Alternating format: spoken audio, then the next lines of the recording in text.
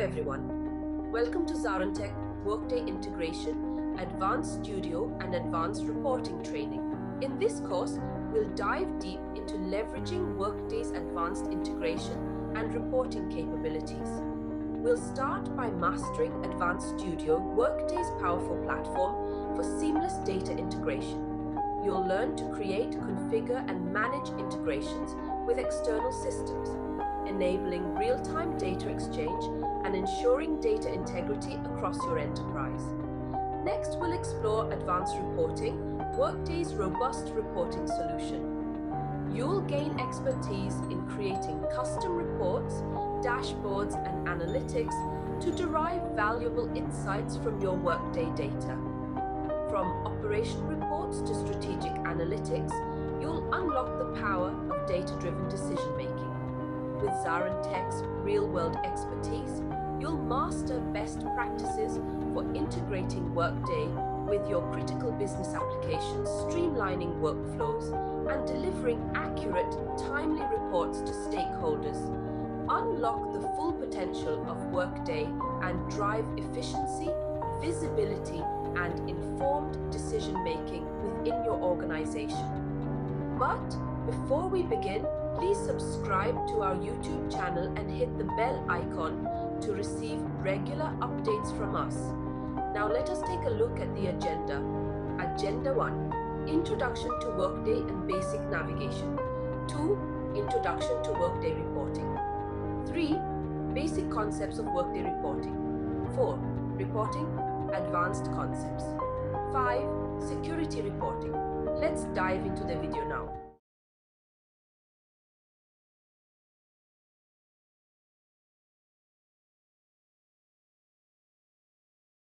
So to get you started and give you some background, like, how would our journey would look like. So there is a one sketch diagram, a rough diagram, which if you can see my screen, right? Okay, so this is a kind of a high level skeleton of, like, what I could visualize. This kind of a depiction, you would not find it anywhere, but to make things most simpler, like, for any layman to understand, this is the entire tech stack of a Workday. Now, as we move towards this journey, what this diagram is depicting, and always keep this diagram in your mind throughout the journey and even in future, because this is the foundation level. So what it says, you have a concept called custom report and core connector. So custom report, core connector, in Workday terminology, we call connectors are core connector. Now connectors can be of various type, worker, payroll, that will come later. So we have custom report and connectors on one side. Then we have a middle level middleware engine, and we have three different types of engine. Basically Workday Studio, which is again a different development platform. There is a document transformation, which is also a small engine. And then there is EIB, Enterprise Interface Enabler, right? So this is at the middle level, at a middleware portion. And then you see a arrow moving outside as an output. So what does this diagram depicts is, it depicts two things. First, our journey, how we be going to cover all these topics during our training one by one. And second and more important thing is, the data flow basically. So right now, if I have to explain you things, like, and this will give you a complete picture of the entire tech stack. In Workday, if you want to send the data from Workday to the external system, there are basically two most important, or I would say the basic building block, or, like, two ways. One is you build a custom report. We will get to know, like, what is a custom report and how do we do that. That's a second thing which we will go. But you build a custom report and you expose this data to the external system. Now, if you see the output file is nothing but that you are sending it to the external system, external world. So custom report is one way, like you can directly create a custom report and directly send it to the external system. You can make use of connectors, like, you can create a connector. Now, the best part of Workday is that you don't have to build these connector from scratch. There are lots of templates which you can use is, and you have to configure them. You have to just plug them. You have to configure few settings, attributes, and mapping and all of that you will do in a connector. And this connector can directly expose again to the third party system, right? So right now I'm not talking about this middleware layer, right? So just ignore it. So directly a custom report can be used as an output. A directly connector, when you run this connector in Workday, the output can be directly sent as an output file to the third party system. Now if we introduce this middle layer, right, what is the function of this middle layer is, it is basically acting as a layer or an engine which helps you to transform your data. Now think of a scenario that your custom report generates an output in a certain format, right? Now before that, just to give you, XML is the talking language of Workday. So any communication which Workday performs within the system as well as the external system is the XML. Right now the data which it sends in the form of XML. But so when you generate a custom report, it gives you an XML data, which is a by default format. Now your external system, or the system which you want to connect or send the data, expects your data into a certain format, right? So in that case, this middle layer comes into the picture. So you have a custom report data, and then you want to transform that data in a certain format. In those cases, you would be using either EIB or a document transformation or a Workday Studio. Same goes for a connector. Connector's default output format of the data is XML.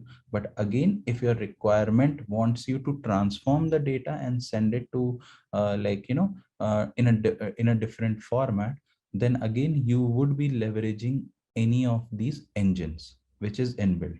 So I'm not sure if you have heard of Workday Studio. Workday Studio is a totally different platform for development purpose, and obviously we will go through the high level, how what that it's a IDE, integration development environment. And we will see how it works, and it's a totally a different system where you can build your integrations. Now document transformation, again it's a template within the Workday, so you will be able to leverage it and build your and transform your data. And then the same goes for EIB, so enterprise interface enabler. Now you would ask a question like, why do we have so many ways of doing it? So it again depends on the complexity of your what kind of transformation you want, how the output data should look like, basically which is going out from Workday, and so many different factors like scenarios which falls into this bucket. Now right now we are just only talking about how the data flow looks like, right? Like how you build a custom report and use any of these engine to transform your data and then send it to output system. And hence this, when you stitch these pieces right all together, that is what you call in Workday's terminology as an integration. So a simple example, or in a simple terminology, so you have, there could be variety of combinations. So if you see down, I have just listed a high level of stuff. Integration, tech stack combination. So you could have a combination of a custom report with a Workday Studio to send the data outside, and it will become a complete integration. You can have a core connector with a Workday Studio, and again it will become an integration. You can have a core connector with document transformation, which again will be a integration. So this is how you stitch different pieces in Workday, combine them, create a business process, provide the steps, mention the delivery mechanism, and obviously once you have a combination, so let us assume that you have a combination of a custom report with an EIB. So obviously you run the custom report and generate the output. EIB will do the transformation part. As I mentioned, it's a transformation engine, right? But obviously you need to know that, hey, I need to deliver my file to this external system. Where can I supply the transport details, like whether you are using a SFTP protocol, or whether you are using a FTP, or you want to send the data in to a different exchange server, or or like, let's say Amazon S2 bucket, like, any kind of thing. So those configuration or those delivery mechanism, you would be able to set it up within your transformation mechanism engine, and that helps you to basically sends your output file to the external world. So the reason why I showed you this image, and I just thought, like, it makes more sense to create a very layman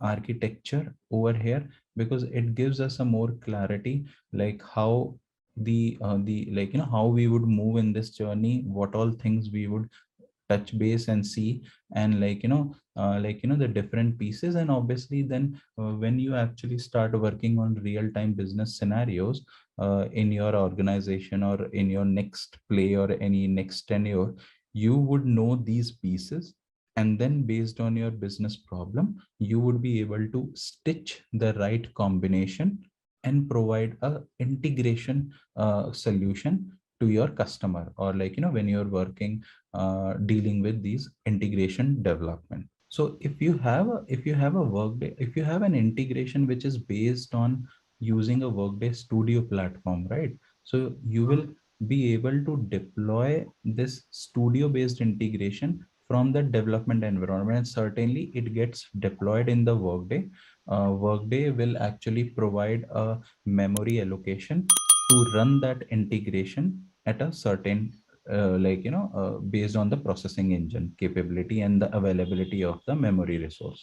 But to answer to your question in a more generic manner, like, I mean, you mentioned about Studio, but to answer your question in a more generic manner, whether it's a EIB or a document transformation, or in a matter of fact, if you're just running a core connector alone, and core connector itself is a very powerful tool.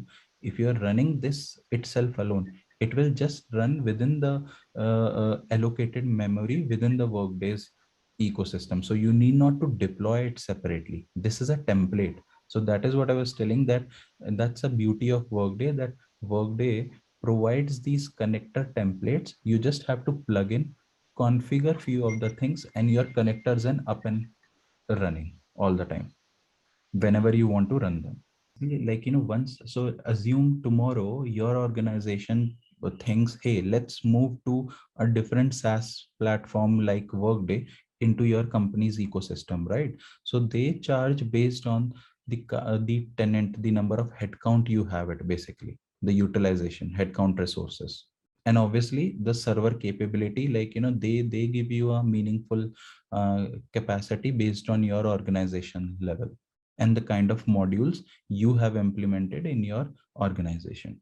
So always remember, like, if this diagram is mostly suitable for folks like you and me, who wants to learn, like, get onto a path where you want to know this the entire tech stack of it, and like, understand that how the actual picture works, because you will not have this kind of a scenario or a diagram which gives you a kind of a one simple clear picture on it. One thing which probably you might have thought, or like, you certainly would start thinking, is like, hey, this diagram only depicts how the data is going from Workday to the outside world. How about anything which I want to send from outside world back to the Workday? So in those cases, you do not have to use custom report, connectors, EIB, document transformation. In 99% of the scenarios, you will be using a Workday Studio. That is a platform, again, which helps you to build your custom integrations. Basically, you have to do all the codings. The coding is in the form of MVEL, MVEL. So MVEL expressions is something like, you will write it down. Uh, uh, and that will help you to build your integration. And obviously there are set of SOAP APIs and REST APIs which Workday has delivered. So let me just quickly show you. It's an open source link. Let me see if I can put it up in the chat. That will be really helpful. Yeah, actually I don't have.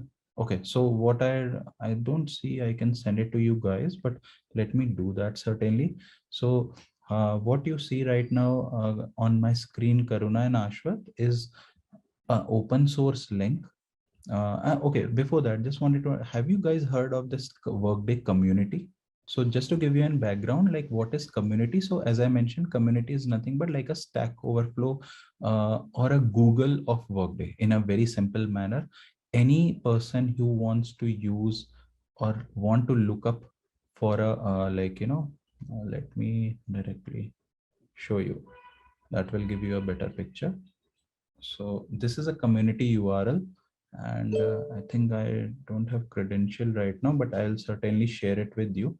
So these are community, and here only you will have access to the community. And it's a community is basically nothing but where you can have discussion boards where you can find your questions, you can put up your queries. It's a Stack Overflow thing, basically, where you get solution to your problems what you're facing in your real time. Okay, so this URL I would be sending with you, and the credential, and I will show you how you can navigate to your Workday tenant within this. So your Workday tenant is also available in this community. Anyone logs in to Workday community. So this is, let me go to the home page. Okay, so this is how a Workday community looks like for your reference. So when you log in over here, this will be your community, and this is how you will have various areas over here. Now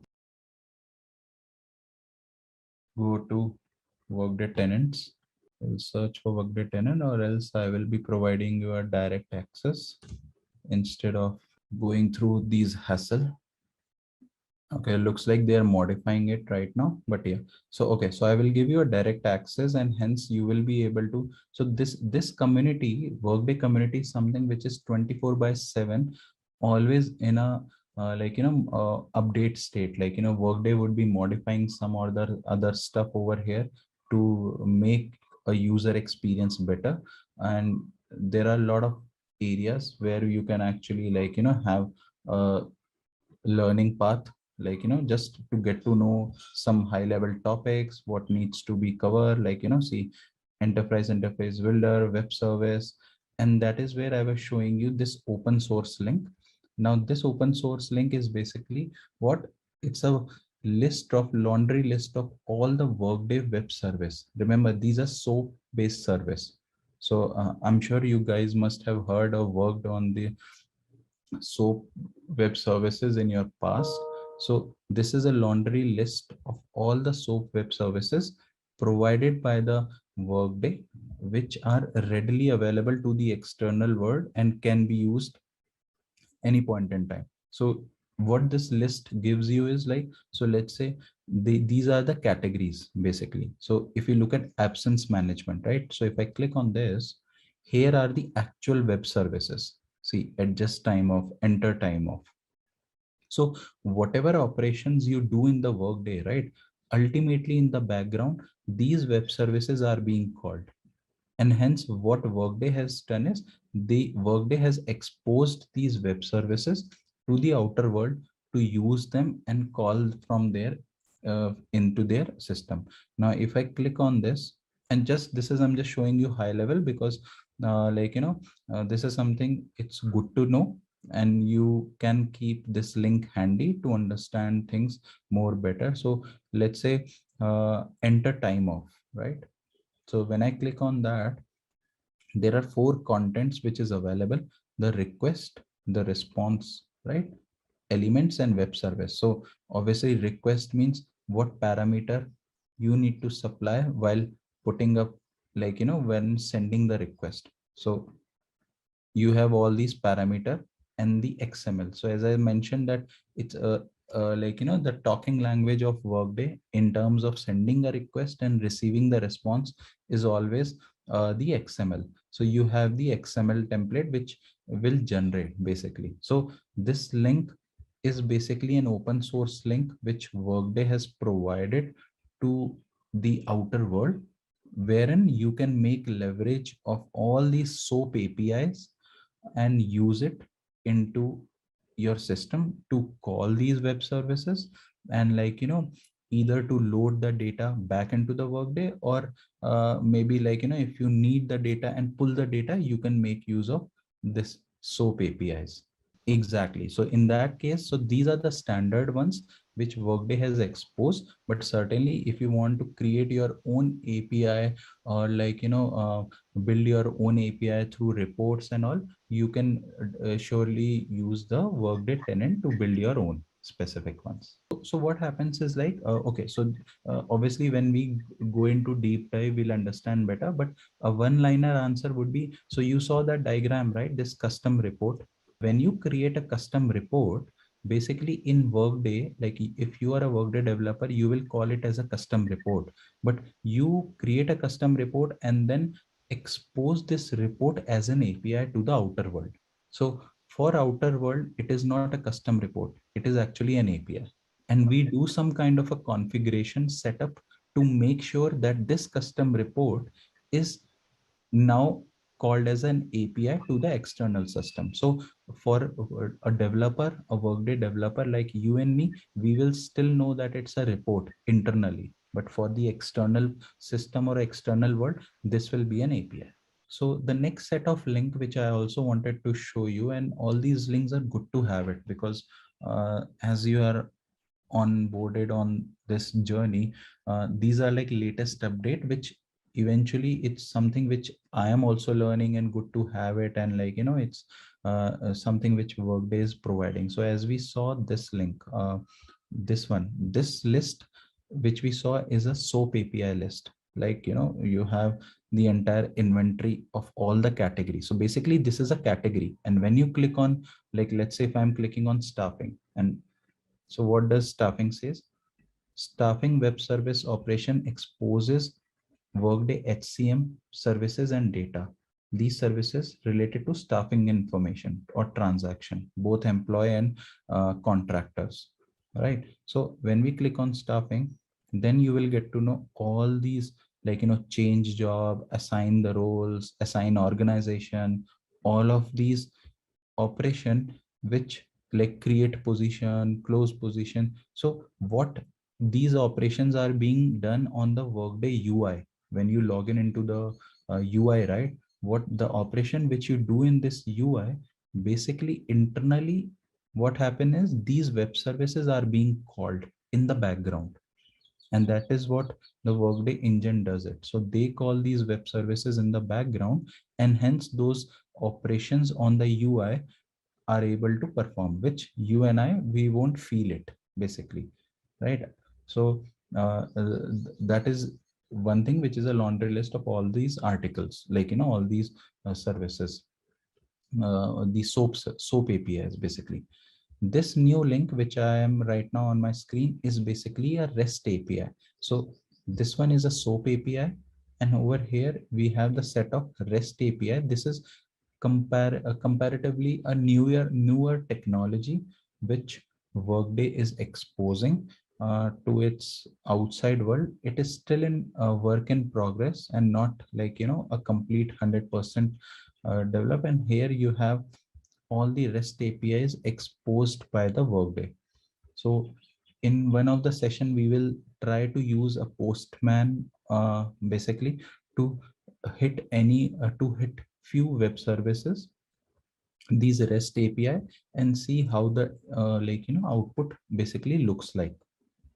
Because that will give us a better idea, hey, I know this list, but I don't know how to use it. So how can I just do some hit and trial or some fun stuff to see the basically the data, how it looks like.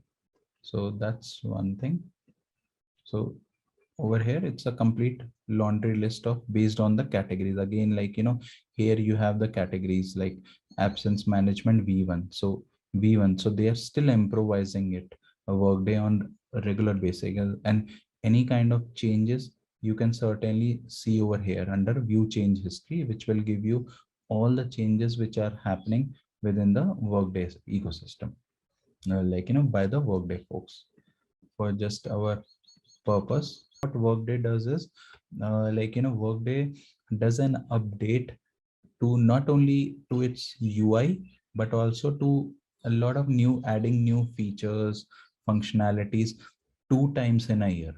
So very recently, so one time it happens around March time frame, which was done last month, and again it will happen around September to October time frame, where lots of new features would come in into the tenant and would be available globally by to all the client. But certainly it is up to client whether they want to enable those features or not. So they don't put many of those features mandatory, but certain things are optional. The UI related things are optional, while the functionality, if they want to hardly push those into the production, so they will push it basically. So this is a different look and feel of a UI, and obviously since you will have access to a tenant, which again might look a bit different, but overall high level things would look similar.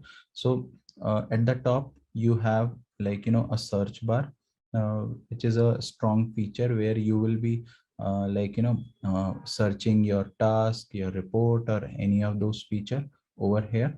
Then on the top hand side you will be able to navigate to your respective profile. Basically, whichever account you will use, you will have that information. uh, you can uh, go here. So think from an employee standpoint,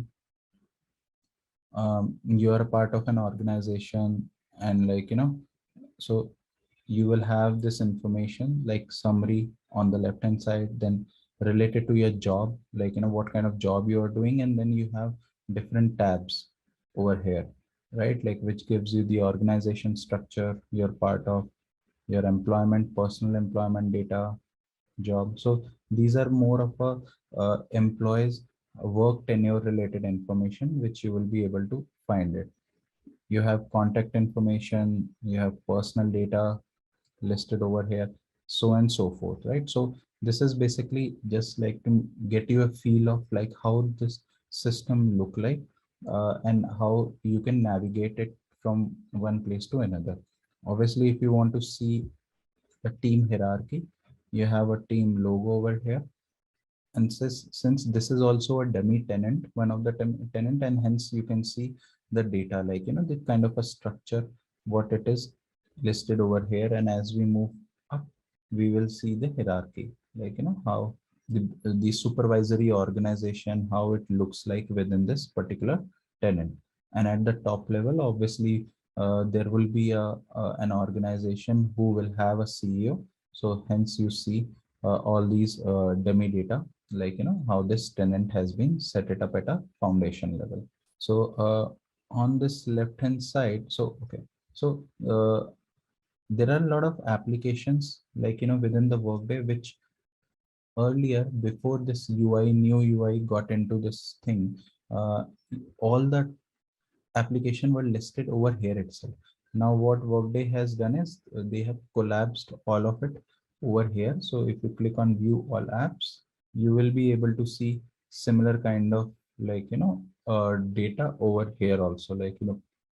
These are kind of a tiles or modules. So if you, let's say, if you want to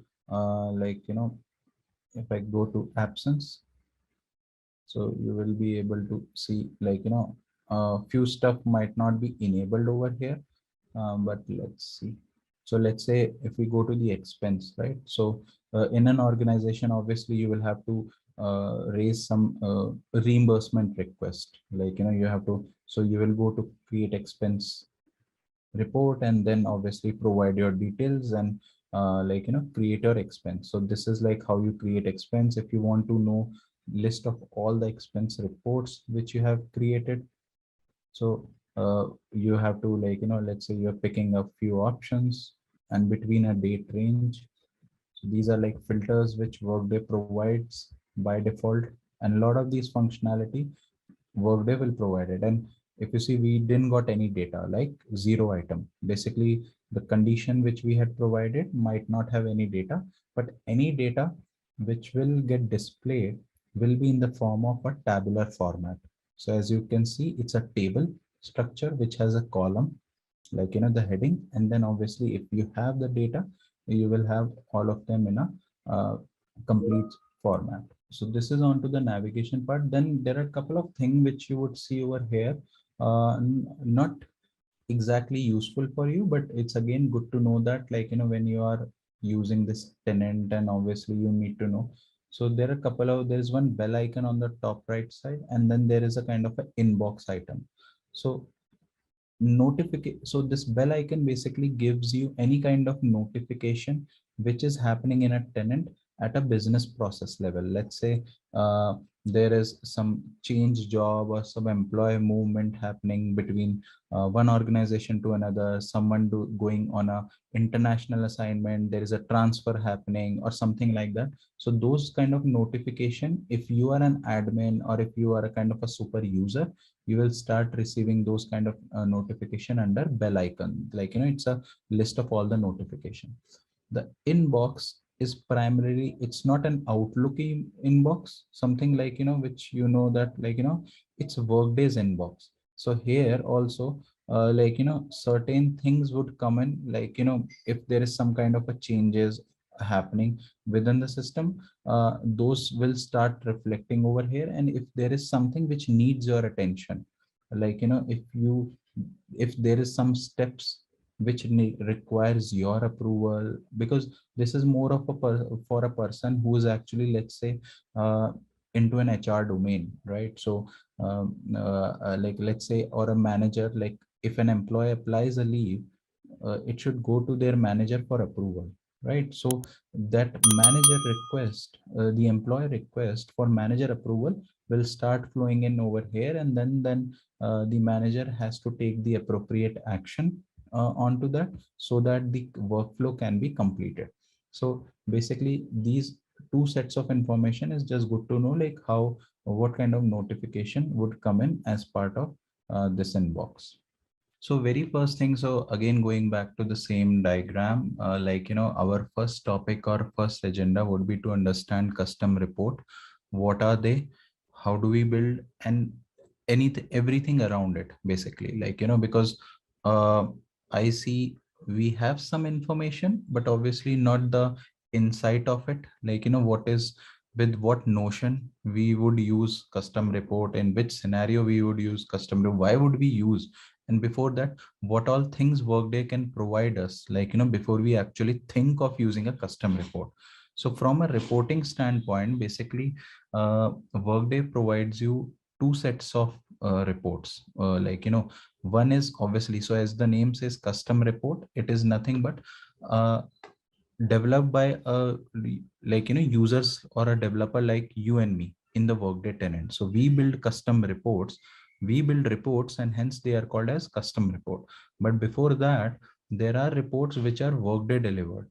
So if we have to look at those Workday delivered or Workday provided, we have to look at Workday standard report.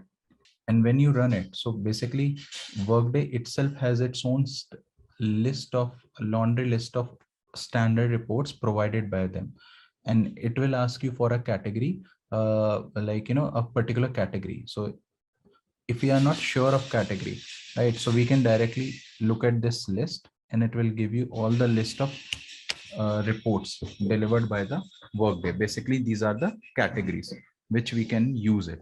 So let's take an example and see how the data looks like, basically. So this is, I have just picked up a category over here as expense.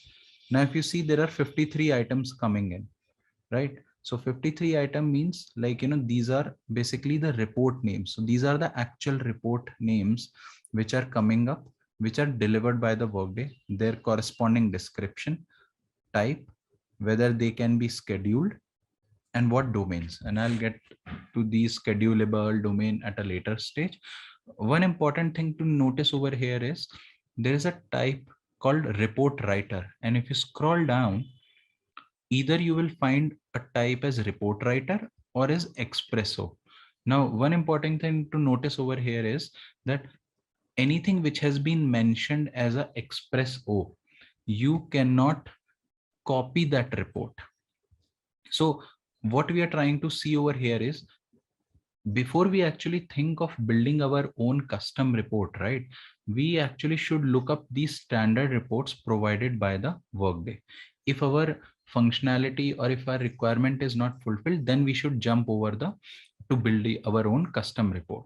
So how do we use this? So let's I will just pick up a report, and it's a most popular report, expenses without receipt. Now, what does this report says is, as the name suggests, that it will pull up all the expense report which does not have a receipt attached to it, right? Now you would say this is just a description. How do we run it, or how do we see the description? And see over here, it is a report writer, type is report writer. So there are three dots which are called as action item. So always remember everything. See, do you see at the top three dot? This is called as action. Over here, action. So I click on that and I got few options over here. So since it's a standard report, I can directly run it. So let me just run it. And while running it, it asks me for few launch parameter. So since it's a dummy tenant, so let me just try with a bigger set of data, GMS, which is a company with which this dummy data has been set it up, called as Global Modern Services. And this company has a presence in many countries. So I'm just vaguely giving a lot of information so that we would be able to get some data, because obviously if I give a particular location, we might not have data and we end up doing a back and forth. Let me just give a random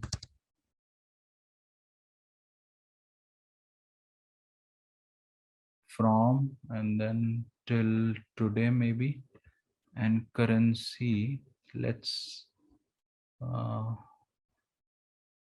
okay, let's put up USD and see if something we gets up. And the moment I click OK, this report will start running it in the background. Okay, we got some data. Okay, so now here is the thing, which is the very first thing to understand is, we ran this report called Workday, expense without receipt. It's a standard report. We gave the launch parameter, so all the launch parameter are listed over here, whatever launch parameter we gave it. The output will always look like in a tabular format, but remember, Workday's language is XML, talking language. Hence, in the background, this data is in the form of XML, but for a UI representation, you are seeing this data in the form of a tabular format, which is a default format. You can certainly have flexibility to change this format. That's one thing. Now looking at a output, and it's an output which is standard output. You have all the operations listed over here. All these column, the output is divided into rows and columns, and each column is again filterable. So let's say pay to, right? There is a column, and then we have a value called Kumar Chopra. So if I just go over here, type in over here, and yeah, so I do get it.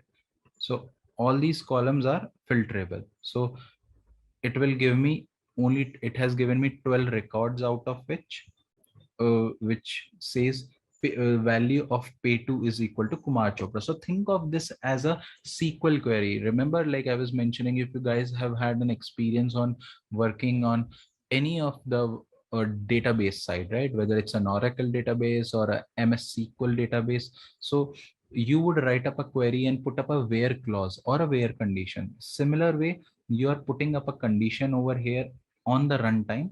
You can filter it with certain condition, and not only is, but there are certain different kinds of filter depending on the data type which that particular column returns, right? So obviously this column is a date parameter, hence it is giving by default, like, if you want to search, filter it between two date range, you can certainly do so, on, after, or before, or maybe, like, if there is an empty value also. So we don't have anything empty, so it is not giving any result.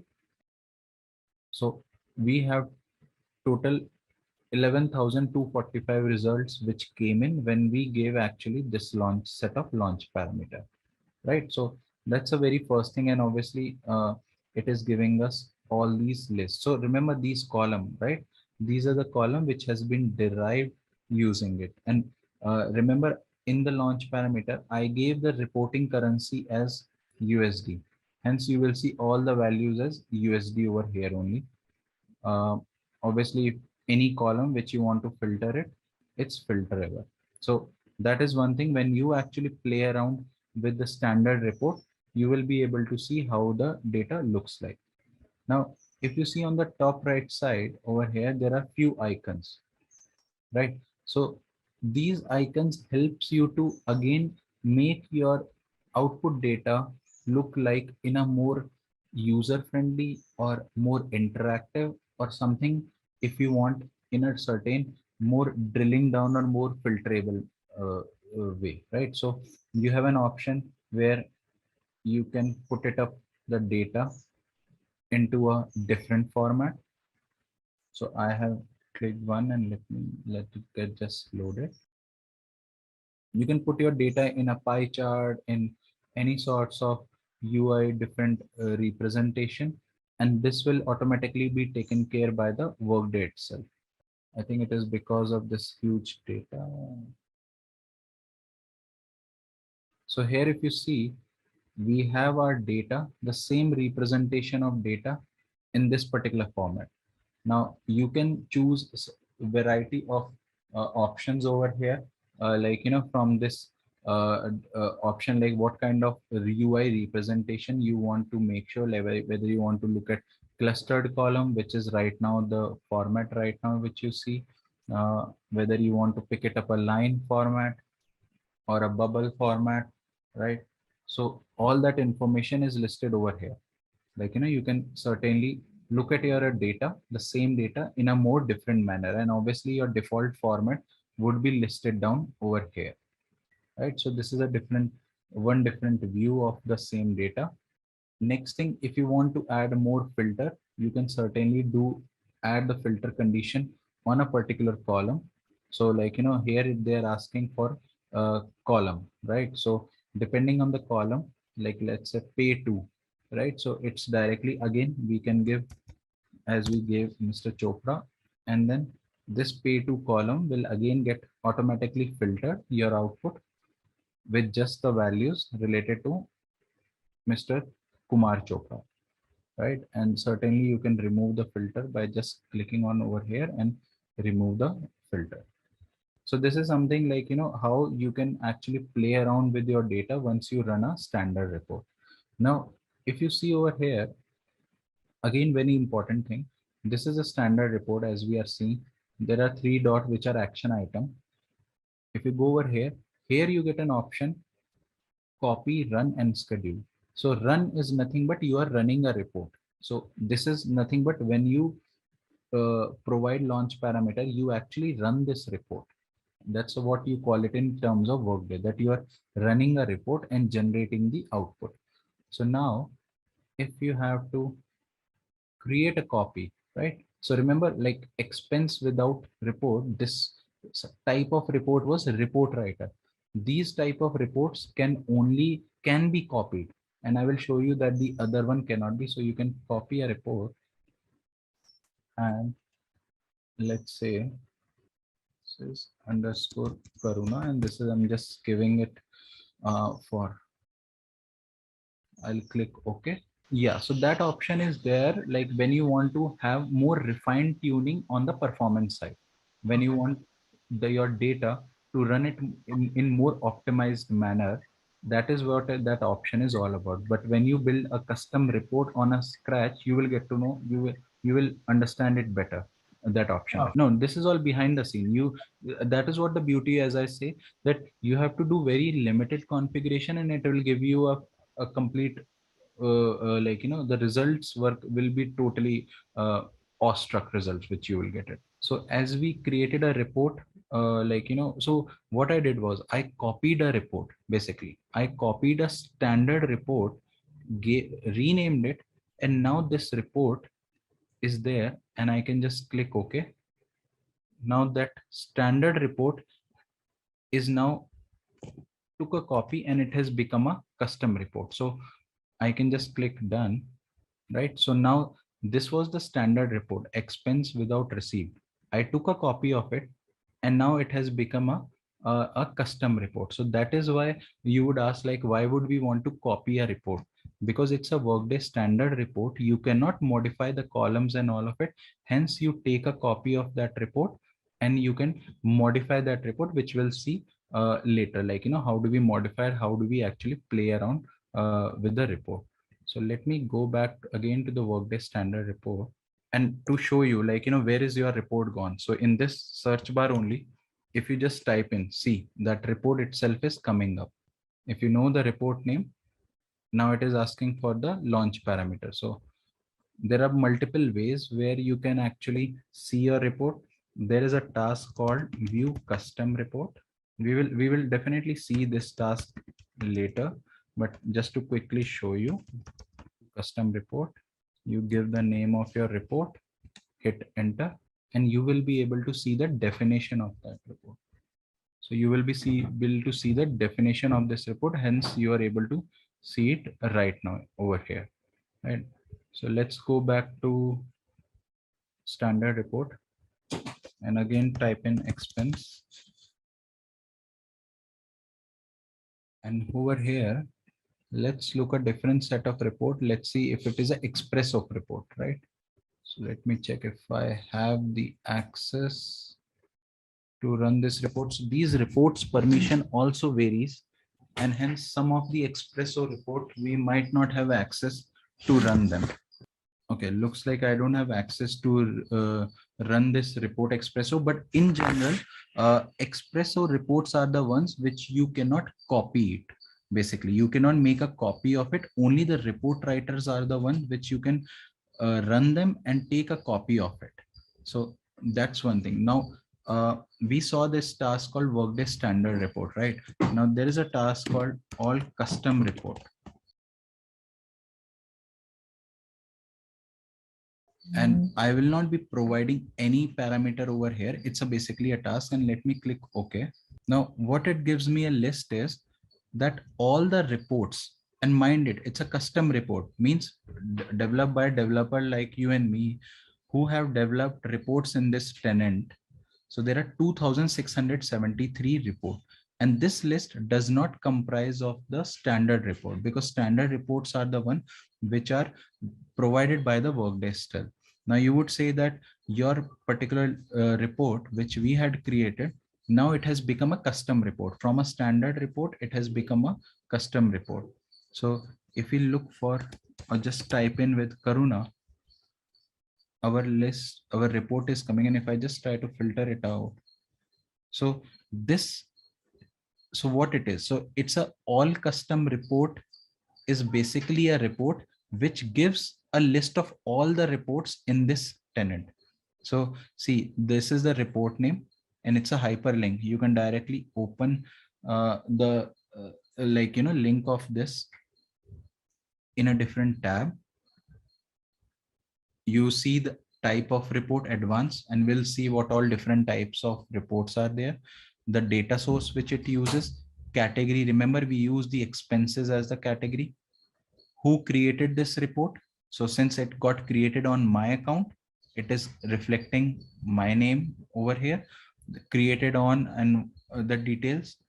What was the default format type of the format? So it's a tabular format. And we had given that it's a temporary report. So any report which we create, you can opt an option of temporary versus non-temporary. So temporary reports normally stays for a week or so, and after they get wiped off by the Workday itself, the memory.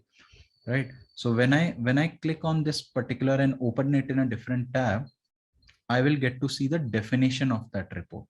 And see at the top, it's clearly mentioned that this report will get deleted in a week time frame by the workday itself, because it's a temporary report. Okay. And now we will like, when we meet in the next session, obviously we will drill down what exactly these parameter means from a report standpoint. This is basically a definition page of this particular report. If you want to directly search for the report, you can just paste it. And what will happen is, like, the moment you click on it, it will be in the run mode. So this screen is a run mode, like, where you provide the launch parameter and click OK, and it will start running it.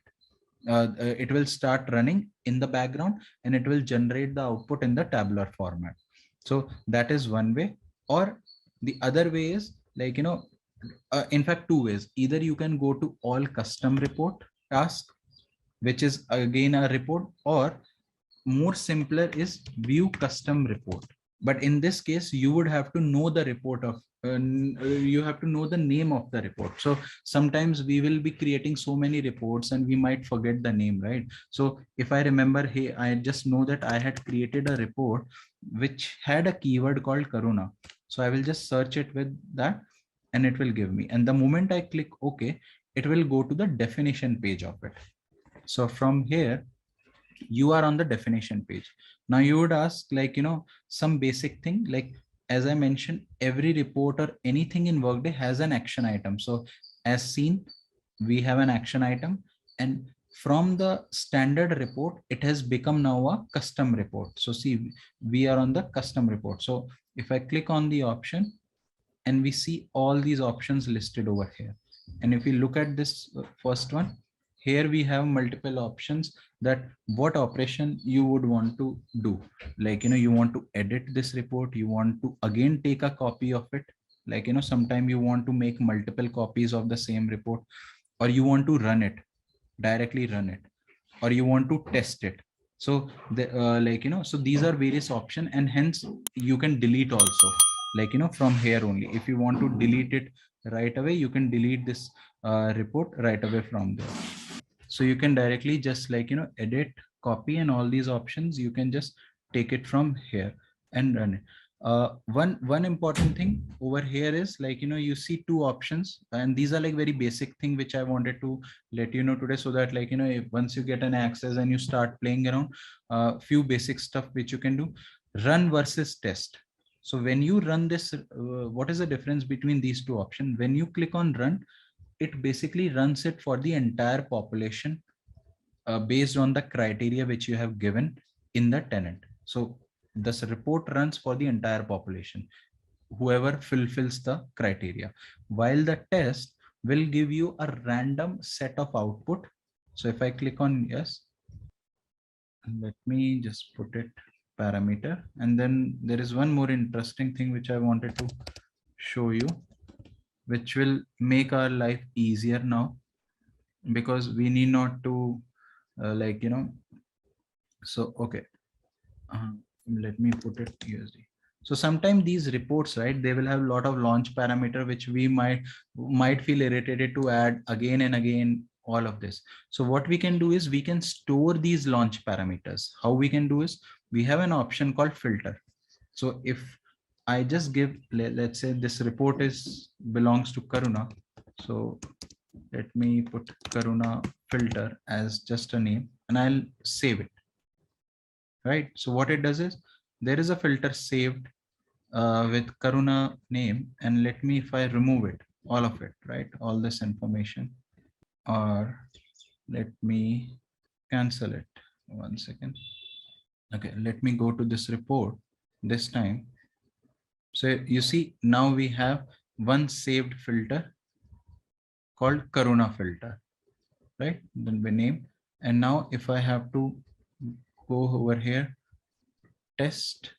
Now in this case, I need not to add my filters. What I'll do is, I'll just select the filter, and it all got auto populated over here, and I can directly run my output, right? So it just gave me the output in the same manner.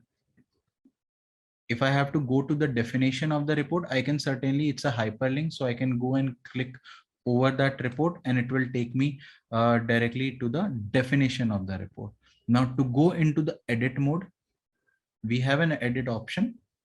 You go to the edit mode, and that is where we will learn about these things, like, what are these different tabs, what does this table looks like. Basically, when we are in a definition mode, right, this is a view we get. We have something called business object, we have something called fields, column override, heading, format, option, and all of it.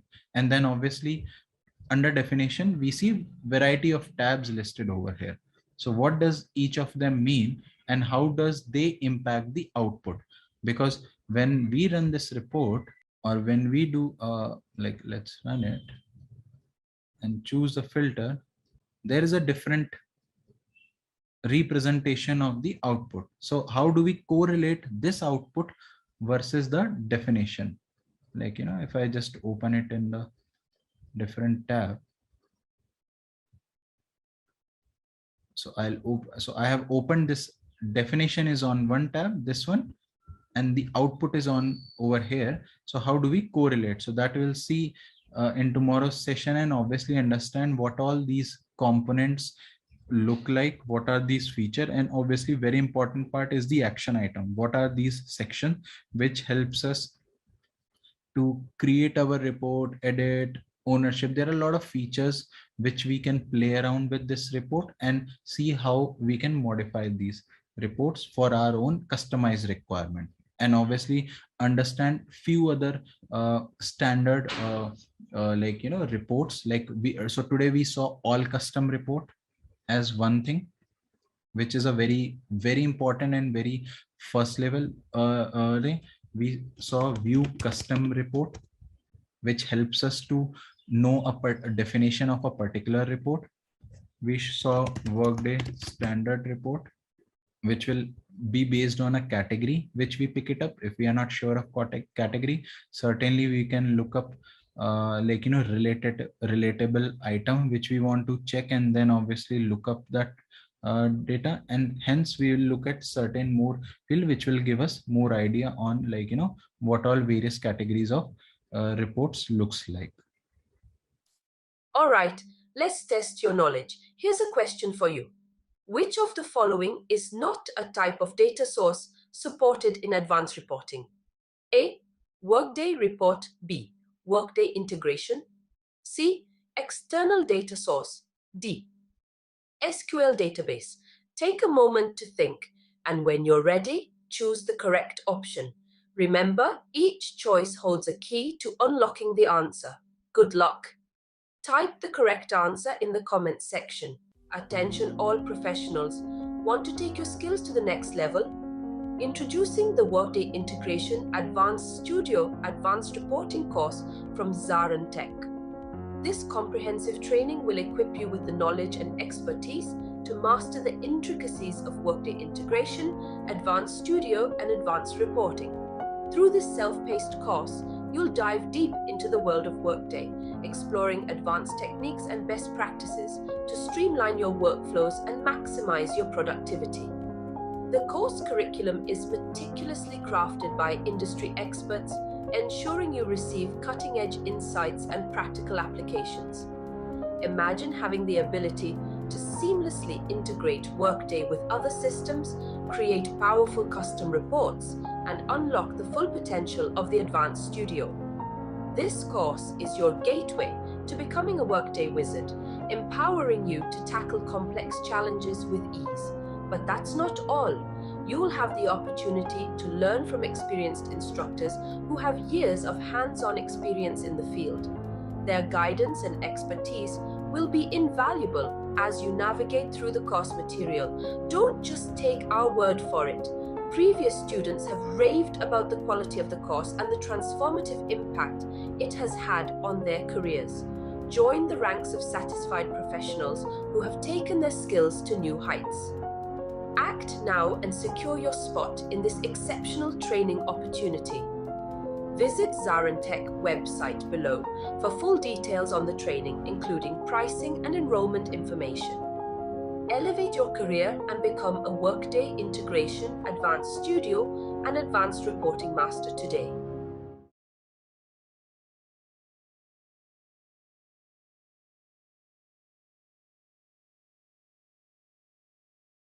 So let's get started for today's session. So I wanted you to have this diagram all the time and keep it handy, and it will be kind of a baseline for you going forward. So yeah, so those are a couple of things, which is it's an extensive topic, it's a building block topic, I would say, the baby step topic, which we would be going through for next couple of sessions, and obviously working on building the report. But to get the nuance of what reporting is all about, where and all this reporting gets into the picture when it comes to Workday. So with the help of Workday reporting, you would be able to develop your custom report, and these custom reports will eventually be exposed as an API to the external world. So that is something which we would be seeing, how that can be done. These reports can be manipulated, transformed into various kind of a UI representation of dashboard, or some pictorial representation, which will be helpful for a client or a user to see the same data in a variety of different format.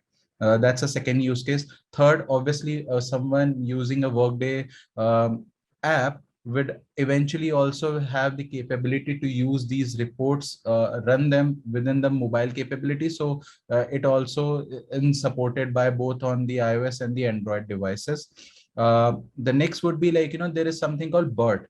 BERT is a tool which is an extended version of Workday, wherein for an organization, when you want to generate pay slips out of the Workday, right, or any kind of document which you want to create it, these reportings with the help of BERT tool can also help you generate such kind of document. So BERT is a separate tool which helps as a placeholder, and you can use any of these reports to basically get the data from Workday and send it to the BERT tool, and they would be able to help you in generating the those kind of PDF documents or any kind of document. The next one is obviously the big data. When you're dealing with reports in Workday, there is no actual maximum limit of how you are extracting the data. With the help of custom report, you can extract up to 40,000, 50,000, and so forth kind of data information from Workday. So it's a kind of a gives you a provision where huge chunk of data can be generated and send it to your downstream system as and when required. And obviously, when we say that we are exposing our report as API, these reports are converted as a RAS. So RAS is nothing but a report as a service. So it's like you are leveraging these Workday report as a service, and these output of the report, which is, as we know, that the default format is the XML. So these reports can be leveraged to be used as a service by the external system. Now we saw that how do we find the reports in the Workday. Basically, there are multiple ways. Either you can provide a name. So let's say, for example, a sample report which we had created, either we can just give a name to that and we would be able to search it, right? So when you search for a report, right, so this search capability is a very strong capability, wherein, as I mentioned, if you are not aware of the report name completely, right, this we know that we just gave an example by giving Karuna's name, so hence we will be able to remember. Or if I give it as myself as Abhi underscore test, I'll be able to remember. But this is not the scenario in the production or the real time scenario. You will have reports with whose names you would not be remembering, right? So in this case, there are few ways wherein you can actually manage it. how you can find the reports in the Workday if you have the right privileges. So when I searched it, for the Karuna, right? So either I could give the entire report name, or I could just give some word keyword which I remember out of the name. You must be seeing, why two times it is coming. So if you see over here, the very first one, if I open it, right, it actually takes me to the runtime window. See, this is the runtime. So the moment you click on this, as you can see, the distinguishes report versus report definition. So when you click on the report one, it takes you to the runtime wherein you can supply the launch parameter. And the moment you click OK, the in the background, the report will be running on the Workday server's capability, and it will fetch you the output. But when you open the report definition, it basically takes you to the definition page or the home page of this report, as we saw it yesterday. And we will see all the features of the reporting now when we discuss this thing. So this is to give you a classification why two times you are seeing this report. Also, if you want some couple of shortcuts. So if you want to find your report, and again what you can do is rd and colon, and then you can just, let's say if you give Karuna, so rd stands for report definition. So the moment you hit enter, you will see your report definition listed over here. So rd stands for report definition. So that is also a one way of you can get or find your reports. The third way, again obviously is using a task called view custom report. So there is a task, and these few tasks will always be helpful for you. So the moment we saw it yesterday, the moment you click on this thing over here, again you can provide, let's say Karuna in this case, and it will take you to the definition of the page, the same definition of it here. So that's another way.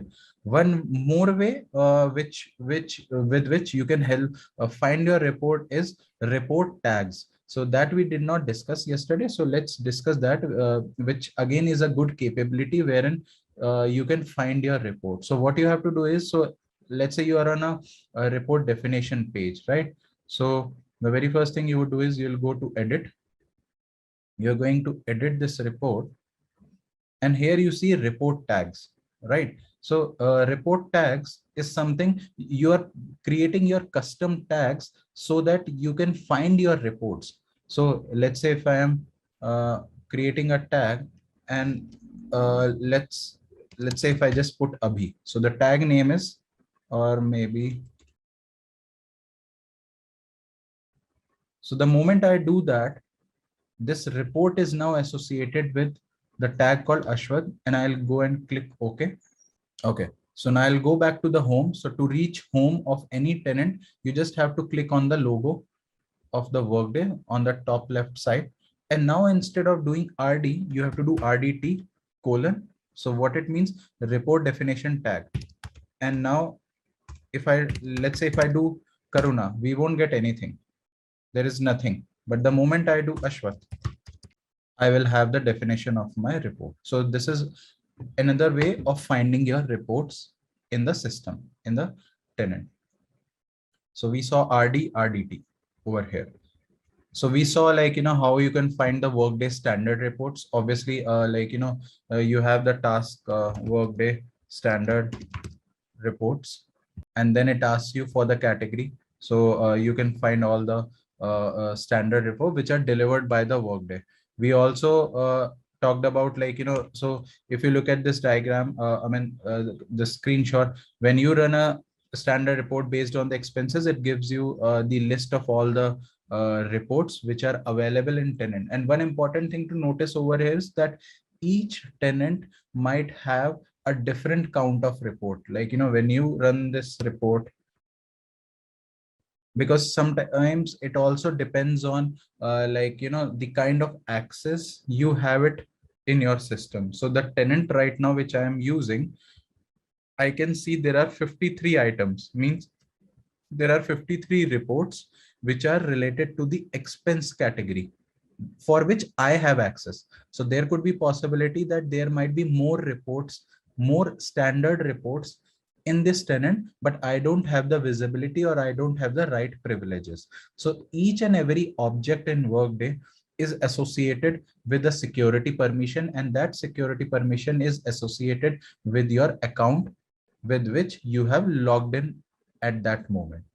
Okay, so it totally don't get surprised that if you see less or more count uh, for these standard reports, or in a matter of not only standard report but also custom report or whatever you are going to create it in future. So we saw how do we copy a standard report. We took an example where we copied a standard report, and obviously looked at the various sections. So let me open the same report, and now we have it with Ashwath, so it makes us easier to get to the definition of this report. And now looking at the few of the options before we actually get into the detailing of it. So here what you see is right now, since we had copied, remember, like we had copied from a standard report, and now it became a custom report. So the moment you copy a standard report, it becomes a custom report. And why the difference? Like, you cannot add new fields or modify a standard report. To modify a standard Workday report, you have to take a copy of it and make it as a custom report. So as the name suggests, once you have made it as a custom report, now you can play around and add new fields or add new values, what you want to derive from your report. So let's look at each of these options, in this section, which are more important, when we are dealing or working with the any of the custom report. So the very first option is edit. Obviously, the moment you clicks on it, it takes you into the editable mode. So now if you see, everything over here is editable. So let's look at from the top. So you have the report name, which definitely you can modify it. So I'm just trying to modify expense underscore Karuna for now. You have the type, which is advanced. We'll talk about all these features, but right now we'll just scan it. So the type of this report is advanced. Data source, there is something which is predefined, a data source. Then you have a data source filter, data source type, and then you have a primary business object. Each report has its own unique primary business object. So I won't say unique, but I would say that each report is always associated with a single primary business object. Right now, if you see over here, this table, what it basically represents. So you are in the column section, and you have a business object, fields, and all this information.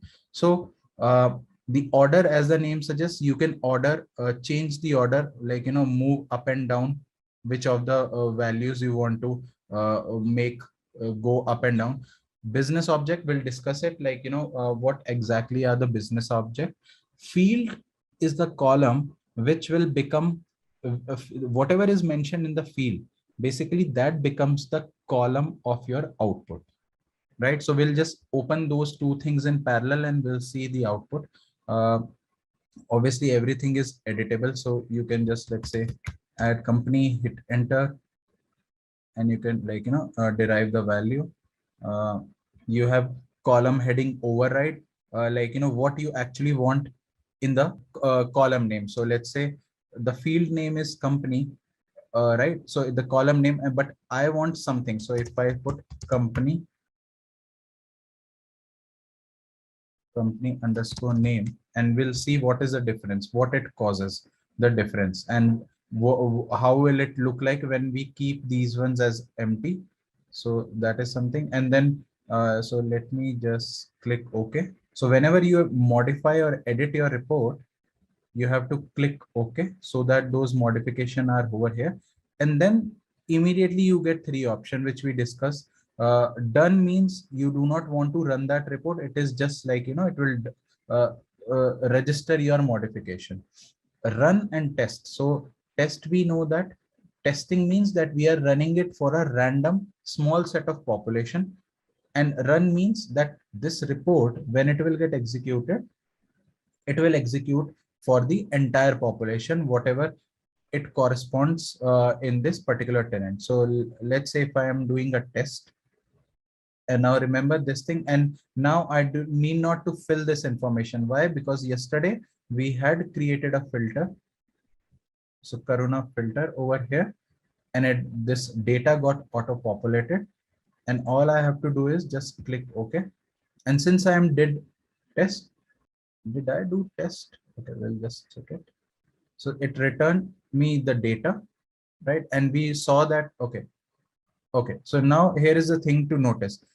And let me open the report definition over here. So first thing to notice is that I had modified my name, right? So here in the previous window, the report name was expenses Karuna underscore test. But when it ran, it became, now the report name has changed to expenses underscore Karuna, right? The next thing what we know is this is an older window. So obviously we had not given the company name, right? Like column heading override. So whatever you specify over here, it means that you are giving a meaningful name to the column. So it was empty earlier and I gave company underscore name, right? So if you see over the column name over here, it's company underscore name now. So this column heading override is actually to make sure that you are giving a meaningful name. And if you see whatever is listed under the field, these become the column for your report output. So over here, you have pay to email address. You have pay to email address. See, it would have come expense underscore pay for expense report line, but it has come as pay to, because that's a more meaningful name which we want to provide it for the user who is running this report. Oh yeah, that will come to it, Ashwat. Yeah, we'll because that's more important thing. So we'll deal with it. Right now, we are just looking at a skeleton of a report, how it actually looks like, so that you get a look and feel of how a Workday custom report basically looks like.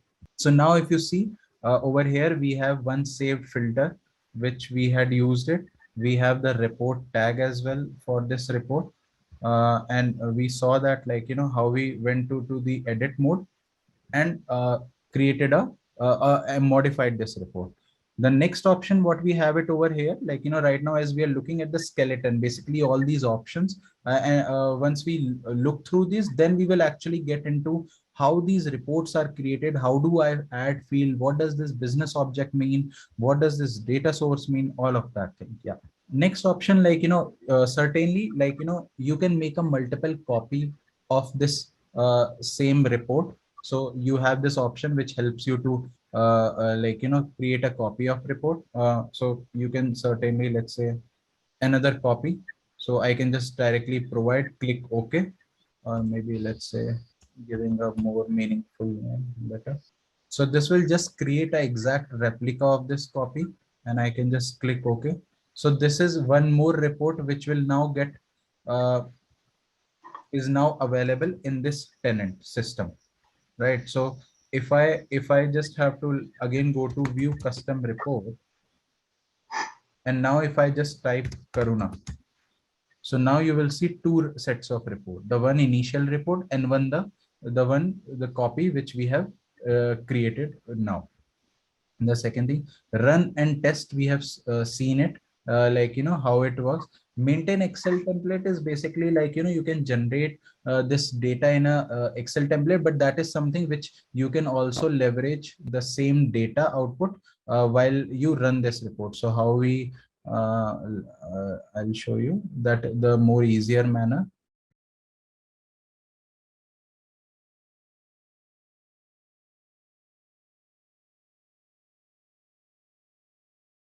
And over here, you have an option wherein directly you can export the output into an Excel file, and you will be able to uh, extract the entire information if you want to save it on your local machine. So since it has 11,000 records, so probably might take some time, but let it get generated and downloaded. So that's one option. And then comes the transfer ownership. So transfer ownership is something when you as a user, as a logged in user, are creating multiple reports in the system. So what happens is like by default, the ownership is in your name, basically whoever has created this report. And how do you know, like, who's the owner of this report? Under the share tab, right? So right now we were in the column tab where all this feature, like, which we'll see how we can, there is a tab called share tab. If you go over there, there are few options listed down over here. Report definition, sharing option. So you have three options provided by the Workday. Either you can keep the report only visible to you, like, don't share report definition, means this report, if it is searched by some other user in the system, nobody will be able to access it, or they will not get when they search for Karuna, because it is specifically created by like, logged in user, and the security option is not share. The second is share with all authorized user, and the third one is specific groups or user. We'll see later when we talk about report security, what these two option actually means, like, when we look at what are authorized user and what are authorized groups in this case. And the ownership, as you can see right now, it is in the name of my account. Why? Because I have logged in this like, as a user, and hence it is in my ownership. But certainly if you want to change the ownership, let's say you want the ownership to be in the name of someone else, so you can provide the ownership to someone in the system, like, some account, let's say Logan McNeil, and this report will go into the ownership of the that person. So the moment I click on it, so let's say if I'm just clicking over here, and I have now assigned this report or provided the ownership to Logan McNeil. Now Logan McNeil is a different user other than Abhi, right? So now if I wants to like, search this report, oh, because I am logged in as a super user.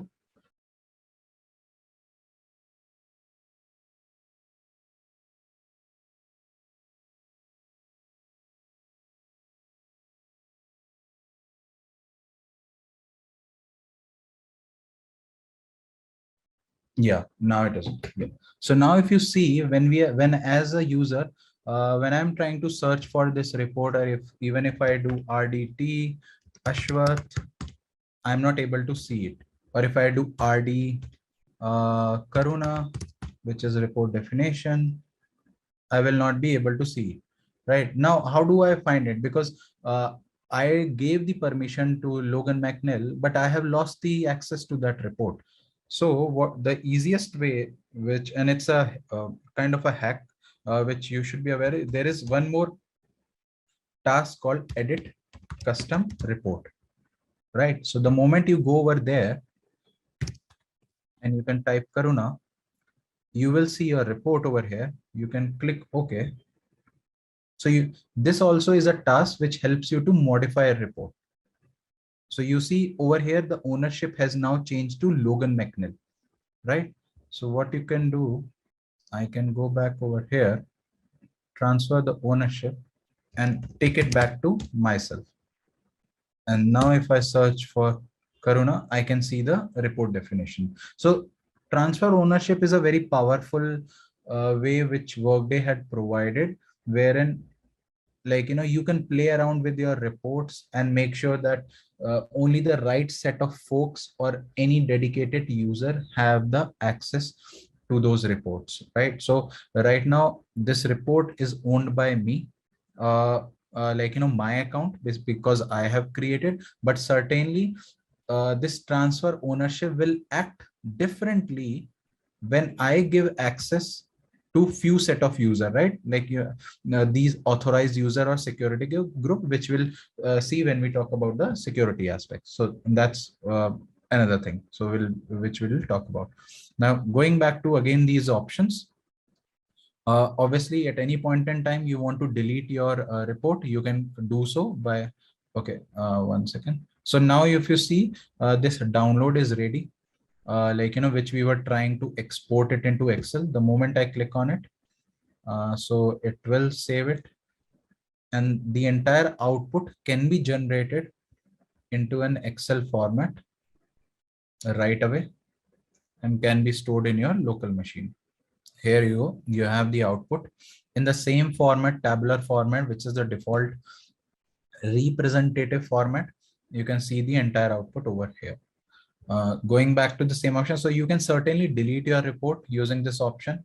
Whichever report you want to delete it, you can certainly do. So if I want to RD and I'll do Karuna, so we should see where is our report. Okay, we had not yeah, so that's one more thing. So remember guys, so when we created a copy of view custom report, and when I searched with Karuna, I get two options, right? So the copy one, the one which we had copied, does not have tag report definition, right? So I was searching it with the wrong tag, and hence, so this one, let's say if I want to delete it, I can directly go over here and delete this particular report. So now if I go again and look for view custom report option, so I see only the one which was our base report listed over here. So we scan this option. The second option, what we see is the audit trail. Now, at any point in time, if multiple folks are working on the same report and you want to check the audit trail, like, the history behind it, who created, what operations were done, who changed what, you can certainly provide a set of date range and just click OK, and it will give you all the options, like, what all things were done on this report. So from the bottom, you will be able to see all the operations. So we had taken it from expense without report, what all operations. So it basically gives you each level of transaction, what all in the background it happened for this particular report, right? Like we changed the name, we created a custom tag over here with the name and who had done what. So all those things would come in. Then we changed the ownership also from my account to Logan McNeil and from back to my account, right? So all these things from historical information we will be able to help, we'll be able to get it with the help of audit trail. So that's again very helpful option provided by Workday. The third option is the calculated field, which is a complete different topic we will be covering once we are done with the reporting. So hold on till that option. Favorite, again, you can add your favorite. And again, as I said, like, as a report tag or a report definition, you can provide it. Those options will be there. These are certain very generic option, which in a general scenario, you will not be using it. So probably I will skip them because to be honest, I haven't used them, these options, because these options you would be leveraging in a more beneficial manner in a different way, or using a different task, which will look into it. The second option is the next option over here. And let me first look over here. So in an organization, right, when Workday is onboarded, so let's say tomorrow your organization decides to have Workday in their ecosystem. So this is one of the tenant, right? Like we are using a tenant, a superficial hypothetical tenant, and in your organization you will be given three different types of tenant. One set is called implementation tenant, where all the developers will work on it. The next set of tenant is called a sandbox tenant, wherein developers will do their development in the implementation tenant and move their changes into the sandbox tenant for testing. So if you have a dedicated testing team, they will use the sandbox tenant to test your data or test your reports or integration. And then once they sign off in the sandbox tenant, based on a production release from sandbox, ultimately the code or the report moves to the production tenant or the gold tenant. So these are basically three different types of tenants which any organization will get it when you onboard a Workday, or when you onboard this SaaS product into your ecosystem. So how do you migrate these reports? Like, you created these reports or integration, and obviously you cannot rebuild them again and again in your different environment, because sometimes even implementation, there could be some 4 to 5 implementation tenant given to you, right? So how do you migrate it? So hence Workday has couple of solution to migrate these reports or integration. So you can create a solution. So obviously, since we are dealing with single tenant at this point in time, we might not be able to migrate it, but what I'm trying to show you is like, how do you do that? So you can provide, let's say, like, so you create a solution. So let's say my solution, you just give a random name. This name can be anything. Then you give the name, like, what configuration type you want to migrate, right? So let's say right now this is custom report, and you have to give the name of the custom report. But see, when it comes to the configuration, what all things we can migrate. So let me just give you, highlight the ones which is meaningful for you.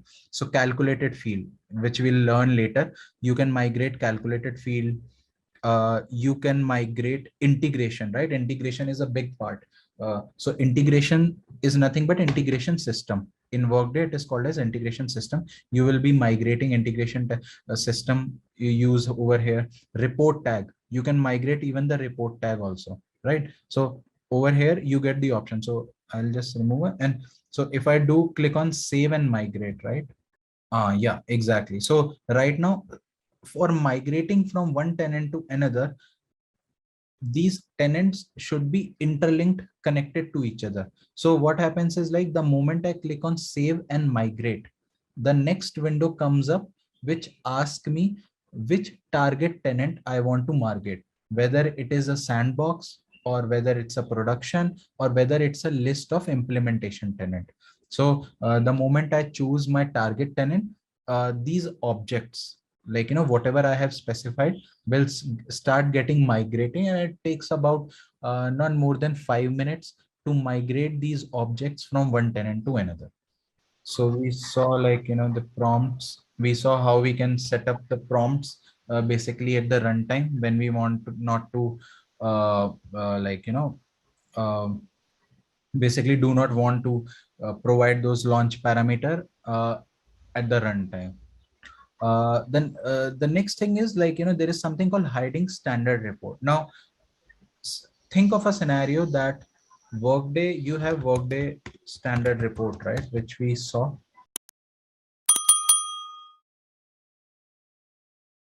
So these are the, like, with related to expense, we have 53 item, and these are the names of the report, right? So when you want to make use of these reports, so think of a scenario that the requirement is that, like, for Karuna or Ashwath, that they want to create a report which is exactly similar to this one, like, uh, uh, like everything, all the fields are similar, and the business says that, hey, keep this name also same, like, over here. So what happens is, like, someone who's trying to search with this same name in the system, in the search bar, they will get one report as a standard report, and one as a custom report which you have created. And there could also be a possibility that Workday itself throw an error that you cannot have a same name report. That actually sometimes depends, like, how you have set up the configuration, like, in the backend, like whether you are allowing same name reports or you don't allow. So if in case you want to hide the standard report, like, these report, there is a task called hide Workday delivered report. So standard reports are nothing but the ones which are delivered, right? So you can certainly pick up, go to this task and mention or add your reports which you want to hide it. And what it will do is, you will not be able to see these report when you try to use it in the filter condition. So these reports will go off. The problem with this task is that it requires a lot of privileges, and not everyone will have the access to this task. So even if you try to search over here, this won't come up because it's more of a admin's role, or at a very administrator level, this privilege to this hide standard report is actually given, because this is not a preferred way where you would be given this access to it. We saw, like, how we can build the custom report tags, like, how we can search with those report tags in the Workday ecosystem. And certainly, like, you can create your own tags, play around it, and obviously then only, like, you'll be able to get to know how those tags basically work for it. So we saw this report, all custom report, which is again a report which at the runtime provides a lot of parameter, but even if you don't provide anything, as none of them is like, mandatory, you can just directly run it. Or if you know that, okay, if like, if you know that you want to only know the report which you have created in the system, right? Like, so there are two ways: either in the report owner. So let's say if I provide my name over here, now instead of giving the entire set of report, it is giving me 27 items, right? And all these 27 items, if you see the report owner, it is on my name. So I have created these report in the system, hence my name is coming. But if I certainly don't pick up anything, like, then it will run for the entire tenant, like how, what all reports are there in this tenant. And then it gives you flexibility to search for, like, the based on the report type, the data source, if there are report tags. So let's say if we created a tag, right? And if you filter it with just that tag, so now you can see that your report is listed over here with the tag named Ashwat. You can see the owner who had created this report, and the other relevant information. And since we haven't shared this report, right, with anyone, hence this is coming up as blank. And you can see the default is output is tabular format. So let's go back to the report and explore more options. So we saw this custom report, we saw the solution part. Then one important thing now comes, like, the important feature of the report, like, and before that, let me go to the edit option and enable something for this report. So we saw this share tab, right? We have discussed this. Share tab has this information. Now look at the advanced tab. So if I go to the advanced tab over here, there are few options coming up. Like, how do we, so yesterday there was a question that what is this optimize for performance mean? So the moment we check in, it basically refines the like, the engine, uh, and provides more memory allocation in the background for this report to run in the Workday. So we can optimize this, like, provide a better performance to this report using this option. An important feature over here, if you have to look, is web service option. Now you see this option called enable as a web service. This has not been checked. To make your any custom report expose as an API, you have to enable this report as a web service. So the moment you do it, you will be able to get the version with what API version you want to run it, and the namespace gets auto populated.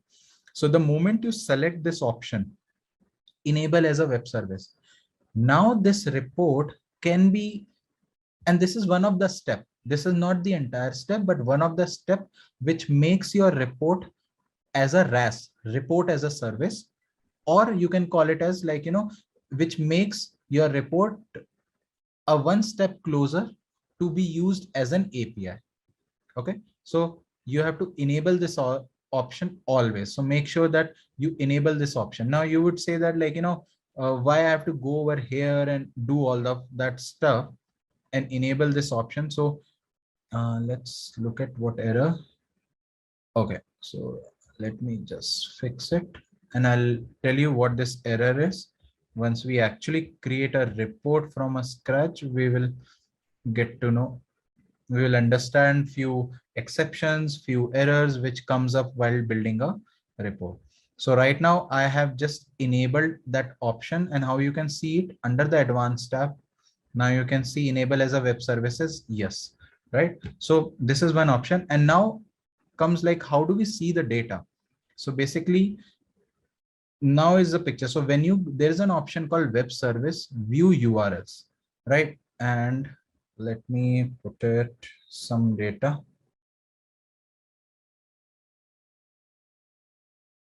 I'm just randomly selecting some information.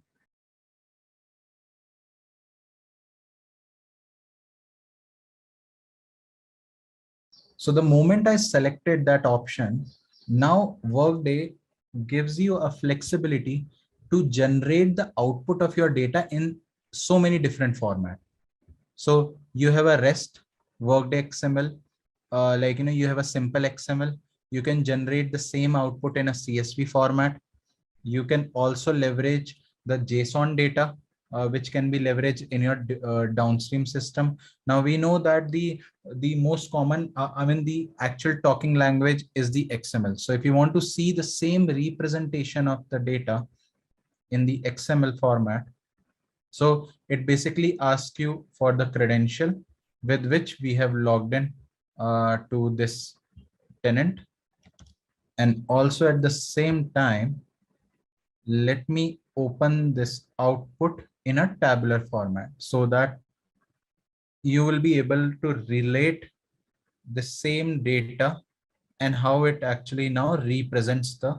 So this is an important feature because this will help you visualize how your actually data looks like for the downstream system, or basically as an API once this data is exposed. So see, when you run this report in a custom report in Workday, this is a visual representation in a tabular format, which is a default format. Certainly you can choose make a different pick a different layout to show in the UI, but in the background this report data is represented in this manner. So, and how do we read this data? So let's look at the first row. Maybe let me pick up any data. So expense, a particular expense. So for us to,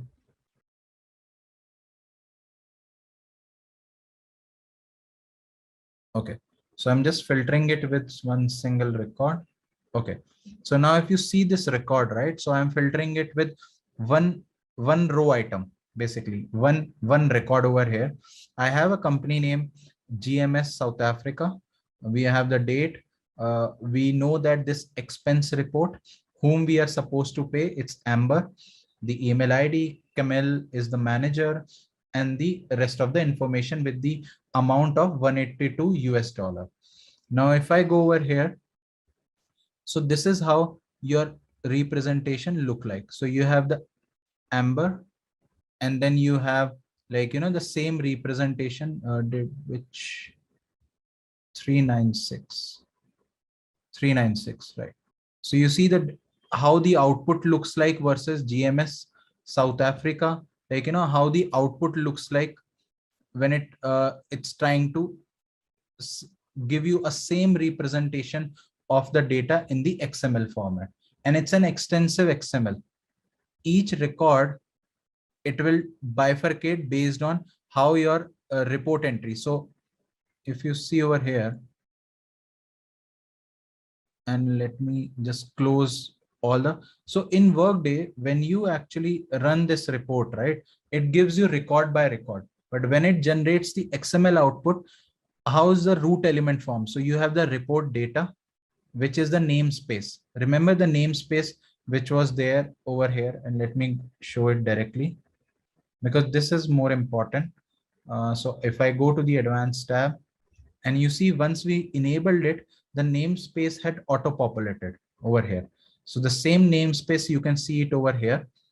And then each report entry is nothing but each record over here, how this XML representation would look like, right? So it will give you the data based on each report entry, and then you have the company name and the expense report, right? Like each expense report will have, and you have the workday information, you have the payee information. So all of this will form a report, a XML representation of the same data. So since it's a very complex uh, output, but certainly when we create our own custom report with the simpler data, you will be able to relate more basically how the output data looks like. And if you see over here, when we had modified, right, uh, column, so there are two things over here: column heading override and column heading override XML alias, right? So what it means, when you run this report in the UI, in the Workday UI, it consider column heading override. Whatever you display over here, it will show in the UI part of it, that the column over here. But when you want to make your XML, because see, XML tags, you cannot keep it very extensive, right? Else it's will become very difficult to read it. So over here, if you see expense underscore report underscore line underscore date. So expense, so this is the tag. So XML is all about key value pair. So, and obviously always in XML, it is more preferred that you keep the key as small as possible and as meaningful as possible, right? So hence we can give a name, meaningful name over here, and it will give the same representation. So just to give you a simple example is like we have pay space 2 and then pay underscore 2, right? So pay space 2 is coming up for the UI representation, while we look at the same data pay underscore 2. So you have pay underscore 2 in the XML representation. So Workday gives you a flexibility that you can set up these things also while building your custom report. And from where did you get this option? You go to the web service option, view URLs.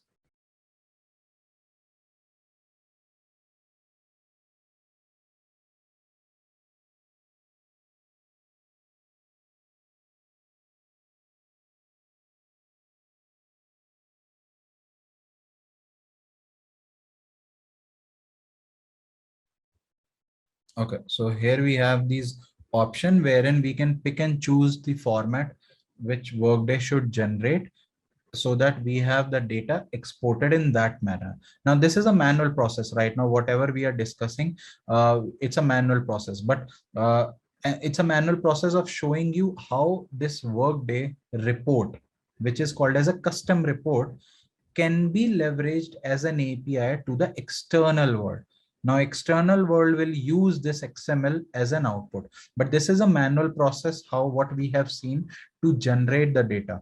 Later point in time, when we actually look at the API concept, how do we register this custom report as an API? How do we configure it? That time we'll see using the Postman that how we can leverage this report as a direct API call, right? So also, when I provided, and for one more time, let me just provide it.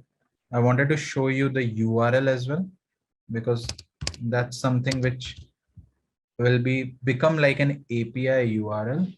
Yeah. So the moment, let's say when we clicked on Workday XML and it asks for us the, already the credential has been there. So look at the URL.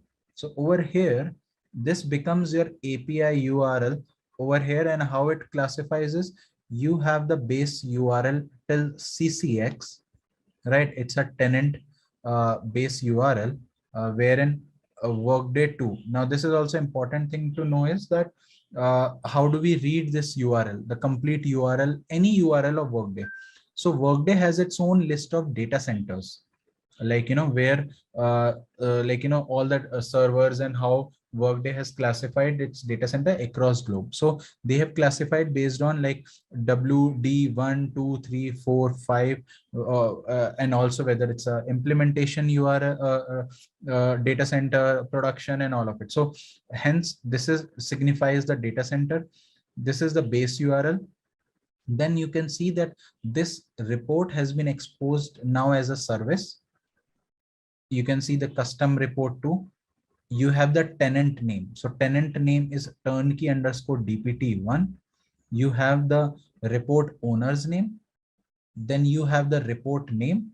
And then after that, whatever you see is the launch parameter, what you had provided in the report. So if I just copy paste and open it.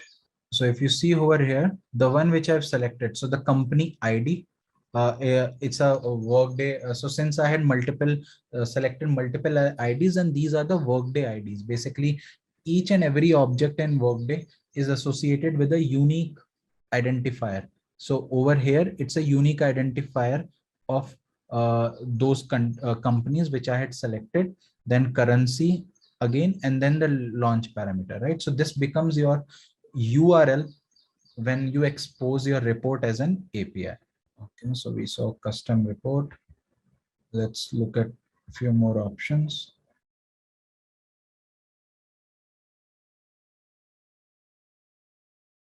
Okay, we saw view URL. Now let's go back to the edit window again, and again look at few of the skeleton structure before we actually look at what each of these actually means. So again, as I said, you have more flexibility of options provided. Under the column section, whatever you add in the fields will become your the columns of your report output. You got a sort option wherein you can sort your data, basically the output data, based on any of the Workday fields or anything. Like, whatever you have listed down, you can sort with anything. So sorting, as I say, it's like whatever you want to sort. And again, it makes sure that the data type, whether you are sorting, let's say, by first name or last name. So it will give you the direction also, like, what direction you want to choose it, ascending, descending, and all of that. And we'll get into the deep dive when we actually build report and see these options. But right now we're just looking at the skeleton part. Filter, again, filter is basically, as the name suggests, it helps you to filter out kind of a where condition, to filter out the data based on your logic, what you have entered, right? So filter, and there are two types of filter which any custom report Workday provide. There is a filter and there is a sub filter. We'll see what's the difference between them, which one is executed first, when the report is running in the background, and how it works. We have an option called prompt. Prompt is nothing again but like runtime parameter. Like, if you want to add more parameters at the runtime for user to enter it, some values, that time you will specify all those values over here. So right now for this report, you see all these parameters are part of prompt. So remember, we were supplying company name, and then you have the option whether you required or not required, right? So if you look at the required ones, the ones which are checked, we are giving the export date from and to, right? So those has been classified over here. Then we need to enter the currency. So the moment we say required, it means it is mandatory that we have to supply some value, and hence it is mandatory over here. So prompts will be part of over here. Then output section. So here is that part wherein you can define what output in the UI representation it should look like. So few options which you have given over here, but the most preferred is the tabular format, because that's a more easier option for you to have a look and feel. Certainly charts is something which again can be used, but Workday only recommends an option unless there is a separate requirement for, like, a specific one. But tabular format is the most preferred one, wherein you can see the representation of your output. Then few more option as like enable as worklet. You can directly have these reports available in your worklet, and I'll show you what is worklet. Worklet is nothing but as an application on the home page. So I'll show you just right after this. So if you enable it, this report will be available under the workload option. So we check the share option and the advanced option.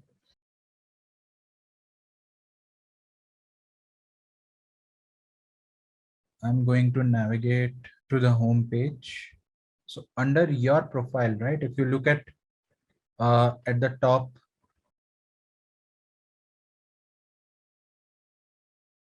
so over here also Workday gives you flexibility that, like, just by directly, if you want to navigate on your data, you can certainly do so by going to the my reports, and it will help you see the output data, what files have been generated.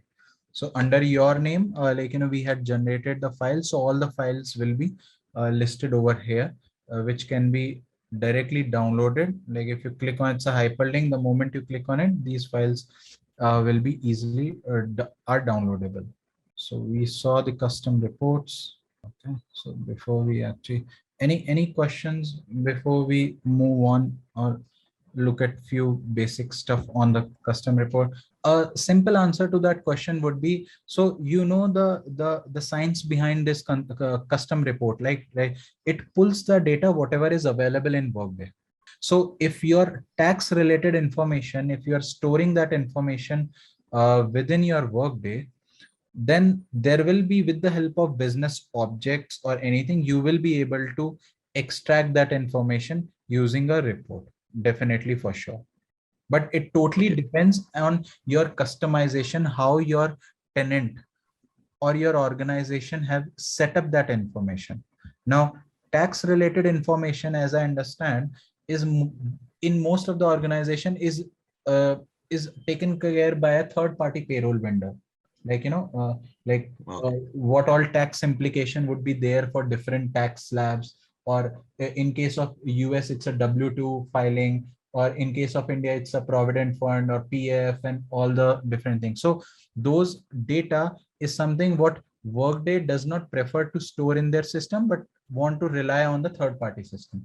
If you are storing that information in Workday, you will certainly be able to extract that information using a custom report. But you will be able to create a form, but where will you get the data from?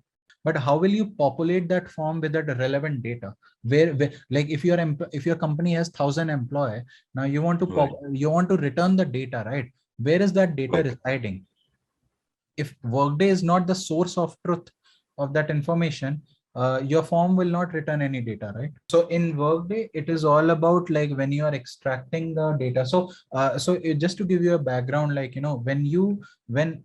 when as an employee, or as a person, if I am loading some data into my tenant, right, or I'm adding some information to my tenant, anything what you see on Workday tenant, in the background, it is stored in the form of objects, and these are nothing but business object. And that's where, when we meet for the next time, we will be creating tomorrow a custom report. We will understand this business object.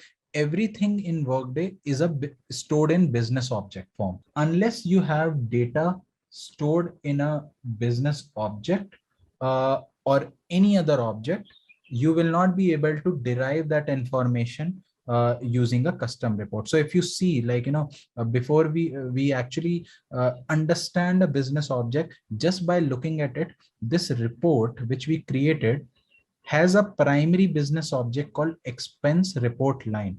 And if you notice, most of the values, so you now you understand that the whatever is displayed under field is basically the column of your data, is basically the columns, the data output, right? And how you are deriving this data, with the help of a business object, right? So you may use a primary business object, which is export report line in this case. So you see some of the business objects are export report, and then you see some are different, right? Requester or payee. So these are called related business object. So in Workday, anything what you store, what you load, goes into an object, and then you have to make use of those objects to extract the information back to for your own purpose, whether you want to send it to the downstream system or any other system.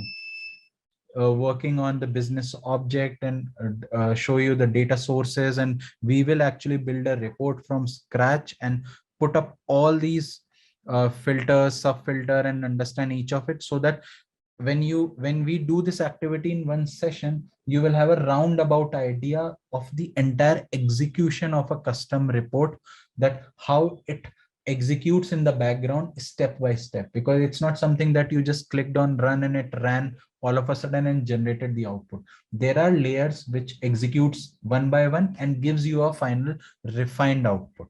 So you want to export to a third party system, right? To the external VNet, basically, because both the parties on a different VNet, both have their own protocol security and all of that setup, right? So my question is, the source of truth would be the Workday or some different system? There comes the picture of creating integrations, and in the integration also, again I'll go back to my same diagram to give you a high level or a pictorial representation which will help you understand. If you look at this diagram, right, when we spoke about this output file, right, now this output file can, I mean, like whoever is expecting this output file could either be sitting within the same organization or a third party system, like, whoever is this receiver end. Now if you want to send this information from Workday to the third party system, which is totally on a different ecosystem, you will have to use or build integration, and then you will have to supply a delivery step and provide a protocol, like, whether you are using a SFTP protocol or a file transfer protocol to send your file to the third party system. So a simple answer globally to this problem is that this is not possible at this point in time. Definition cannot be exported from one system to another system. It can only be exported within the tenants within an organization. The only best way what can be done, or what Workday does it, you can generate the Excel of this definition. So I have this definition, right? So Workday gives you an option to generate the Excel. This can be shared with the client, and client will have to build this definition on its own. So if you see over here, I generated the definition in the Excel, and see what all things are there. You have the basic information in the problem, then you have the columns.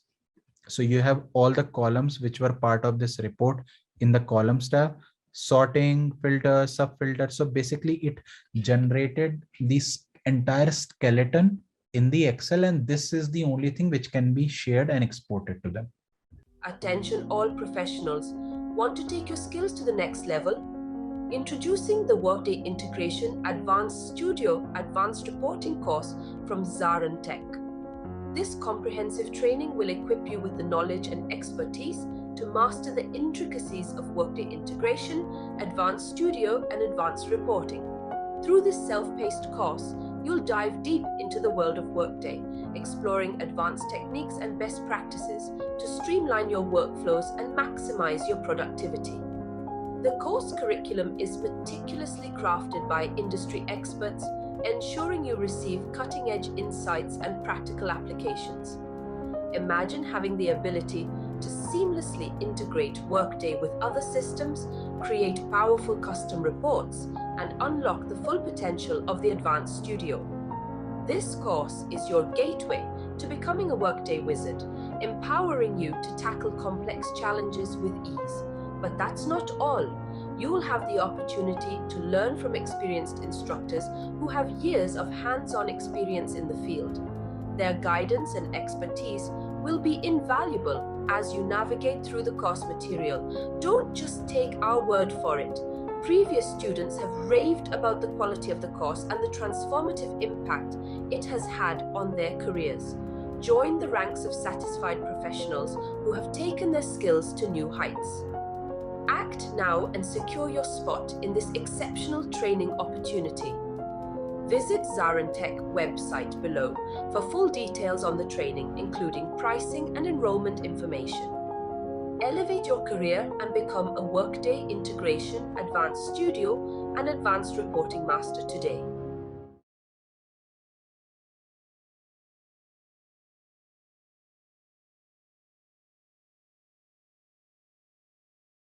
Okay, so let's get started and continue again with our discussion on the custom reports as we were discussing, and now today we would be actually going through the actual terminologies. We have seen the skeleton, kind of like, the definition, how a report definition and skeleton looks like, and the various features at a high level. But we'll see the major building blocks, like, what actually forms a custom report and how do you in fact create one. So there are few terminologies when it comes to custom report. And as you can see over here, this is a sample output wherein uh, a tabular format output, how you have already seen a report output looks like. You will have rows and columns. So any column, actually represents a field. So whatever field you add in your custom report, that actually becomes the column. So in terms of Workday, that field is called as class report field, or in short, field. So it stands for CRF. So maybe you can just think of it as a field. But whatever fields you going to add in future in your report, they will each become a column in your data output.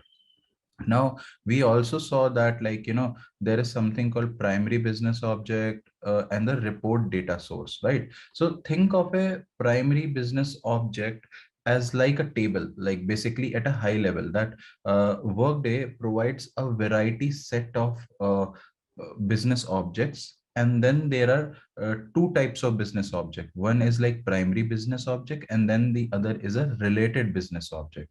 So whenever you are building a custom report, the very first thing you have to choose is actually a data source. So data source is like a high level view. Basically, you can think it of in terms like, if you have to correlate same stuff with any kind of a query language or any a rational database, you can think a data source as a high level set where you are choosing. So based on your requirement, like the kind of data you want to pull in the report, you will be first picking up a data source or RDS, or a completely it is called as report data source. And each data source is associated with one primary business object. So when you create a report, you actually pick up the data source and not the primary business object, because the moment you select a data source, its associated primary business object is automatically picked up in the background, right? And primary business objects, the objective of this business object is to get you the fields or the data on the report. So each, as I said, there is a laundry list of business object. Depending on the requirement, on your specific requirement, you will be able to you will make a concise decision that, okay, which data source I should pick it up. And thinking that if you are choosing a data source, in this case they have choose a data source called all active employee. So the moment you choose this all active employee, its associated primary business object, which is employee in this scenario, gets picked up.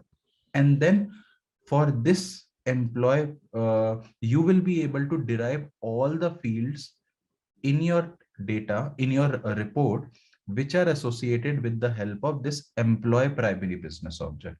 And we'll see to it when we actually build a report. That time you will get more clarity about it. So just we try to visualize at this point in time that fields are the columns. You will pick up a data source will get auto populate a business object, which is the primary business object. And primary business, with the help of primary business object, you can pick up your columns like employee, job title, hire date, hire quarter. And then what is related business object? So there is an association, internal association, or a link between a primary business object and PBO and RBO. So and in terms of a simple example, like each employee might have multiple dependents, like what he or she might have added, like sister, brother, mother, an employee can have multiple. So dependent is another business object, like how employee is a business object. See, overall all of them are business object, Employee is a business object, dependent is a business object. But when you are building a report out of all active employees, right? In that case, employee becomes the primary business object. And if there is a requirement, hey, I want to pull the dependents of each of them. Like, I want to, let's say my employee is Alan, and I want to pull all his dependents which are there in the system. So in that case, you will be using a related business object, because with the help of employee, you cannot get the dependents field. So you will have to use a different business object called dependent and get their corresponding values like name, age. So for this report, which you are creating with the employee as the with all active employee as the data source. So for this report, employee becomes your primary business object and dependent is your related business object. In a kind of a nutshell, primary business object, it holds the data. So basically any business object, irrespective whether it's a a primary or a related, each and every data in Workday is residing in such objects. And you will, if you have to derive, get or extract the data from this object, you will be using them in these custom report, right? So it holds the data that will be displayed in your report. Again, related business object or RBO have an association, and this association could be a direct association like a one-to-one, or could be a one-to-many association. So and how this linkage happens when you use this in a report. Basically, when we saw that employee is a business object, so think of just as a business object, right? Whether it's a PBO or RBO is a different scenario. But if it's a business object, it has its own attributes, right? Like, remember, in a rational database, we create a class, like class called employee, and then it will have its own attributes like employee name, employee address, employee phone number, employee ID, and all of that. So those are attributes. So those are like a fields in this this report. So any, and how this relationship, like association basically between a PBO and RBO, can be established in a report. There are few fields which are common across these two objects, helps you to establish a relationship and use them in a single report. So that is what they are trying to say. A field on the primary object links the two business object together. So there could be one field or there could be many field in the primary business object which will have a linkage to RBO, and hence this association can be established. Else, if you try to search directly with a business object to get the data, like for any other business object, like if you're using an employee as a PBO in a report, and think you are trying to use some other business object and trying to use it in this report, you will not be able, if you type it, that object will not come in at all. So now you would say, ask me, or would think that, okay, how will we know this association? So there are ways where you can determine in Workday, which I will show you how you can do that. But this actually comes with more of a practice. Like, the more you build these reports in the system or play around, the more you get familiarized with all the fields. Like, right now you won't know that, okay, with employee, what all fields I can use it in my report. But obviously, when you do hit and trial, create report, add field, you will get to know, okay, with employee, Workday gives me these many fields. With dependents, Workday gives me these many fields, and these are Workday delivered field. Remember, so these are the fields which Workday has already predefined. But certainly, if you want to create your own custom field, or you want to create calculated field, that's a different topic which we will cover later, like how you can build your own custom logic. So that is a different thing. We saw, like, data source. So Workday delivers data source for some business object. You can think of it as a view or a starting filter. Why they call it as a starting filter? Because it's a, like, when you are creating a report, right, you will have a requirement in your mind that, okay, I need this data in my field. So you have to make a right decision in picking up the right data source, because that is the first entry point. If you make a mistake in picking up the right data source, the chances are that either your report might not be pull all the fields which you want. That's one thing. Second, there could be a performance issue. Third, there could be chances where, like, as I said, you might not have all the data uh, on your report, but even if you think of creating custom logic, you might not be able to achieve it. So picking up the right data source is a very important step when you are building a custom report. And again, fields are nothing but like columns, what we saw. Instances. So when we are talking about a row, right, like, a particular record in an output. So we have an employee corresponding job title, hire date, and hire quarter. A single record is called an instance in terms of the Workday terminology for any of the report output. Okay, so one ground rule over here is, I'm just trying to think of your requirement. Like, is like Workday has thought through that all the data sources which are available, which you as a client are supposed to pick it up. There is one or another linkage with the other business object. So I'm trying to think of a scenario where the scenario which you mentioned can happen, that there is no linkage at all. But let's say if there is no linkage at all, then you will have to go back at the step one and pick the right data source. So like, I've been working on these reports for almost 6 years, and still there are chances that when I start building a custom report and pick up a data source, I have to go back and scratch and pick up a different data source at a later point in time, because I get to know that, okay, hey, my all the requirements are not getting fulfilled using this data source. But the chances are very minimal, because Workday has thought through and making sure that there is a proper linkage, at least one or two linkage in the system, because these linkage you cannot establish like out of the box or by yourself explicitly. So there are something stored for everyone to drill down this information by either a direct field, because these are direct field, direct Workday delivered field. So in terms of Workday, you call as delivered field, because these are directly delivered by the Workday. But in case a delivered field is not available, then obviously you can build your own calculated field. Calculated field is nothing but like you are building a custom field, like, your own field basically. So data sources again are fixed, like how business objects are fixed, like, even the data sources are fixed.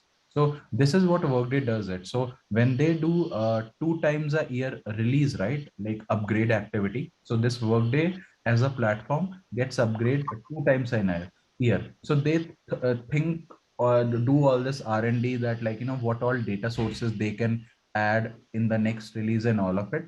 But you cannot create your own custom data source, and nor the business object. No, you won't face such scenario. You will not face such scenario, because the way these data sources have been built, and in most of the scenarios, there are 4 to 5 most common and widely used data sources, which will suffice your entire all the scenarios basically.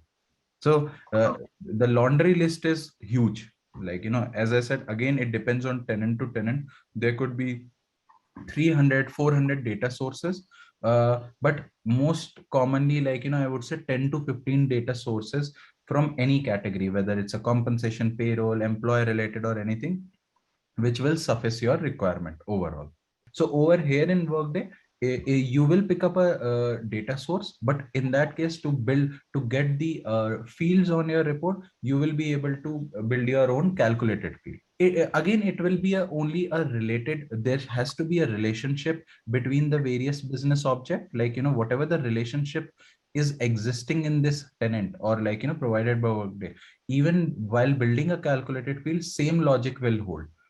But in that case, calculated field will help you to transform your output data, or format your data in a more better manner, like how you want your data to look like in the output, on the output side. So Workday is actually working on a WQL, which is Workday Query Language, it is like in a pilot project, we are also waiting to have that query language like on roll for various client. But that is something which went as a feedback few years back, that hey, we need a query language which will suffice a lot of issues which customers are facing. But right now, till then, what Workday is doing is they are improvising these business objects, the data sources, and the fields, and all of it, so as to minimize any issues encountered by any of those clients. Yeah, I mean, don't exactly map it to how a SQL versus Workday, but this is just for a easiness, that you can think of employee as a table. Just think of, like, not exactly I would like you to map it and then make that opinion about a business object, because when you actually start building a custom report, right, and if you have a back in the mind a notion of a table exact, it will become difficult for you to actually, like, create your report and add fields and all of that. But this is only just for a illustration that uh, data source is kind of a high level view. Employee, you can try to correlate it with the table, and then obviously these fields on the report, you can think it of as a column, like how you get it in a tabular format. No, no. So what Workday has given is, like, you have, so see, data sources are available or for each category. You name it, data sources are available for all category. And I'll show you that one report also, which comprises of all the data sources and their description. Certainly, you cannot also create this table, but there is a limited functionality wherein you can create a custom object, like how employee and dependents are Workday delivered business object. You can still create your custom object, but that is for very, very specific requirements, and not in general you will do it, because that has a very bad performance hit on the report performance. I mean, bad impact on the report performance. So whether it's a data source, whether it's a business object, these are predefined by Workday, making sure that you get ample resources to pull any set of information. Only on the field level, you have the liberty that you can create and manipulate the data on the runtime. So, because obviously when you're running a report, right, what happens is, like, all of these things gets executed, are evaluated and executed in the background.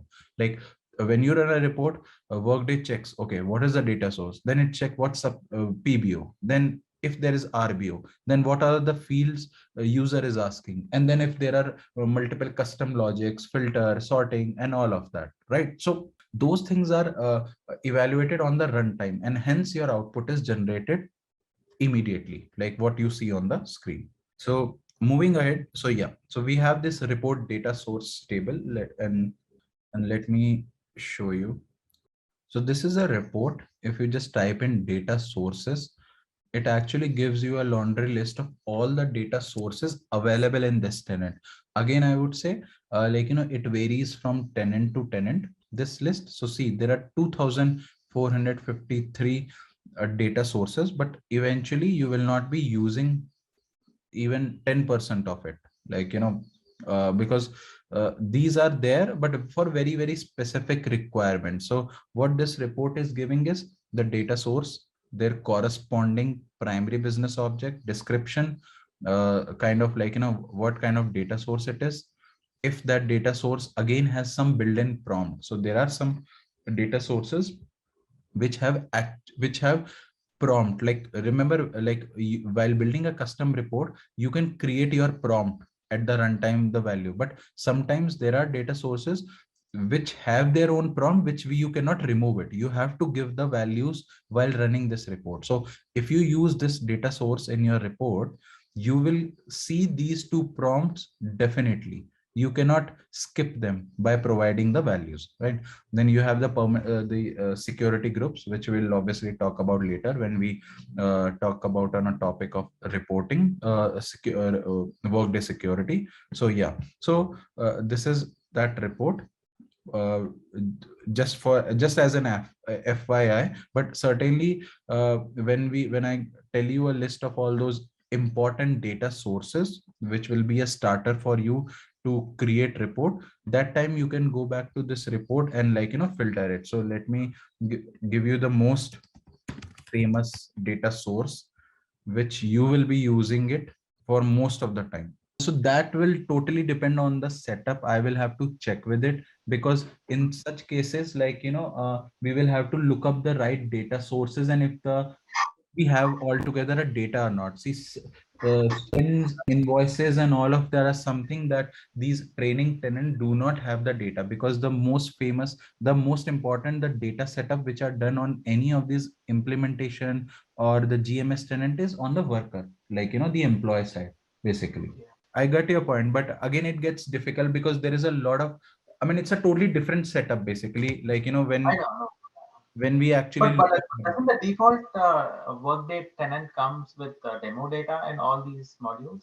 no, nothing else. So each module is enabled or disabled in such situation. Like, you have so much of variety of modules which comes with, like, not only the disable enable mode, but also the kind of data which has been loaded in those certain tenants, because those are like a foundation level setup which are being done, like, which are provided by the Workday, or if we are procuring it, or we are, like, whoever is getting it. So that depends on the data set. Yeah, I mean, even if you find there is a lot of background work required to make sure that, see, as I said, the data sources which you pick it up, it should have a proper mapping to these implementation on GMS tenant, because these are shared tenants extensively used by multiple folks across globe, right? Mhm. So big chances are there that data is distorted, and the reason why we pick up the most common ones, and the most, and I won't say common, the most used ones, like, I know that you are looking at from the sales or the that part, but in general, if you see, the reports which are being created to extract the information are from the most utilized or most widely used data sources, or business objects. So, and those data sources are something which are not touched, or, like, hampered from the data standpoint, because if there is no employee data or a worker data, then what will these tenant do, basically? But I will certainly check it. Like, I'll try to give a shot, maybe within my circle, if there is something available, like, which at least will give you some high level idea about it, like, at least for you to visualize it in a more better manner. Yeah, so I'm just making a note of it, because I certainly know a couple of folks who had not exactly this kind of thing, but a similar to it. But I'll just check with them once, because even I don't have clarity, like what GMS tenant or what implementation tenant they were using it for that purpose, basically. So yeah, so one before we actually move, and very important thing is, so when we say worker, right? So worker, like, worker in terms of Workday, and this is a Workday technology, worker is could be, like, active, terminated, CW, or future dated employee. So always these thing needs to be keep in mind when you are building reports, irrespective of, like, whatever kind of data you want to extract it. You have to keep these few things in mind. And it's not a comma, I would say, basically the population extraction, like, so when you say worker, it includes active employees, terminated, contingent population, which are contractor, and future dated employee. But when you are building your reports using any of the employee related, like, data sources, it only means all active employee. So in that case, it is removing, one second, active plus terminated employees, like the full-time employees. Basically, it means full-time, right? So it's removing the contingent worker population and future dated. And there is one more data source, all employees, right? So this one, active and terminated. Okay, this is more specific. Yeah, so it's again the same thing, like when you are picking up any employee related, and if it's a specific active and terminated employee, so you don't have the contingent worker. So in general, worker will include even the contingent worker population and the future dated employee. And hence, like, when you are building your reports, most of the time when you want to drill down the entire population, you will use any data sources which are related to worker, and most famous is all worker. So I think what I understood was Karuna had some background around these building these report, but Ashwath, I think you are completely a starter on the Workday reporting side. So I mean, I understand that your requirement in your real time would be more closer to a certain area, but if you are getting onboarded to this the learning pathway, it's better to start with these data sources, and then obviously you can improvise and pick up the data sources, else it will become like a complete haywire for you to understand these concepts. I mean, that is what I would suggest. When you actually do all these fun stuff, play around with these reports, data sources, then only things will make more sense to you. Okay, so this is that report which actually gives you data sources around it. And then obviously as I mentioned, we have a standard data sources, and then we have the index data sources. So this is a complete illustration of what exactly it means. So when you are picking up a data source called all worker, right, the and data source is always the first level of filtering. So you have a requirement in your mind, which you out of which you want to build a report, and you have to pick up a data source. So if you are picking up the all worker, it will give you the maximum number of record, because this will comprise of not only active and terminated employees, but also contingent worker and future dated. And same way, if you are just picking up active and terminated worker, it will remove the future dated one. So this will give you a fewer set. And whenever you are dealing with employees by organization, so as the word says employee, so it itself has removed the contingent population, the contractor population, because employee itself says that it's a full-time population, for a particular organization. And by organization itself says that there is a inbuilt filter which will ask you, or a prompt which will ask you to provide an organization name. So organization, you can think of like within a company, there are multiple supervisory organization. Like if you are a manager, you will have a hierarchy, there will be folks reporting to you. So you yourself are an organization, a kind of a sub organization or a supervisory organization.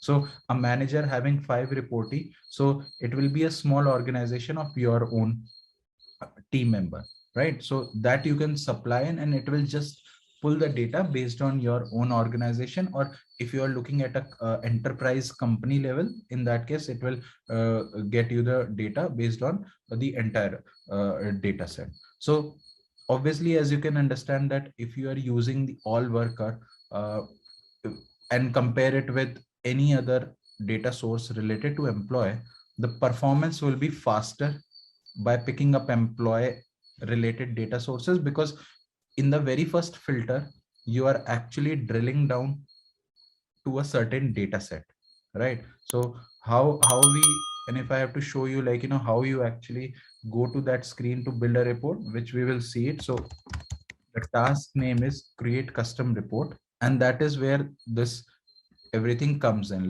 You have the flexibility of picking up a type, which we'll discuss, the types.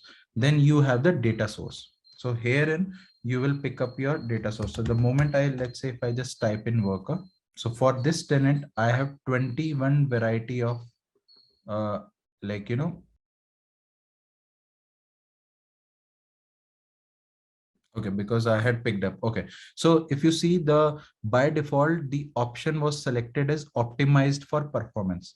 So uh, in general, data sources are of two types: standard data source, as we are talking about like these ones. Then there is another category called index data source. Now index data source itself means that they are defined for a performance tuning, but index data source are very limited. They are provided by Workday, but which will not fulfill your all your requirement, because it's a very small set. Hence, if you unselect this option and only look at the standard data source, these are most famous one. And if I just type in with worker, See, 133 now it's coming up. So these are the standard data sources. But when I did like clicked on the optimize for performance, this search box or drop down is only looking for the ones which are indexed one or the optimized one, right? And obviously, like, you know, when you're building a custom report, like, you know, based out of an advanced reporting type, which is the most famous one. So remember, here itself you are getting the option as enable as a web service. So remember, we did this operation after creating the report under advanced tab. Instead, you can directly right away check this box and like, you know, select a configuration template, like which data source you want to pick it. And if I have, let's say, employee, so see, with employee related, I will get all the list of all the data sources which I can pick it up for my own purpose. And obviously, like, you know, if I want to know the description, like how do I look up a particular data source, like, you know, what data it gives me. So like, you know, so you have all this is one of the most famous, all active and terminated worker, like, you know. So the moment you click on it over here, you get some kind of a description, like, you know, what it really means, what type of, what is a business object. Obviously, like, you know, you can go to the action item and look at the various few of the stuff. The primary business object of PBO will be worker, and same thing, like, you know, some basic information, and same information you can get it using the data source report always. So how we have picked up this one. So if I just copy paste this one, so this report again will give you the information around it, like, you know, what all types it there. So uh, while building a custom report, you have to always think of that, like, you know, knowing the data source should be the first step. Obviously, like, you know, what kind of data is your intention, like, you know, what you want to pull it from the report, or what is your expectation. Index data sources, as I said, there is a few list of index data sources which Workday delivers. It's a very small list, but these are the data sources meant for the performance tuning. And hence you have like, you know, you can, the moment you select over here, you can actually look up for these data sources. And even there in, like, you know, when you have these report data sources, you can filter it down whether it's a standard data source or an index data source over here.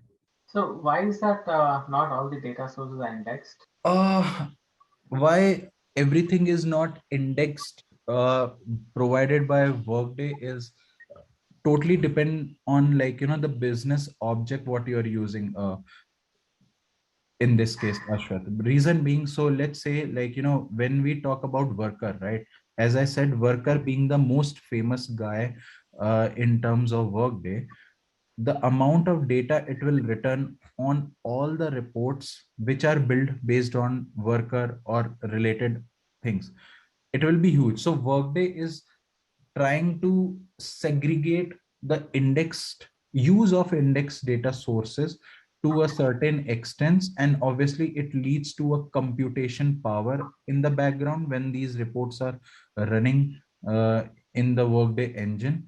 Like, you know, so if they assume that if they make all the report as indexed enabled, then probably, like, you know, you would look up to for something that which could improvise or increase the performance, right, if everything is running at the same pace.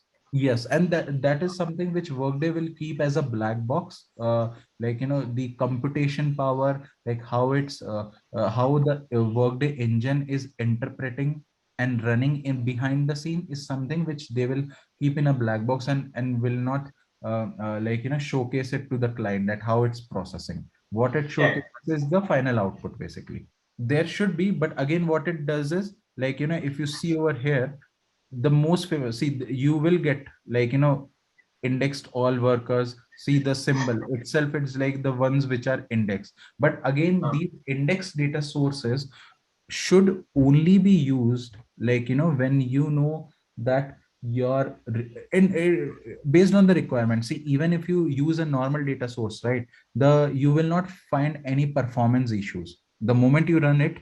The output you are getting immediately, even if you are using Postman, when the data is exposed as an API, 30,000 record, 40,000 record just run in the fly of time. Eventually you will not see a lag or output issues that it's taking a time or something like that, even while using a standard data source.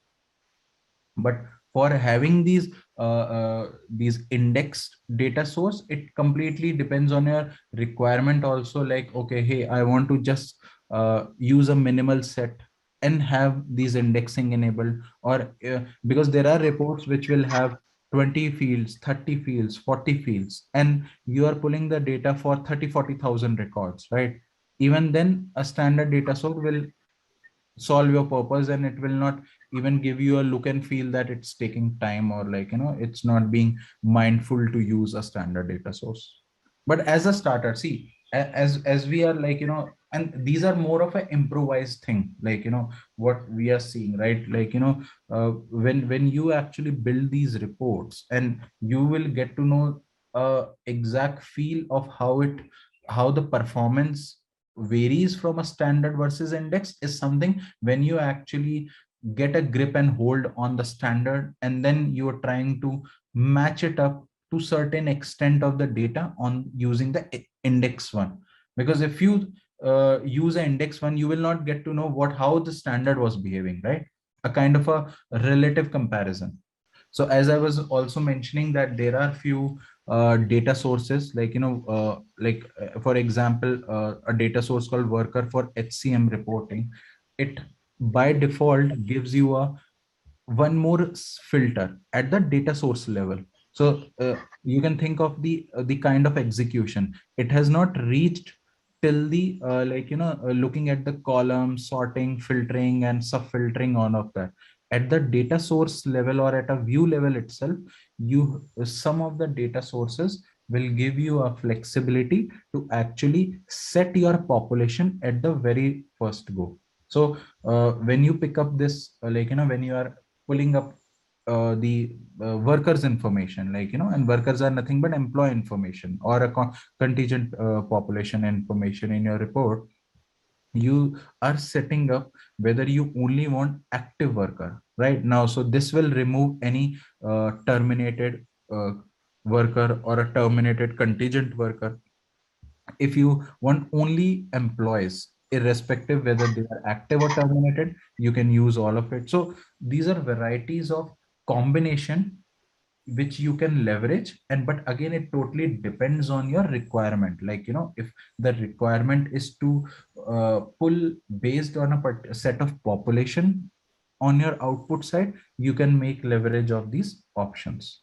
Now when we talked about, like, the fields, right? Like, we have this scene that, okay, there is a provision that whatever you add in the fields column, or in the field section, that actually becomes your column, right? So this is what we are just looking at from the data type standpoint, like what all variety of or types of fields what Workday provides. So obviously, text, rich text, numeric. So these are the certain, like, you can have currency related fields, date time, which are most common, Boolean fields, and, like, single instances. So sometimes, single instance would be like, as they mentioned, that an employee. Now, employee, as the name suggests, itself is a full-time employee in an organization, right? So a full-time employee will be associated on a single payroll, single company's payroll, right? He or she cannot have multiple payroll in a particular system. So that's kind of a one-to-one mapping. Single instance also are there as a type of these field, which can be leveraged under field section, and which eventually will become like a column for that particular report. Multi-instance, again, like, as we said, that any worker or any employee in the system can have multiple dependents, right? So obviously these will be representative. When you run the report, there are chances that they can come in the output as a separate rows, because these are like separate instances, or for a single record, like, for a single guy, if he or she has multiple dependent, then they would, like, come as a three drill down data list. So yeah, so that is something what you can visualize when you actually see it. Okay, now, like, as we saw the data source report, similarly, the very important thing is the business object report. And to find that, you have to look up something called business object details. And now, like, so think of a scenario that you are clueless about things. You have not much of idea on the data source side, obviously, as a starter or as a beginner. But you know that, okay, hey, I need to pull information which are related to employees, or like, something like, a worker or an employee for an organization. So, and you know that the entire data sits in Workday in terms of objects. So these are objects are something which are holding this information. So what you will gonna try over here is using this table. It gives you a laundry list of all the objects which are available in Workday, and hence when you drill down these objects, you will get to know more association of that object. So let's say if you're looking at an employee, each and every data in a SaaS product or a product like Workday, right? Whether you have used PeopleSoft or SAP, or it's Workday or any other success factor or anything, everything is revolving around employee or worker, right? Any data belongs to employee, is related to employee. Uh, in most of the scenario, unless you're working on business transaction, which is like, how at an enterprise level organization is operating, like, that business operating data. So that's a different thing. But over here, like, when you scan this report and give it as an employee, you will see a variety of options. So the very first field is the fields. What all fields are available with this business object?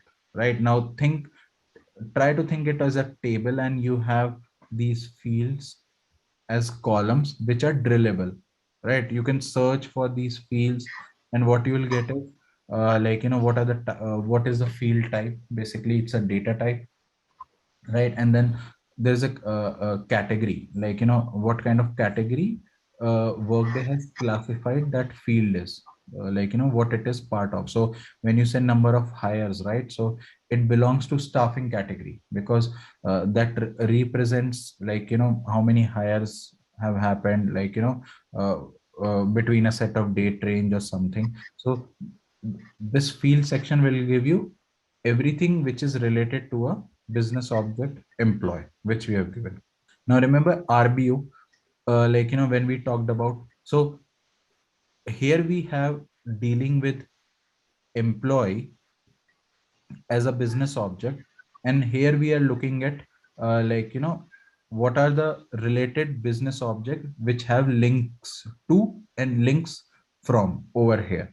So this is a list of all the related business object, and you can see over here and how these links have been established. So let's say we just pick up anything which make meaningful.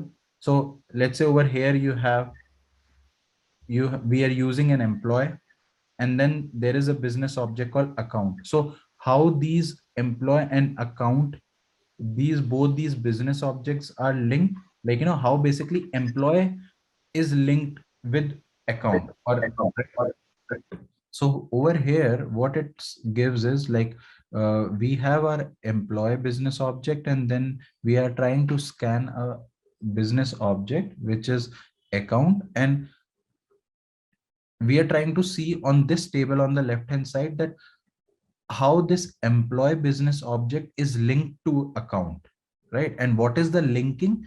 The linking factor is this current worker bank account. So, like, current worker bank account is kind of helping you link that establishment between employee to account. And on the other side, like, when you are working, this will give you like how the basically the kind of all the objects which have links to this employee in the reverse order, like over here. So let me pull it up. So these are basically kind of a relationship which you can think of how these two business objects are related. And while building a report, you can try to refer it. And when we actually create a report, I will come over here and show you the actual linkage, like how you can determine, like, what fields you can use it in your report, and how you determine like which can be available and which cannot be, because sometimes when you type in the field, those things will not get populated, but certainly after looking it over here, you will be able to make it more meaningful sense. The third tab over here is the data sources. Now if you see this list, it has got 6 items which only shows for this particular, which only speaks about this particular tenant, wherein this employee as a business object is part of, is a primary business object for these many data sources. So you see these data sources listed over here. So your employee business object is a primary business object for only these 6 data sources as available in this tenant. But certainly, as I always say, this count will vary on multiple factor, like how the foundation level configuration has been done on this tenant. That's number one. Second thing is, which is a bigger aspect, is the security. That security of the logged in user might be restricting a user to see all the data sources or all the business object, or there could be possibility that on the same tenant some other user might see a different count, while I am able to see only a count of 6, because I as a person logged in user have only access to 6 of these data sources, right? So it's a bigger part where the each and every object in Workday is driven by the logged in user's security access, whether he or she has the right privileges to actually look up those data sources, or in a matter of fact any business object, or even in the field level also. So some fields you might have access to, while some might not be coming up in your report, and again the reason for would be the security permissions.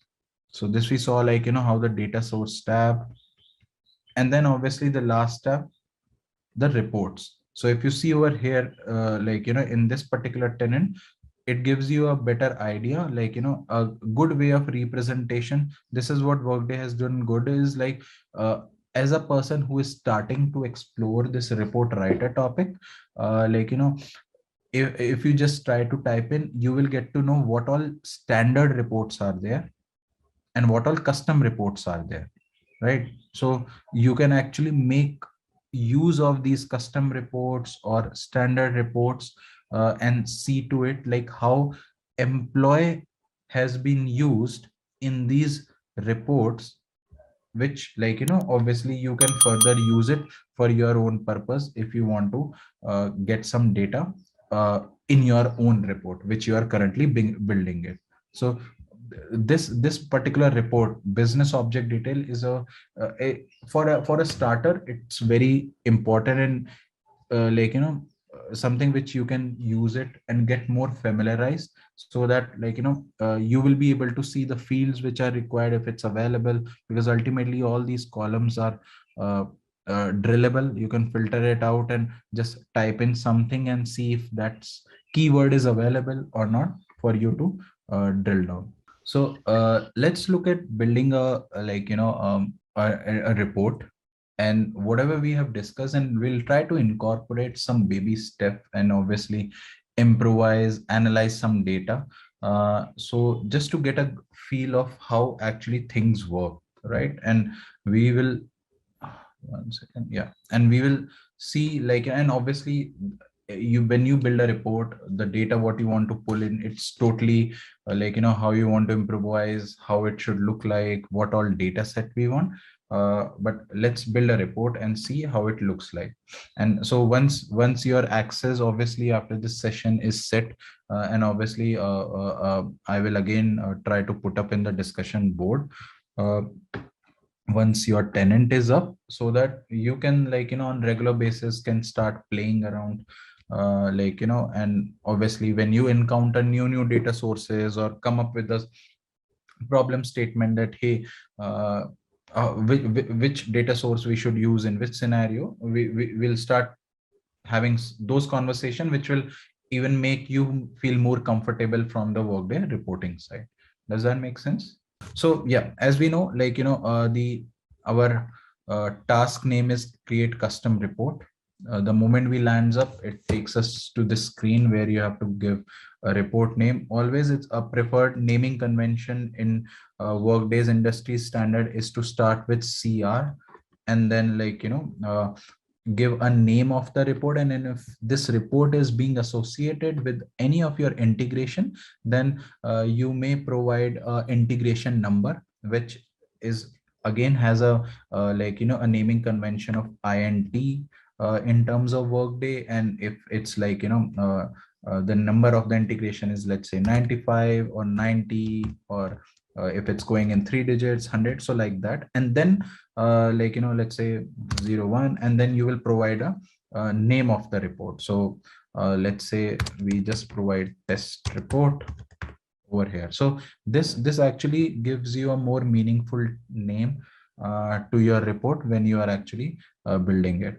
At this point in time, we will pick up the most preferred type of the report, advanced, which will say, but certainly I will just speak about in the upcoming slide or the deck, what all other things and other types of these report templates. But certainly if I have to tell you, you most of them you might not even use it anytime, because how Workday has designed this advanced reporting in a very recent time, and I would say 3 cycles, is that close to 85 to 90% of your requirement would be catered by your advanced template. So whatever, and few of them are going to be soon decommissioned also, because those are not being going to any further being leveraged by any of the Workday customers across globe. So we'll look at the advanced template over here. And as a starter, obviously you will be using this particular template to build any kind of simple or as complex as report, which you can build in using advanced template. At the starting place only, we will define this report to be web service enabled, because we'll just see in a later session when we actually use the API part of it, how this report from Workday can be called from the external system, any tool, external tool, and make use of the data which it generates. They will be available, because see, remember, like yesterday I was giving you a description of a URL, right? So when I was giving you explaining you the entire URL, the intention was that only because, see, obviously a simple report might not have prompts and launch parameter at the runtime. Yeah. But a complex report might have all those. So for an external system, they would like to call these launch parameters separate, different launch parameter on a different launch, right? So that provision is always there. So in this case, as I again say, all workers, the most famous guy, can pull anything out of this Workday, which we are using. Again, the 3 actionable item, same story. You can get more details around it, and we click on OK. And what it takes us to a window of, again, editable definition. So this time, obviously when you are creating a report, it takes you to the editable window directly right itself. So let's look up few of the things over in this report. So what it happened, you chose the advanced, you chose the data source, right? And what it did, automatically the source type is standard, and the most important thing is that it auto populated the primary business object. So there is always a this mapping that a data source can have one and only single primary business object. But on the other way around, worker can be part of, like, as a data, as a primary business object, there are possibility for a different data source also, right? So, but for all worker as a data source, we have this worker as a data primary business object. And also you would see automatically Workday has added this same worker as a starting field column over here, right? So it gives you a look and feel that, hey, you can start off with this field and then can add new fields in your report which you are building. So let's add some fields, like the basic stuff which you would want to see the data from a standpoint. And maybe sometimes, like, when we are actually not sure of what fields I should pull in, you can just type in, hit enter, and then it will give you so many fields. So when we were talking about fields, right, like these are called as class related field, class report fields, right? So see, while just typing with email, Workday gives you so many delivered field: email home, email primary home, primary work, all of these things, which again totally depends on your requirement, what kind of fields you are what kind of data you are looking from this email field, basically, right? So these are all like fields. Ultimately, data is residing in this, and how you are able to get it with the help of this worker business object. So let's say I'm looking for primary work. And notice one more thing. The moment you are selecting something in the field, right, there, this column heading override XML alias, it's auto getting populated. So remember we mentioned that what is the difference between heading override and XML alias? Heading override, whatever you want to display on your output, like, within the Workday UI. So let's say if I put ID over here and email like this, just to make my output look very simple, like, for someone to for someone to understand the data meaningfully, like, and okay, so let me just pull, that's it for now, and we'll improvise this report. Okay, so we got some alert. Okay, so enter a web service. So these are few alerts. Alerts doesn't restrict you to run the report or to proceed forward. But if so, alerts are always in the form of orange color. They will not restrict you. But if there is an error which will be represented in red color, that will not let you go forward unless you fix those error. So I can ignore it. So I clicked OK. And then you remember we got three options: run, test, or done. So let me just, okay, let's run it. So you see the output representation. So over here, I got the email ID. Sorry, I got the employee ID. I got the name. I got the email addresses. And these are I think we had select, let me open it in a different tab to get to the definition. Yeah, so I had selected the primary work email address. So if I pick any one employee, right, let's say which one, anyone, Norman, right? And just to validate my data, I'll open a tab and I can just search for this employee, Norman Chan, and over here under contact. So what value I was getting, so nchan at workday.net, and it's a primary, what kind of email primary work, right? So if I go over here, yeah, so if you see over here, nchan at workday.net, it's a work and it's a primary one. So I am able to, so I can just do a quick cross check of the data which my report is pulling using this particular field, whether it's giving me right data or not. So again, as we created this report, we know that the ownership is on my name. It is not being shared with anyone else. And since at the time of building the report, we had enabled the web service. So this time we need not to modify it. Automatically, it is enabled to be exposed as an API, which is one of the prerequisite step. We have the namespace also. So the namespace of this report, which gets exposed, has becomes like the report name itself is being treated as the namespace over here, and we have this value listed down over here. Now let's again go to, and what we'll do is we'll keep this output over here only, so we'll know that this was the first previous output, right? We also know that we can do a report tag, like create a report tag, and hence it will be easier for us to refer this report when we try to search for it.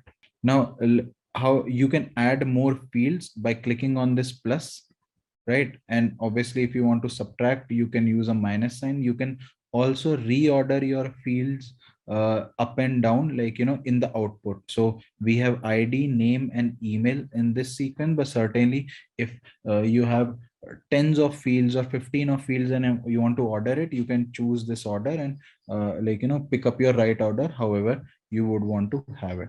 Now let's say a simple use case is like if I want, so I am getting this basic information, but I want bank related information. So in terms of Workday, bank information is called as a payment election, and payment election is a standard industry standard terminology which reflects your bank information, whatever the employee have stored in their system. So to check for the how where this information is available in Workday, you go to that employee's profile, and obviously under the pay section you will see variety of options like pay group, which pay group it's part of. It's a bi-weekly, semi monthly frequency pay group, pay slips, and all of that. Here you have the payment election. So as you can see, this employee belongs to US. His default currency is USD, and he has couple of, I can see multiple bank accounts listed over here. So you see personal saving, personal checking, Bank of America, and these are the bank account which you can see listed for this employee. So and if you want to get this information into our report, if you want to pick up this information, and if I try for what kind of information we have, bank name, account number, account type, this kind of information. So if I just try to search with bank, so there's something called we got bank. We'll just try to use that and see. This particular use case will give you a clarity on that, and in parallel I will be opening this business object details report for you to understand and thought through how you can actually design it. So that is why I pick up a use case wherein I can show you multiple areas for you to play around with it and start thinking in those lines. So now when I try to use an account, right, I do not get anything related to it. I mean, there is no account number which I can pull it. So when I go to this worker bank name, let's say I want to pull bank name. So this is how it says, no match found, right? I don't get anything out of it. Account number, account, nothing I am getting it. So now comes the question, okay, I want this information within this report only, right? How do I get it, right? There comes the picture of having a related business object concept. Now, what I do is, obviously, first level of thing is I go to my business object details, over here, and look up for this particular business object. And I need to find the association of this business object. So here we are using business object as worker, and I know that field is not coming up in my report. So I will look up at the related business object, right? And I know that under the worker section, the type of data category is kind of a payment election, what I'm trying to look it up, right? So I will try to look up some business object over here, which corresponds to my payment. Now I see a lot of options over here, right? Like lot of payment related option. So I may, so sometime it gets a kind of a hit and trial method also, that you want to look up all of them. But right now, when I select a payment election, I see that worker has an association with the payment election, but let me see with what object basically, or with what field. So when I see the linkage, I see there are three possible linkage from worker, which can help me derive certain data right now. And I see the description. So what it says, so the first one is payment election current, contains the current payment election for a worker, right? Second one is payment election in progress, which says current contains the in progress, like there is something in progress, as in like which has not been finalized for that worker, but it's in approval state or something. So what we derive, and it's a way how you actually think of that, okay, this could be helpful. The linkage between my worker and the payment election seems to be this field, right? And this linkage we can use as an object in our report to derive that information. And it's always a hit and trial. This is not something I'm trying to build a story and directly to show you, but this is how you actually think through when you build a report. So that's why I took an example where I failed on something and I have to think through or thought through about it, which could be the best way. So I see that, okay, I have this association. Can I use this field? And it's a multi-instance field. So multi-instance field. So if you click on this thing, what it says, contains the payment elections for a worker. It's a multi-instance. It's a Workday delivered, right? Field name is payment election current. It's a part of payment election related business object, what we see over here. So now what I do is, instead of picking up worker, under the field, I use payment election current. Now, if I try to search with bank related data, I do possibly am getting options of bank ID. And if I pick up this one, just type in with bank and we'll see what all options we get. Bank name.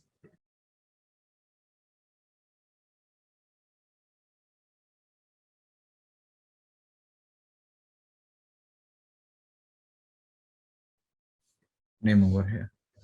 Okay, so now at this point in time, I'm still not sure whether it will pull my data or not. But what we'll do is we'll just run this report to see the output. Okay, so now it gave me a legit error. So there is one error and there is one alert.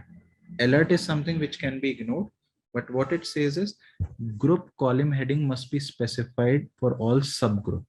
Okay, so we have added a linkage between a primary business object and a relation RBO, which has been added in terms of this payment election current. So group column heading is over here. So it's trying to ask me to provide a reference of it. So herever you have to provide a reference. So what you just have to do, select this option and just click OK. So it's for the internal reporting engine, what it requires a reference of the linkage. So now you have this information, and see, I have kept empty for these ones. So let's see when we run this report, this is, see how the data is looking like. Now we'll pick this record. I can filter it out for that employee. Yeah, so we don't see. So if you see over here, though this employee, and if I go back to, let's see what all information it has. Payment election. Yeah. So since the data account number has been masked in this tenant right now, even when I'm trying to print the account number information, it is not coming up over here. Why? Because there has been a security permission which my account does not hold to print, because it's a sensitive information, right? Account number being a sensitive, and in this tenant it has been masked.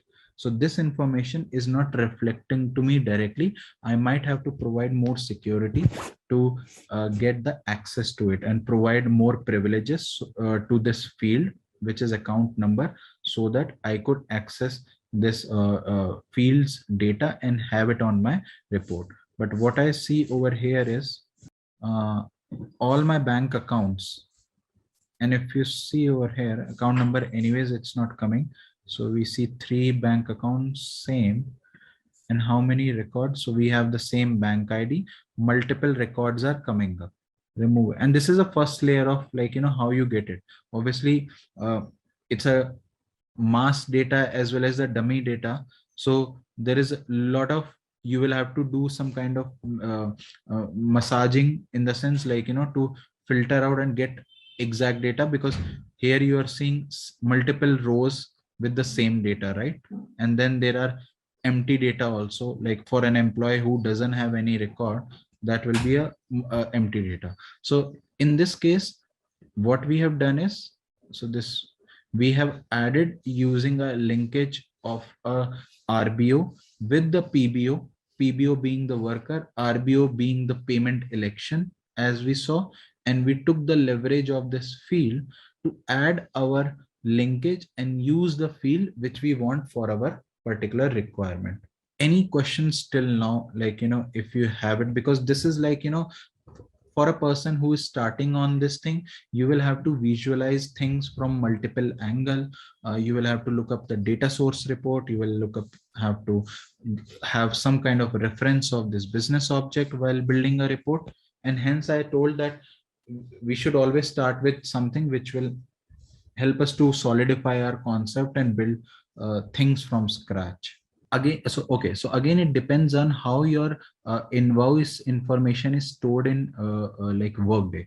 So, and obviously your data source will be different, your business object will be different, but the representation you will get in a similar manner using the business object. See here, what we are doing is we are making use of these fields and extracting the data out of these objects, right? Ultimately, even they are object only, like fields or object, what you say, where the data is residing, right? So if your invoice related information or sales related information is also stored in the Workday system in these fields, you will use the appropriate fields to derive the same data in a tabular format only. So those data will also start reflecting in such manner. Because see, ultimately it's all about how your foundation data has been set it up in the entire system, irrespective, depending on whatever module, depending on whatever kind of category or functional area of data you are storing in your tenant, right? So if it's related to employees, obviously you will make use of those right data sources. If it's related to the enterprise level, you will pick up the relevant data sources accordingly. But data storage and extraction as a default format for a report, you will see in a tabular format only. All right, let's test your knowledge. Here's a question for you. In Advanced Studio, what is the purpose of the mapping step when creating an integration? A, to map fields from the source data to the target fields. B, to specify the source and target data sources. C, to define the transformation logic. D, all of the above. Take a moment to think, and when you're ready, choose the correct option. Remember, each choice holds a key to unlocking the answer. Good luck. Type the correct answer in the comments section. Attention all professionals. Want to take your skills to the next level? Introducing the Workday Integration Advanced Studio Advanced Reporting course from ZaranTech. This comprehensive training will equip you with the knowledge and expertise to master the intricacies of Workday Integration, Advanced Studio, and Advanced Reporting. Through this self-paced course, you'll dive deep into the world of Workday, exploring advanced techniques and best practices to streamline your workflows and maximize your productivity.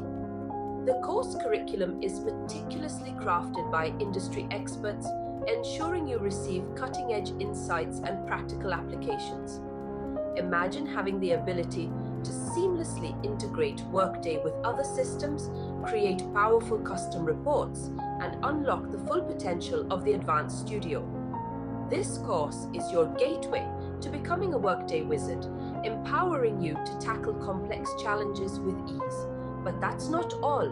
You will have the opportunity to learn from experienced instructors who have years of hands-on experience in the field. Their guidance and expertise will be invaluable as you navigate through the course material. Don't just take our word for it. Previous students have raved about the quality of the course and the transformative impact it has had on their careers. Join the ranks of satisfied professionals who have taken their skills to new heights. Act now and secure your spot in this exceptional training opportunity. Visit ZaranTech website below for full details on the training, including pricing and enrollment information. Elevate your career and become a Workday Integration, Advanced Studio, and Advanced Reporting Master today.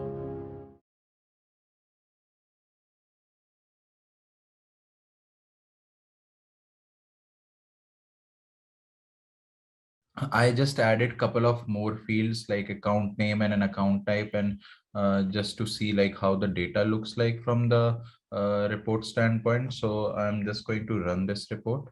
We were not getting the account number. The reason was the field which I was using was masked versus unmasked. So right now in this tenant, all the data is masked. Not all the data, I mean the account number, since it's a sensitive information. So I was using a field called account number. So I thought, let me try kind of do a hit and trial and using the account number mask. So the moment I used it, I'm able to get the data, but obviously again it's a mask in the form mask. So but though it's reflecting over here right now.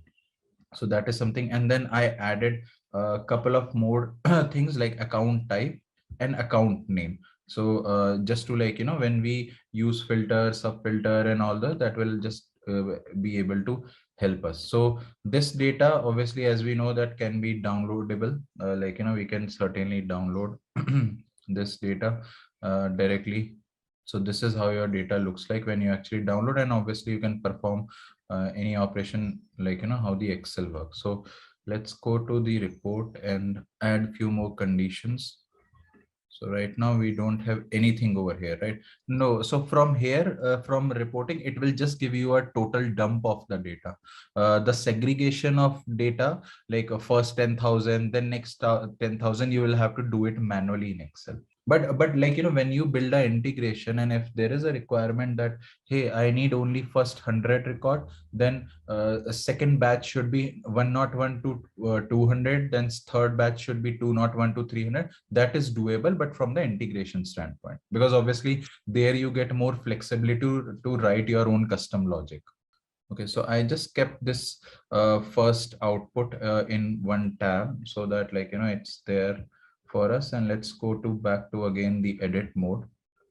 And first understand a simple thing is the filter. So obviously as the name itself suggests, it's a filter condition, which is like a where clause condition. So like in my output, I obviously have all these fields, and what filter does is that irrespective of fields, what is being printed or what is available on your report, you can actually filter with anything as in like which is obviously corresponding to your related to your the primary business object. Because always remember that the data source which you are picking is actually the key factor over here, because data source determines the primary business object. And then you can leverage any fields or business object which either are a direct deliver from a primary business object, or in case you want to use a RBO, which is a related business object, then there should be a proper linkage between that. So if you use want to filter it with employee ID, and why the reason why I'm choosing this field is like I'll show you like how this can be leveraged both as a hard coded filter or as a runtime prompt value. So over here, let's say if I just want to run my report for a particular record. So I'm just putting up operators, then you have the equal to operation. And then if you see this comparison type, this is where the actual engine processing happens. So if I don't select this and if I click on all, I get 4 options listed down over here. So we'll look into, so first 2 options are related to the prompt. So when you pick any of those options from here, they corresponds to the prompt tab, and we'll see how it works. While the bottom 2, value from another field or value specified in this filter. So let's say if I'm picking value specified in this filter, means this filter, what with what value I'm trying to do a comparison of which field, employee ID. So right now it's a hard coded value, right? So I'm making it a hard coded for this report to have a hard coded value. And when you actually run it, it just gives me a result set for in the background, because the engine itself is interpreting that, hey, just run it for this employee ID. So let's keep this output also open in, so that, like, we could do a kind of a comparison when we look at each of the things and modify as we go. Now again, I'll go back to the edit mode. I'll go back to the filter condition again. And this time when I'm saying employee ID is equal to, right, in this case I do not want my report to have a hard coded value, because obviously if it's an exposed as an API, or if it's running in the production environment, obviously the client would say that would want them to enter the value, right, not the a hard coded value or something like that. So in that case you get two options: prompt the user for the value, and then second one is prompt the user for the value and ignore the filter condition if the value is blank. So if the second option is selected, and if your client or user is not supplying any value, then it will ignore this filter condition. So let's pick up the first one: prompt the user for the value. And you have to create a, so what Workday is doing over here is, Workday is creating a prompt by itself, a default prompt. Right now you will say that what is this default prompt? Over here you are basically trying to create a prompt as in, which do a comparison of any supplied value to this report, which could fit into your employee ID. So I selected this default prompt over here, and now comes the picture of this tab called prompt. So I go over here, and you see right now there are no default prompts, right? Workday has defined it. So to get all the prompts automatically available, what I'll do is, there is a checkbox, populate undefined prompt value. So the moment you click over it a single time, you will see that same default prompt gets listed over here. Now what it depicts basically, so it says that Workday has created a prompt whose name is default prompt, and what it is trying to compare with the value is employee ID. And employee ID is a field in the Workday. So whatever the client gives a value in the default prompt, it will try to relate with this field and check if there is a value existing in the system, and will try to run the report based on that logic. Right now, a few more options which it gives from the UI standpoint. So label for the prompt, like what do you want to look and feel when it runs? So let's say I am giving enter employee ID. So it's a kind of a label which will make it things more meaningful. XML, again, you have to keep it like this. You cannot have spaces in between because it's an XML, right? So it's a key value pair. I mean, it's a key. So employee underscore ID, which gets auto populated by Workday. Now, again, Workday gives you more flexibility. Whether you don't want to have a default value, or you want to have a specifier default value. So we'll see to it first, and then obviously whether this prompt is a required parameter or not. So we'll say required, right? And let's just give it a try now, how it actually looks like. Basically what I was just explaining is prompts are a way of a filter, or in a SQL or a rational database, you can think it of as a where clause condition, where it lets you, or as a user or as a client, to supply a runtime value, right? And whatever value you supplied as a launch parameter, in the background, a report will be interpreted in that manner and run your output accordingly. Let's stay in this case. So let's pick up a value over here. We supply this value, which is a runtime value. And now if you see the output, it is basically on the runtime value. So let's keep this output also open. And again, we go to this report and modify it. And this time, so what we did was, when we ran this output for employee 21002, we saw that the default prompt did not had any value, right? So this is what also one more thing, what Workday gives you a flexibility when we looked at the prompt section, that you can supply a, you can give a default value also. So if you give specify default value, so let's say I am giving a default value 21001, right, over here.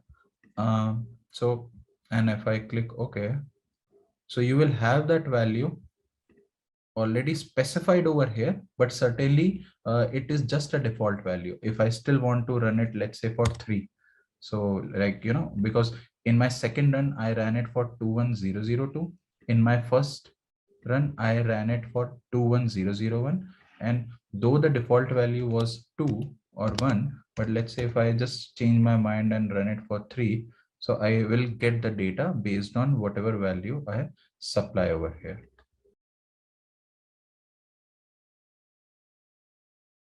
Again, going back to the edit mode. And when we talk about these filter, right, so filter basically, like as you see that, you know, when I had provided this filter, because we are trying to filter it based on the employee ID, and for the employee ID we gave that the value for this filter should come from a default from. Hence you can have multiple values depending on the condition, because under the where clause also you might have or end condition. So right now there is a single condition, and how Workday also gives you that condition to be read as a text. So how you can read it as a text is employee ID equal to from user input. So run this report for the employee ID, whatever the value is being supplied by the user or whatever input is given by the user. And certainly you can add a multiple condition over here, and Workday gives you a flexibility that whether you want to run these condition in and mode or mode, right? So like, you know, it certainly you can choose operator, and based on that your logic will run like, you know, the operators. So same way your even the output will come, like whether you are looking to kind of concatenate two conditions or one condition. So let's say if we are, let's say if I am picking this report and I'm providing, second, this is employee ID. Okay, so right now we'll just see to it. So this is based on the filter condition. Now what is sub filter? So filter, as you see, so the very first logic which you have to understand, a kind of a difference between a filter and a sub filter is, filter is always used to filter your report data output based on the fields which are related to the primary business object. So now going back to this report definition, the first column, right? So our primary business object was worker. And what are the fields associated with the workers in this field?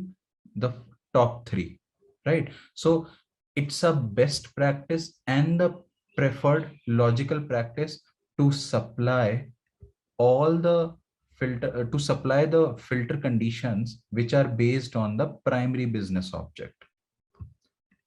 That is the key factor when it comes to the filter. Now what is sub filter? Sub filter is recommended and is actually meant to be used based on your, if there are any related business object in your report definition. Like, you know, if you are pulling the data with the help of your sub filter, then sorry, if you're pulling your data using a related business object, sub filter is basically used to filter based on your relation based on your related business object. So in this case you have used a relation related business object as payment election,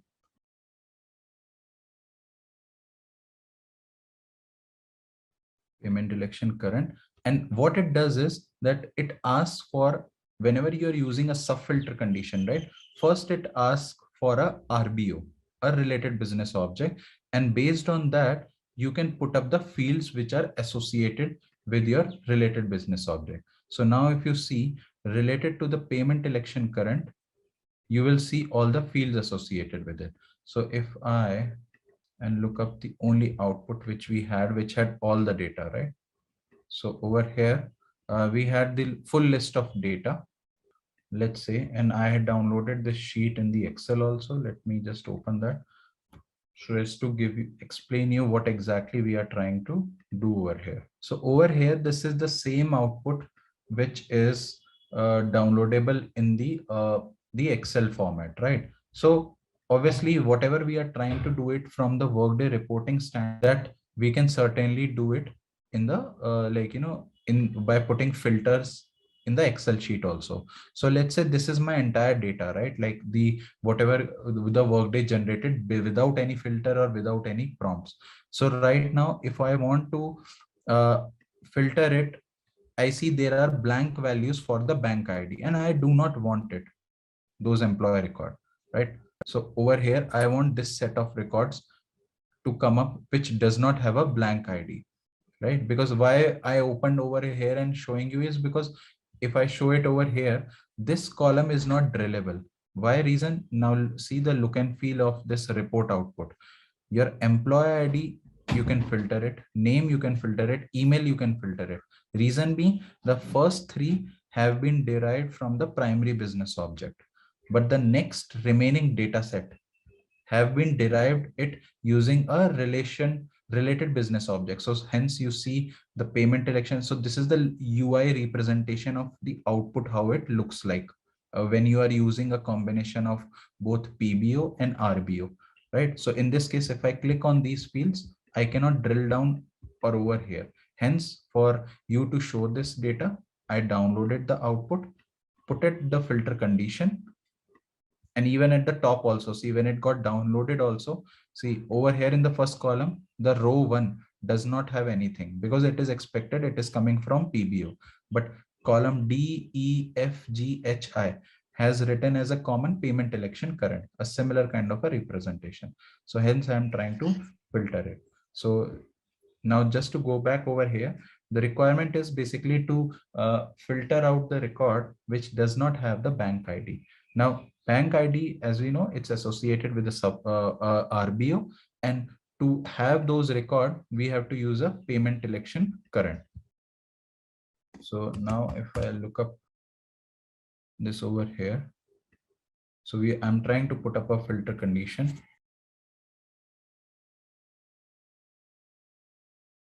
Is not blank, right? So this is my sub filter condition. Now I will show you, I will tell you how this execution actually happens in the background, because now you would say that we have a filter condition, and over here, what I'll do is I will, and let's see if we have any employee ID also as blank. No, we don't have employee ID. Do we have name as blank? Employee email address, I do see blank. So what we can do is, instead of using employee ID, we can use, and which email address we used, obviously since we used a lot of email, there are a lot of emails, we use the email the field which says email primary work. So under the filter condition, email primary work is not blank.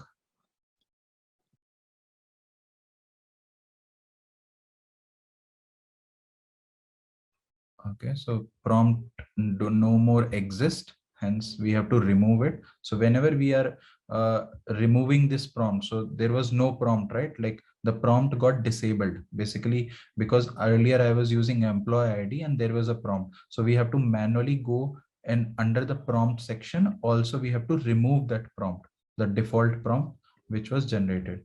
So now under the filter condition, we have email address primary, which is not empty.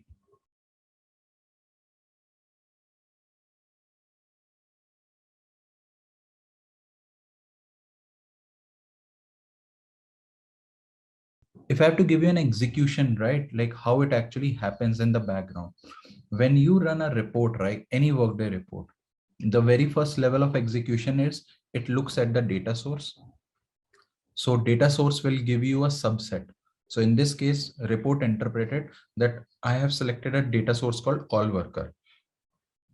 And all worker means that it comprises of active and terminated workers, which and worker, as you know, it's a combination of a population which is a full-time employee plus the contingent or a contractor population, plus it also contains future dated workers, right? So that's the first level of filtration what Workday does.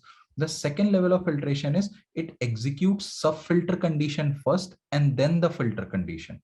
So that is how the execution happens. And sub filter condition will only get executed if your report has any RBO, any data which you are pulling using a related business object association or a linkage.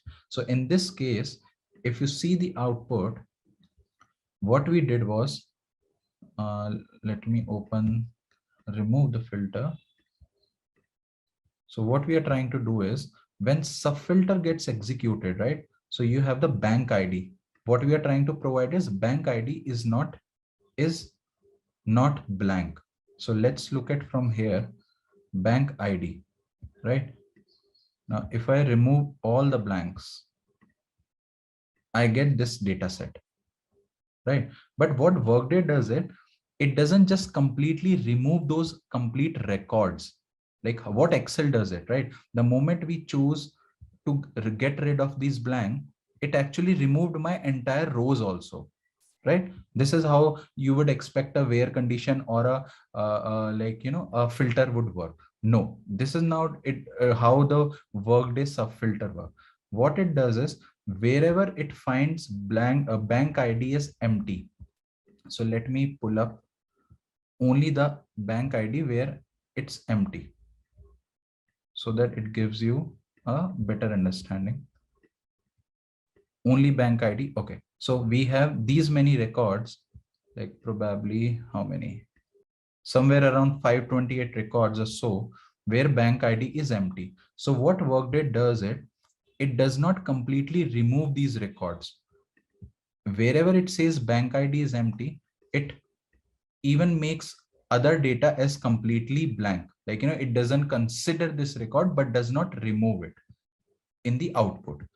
Then executes the filter condition. So you will have the primary email work address is not blank, which is our primary condition, right? Now, if you want to make sure that even the total, all the records wherever bank ID is empty should not come up in your file, right? What you have to do is you have to provide the same condition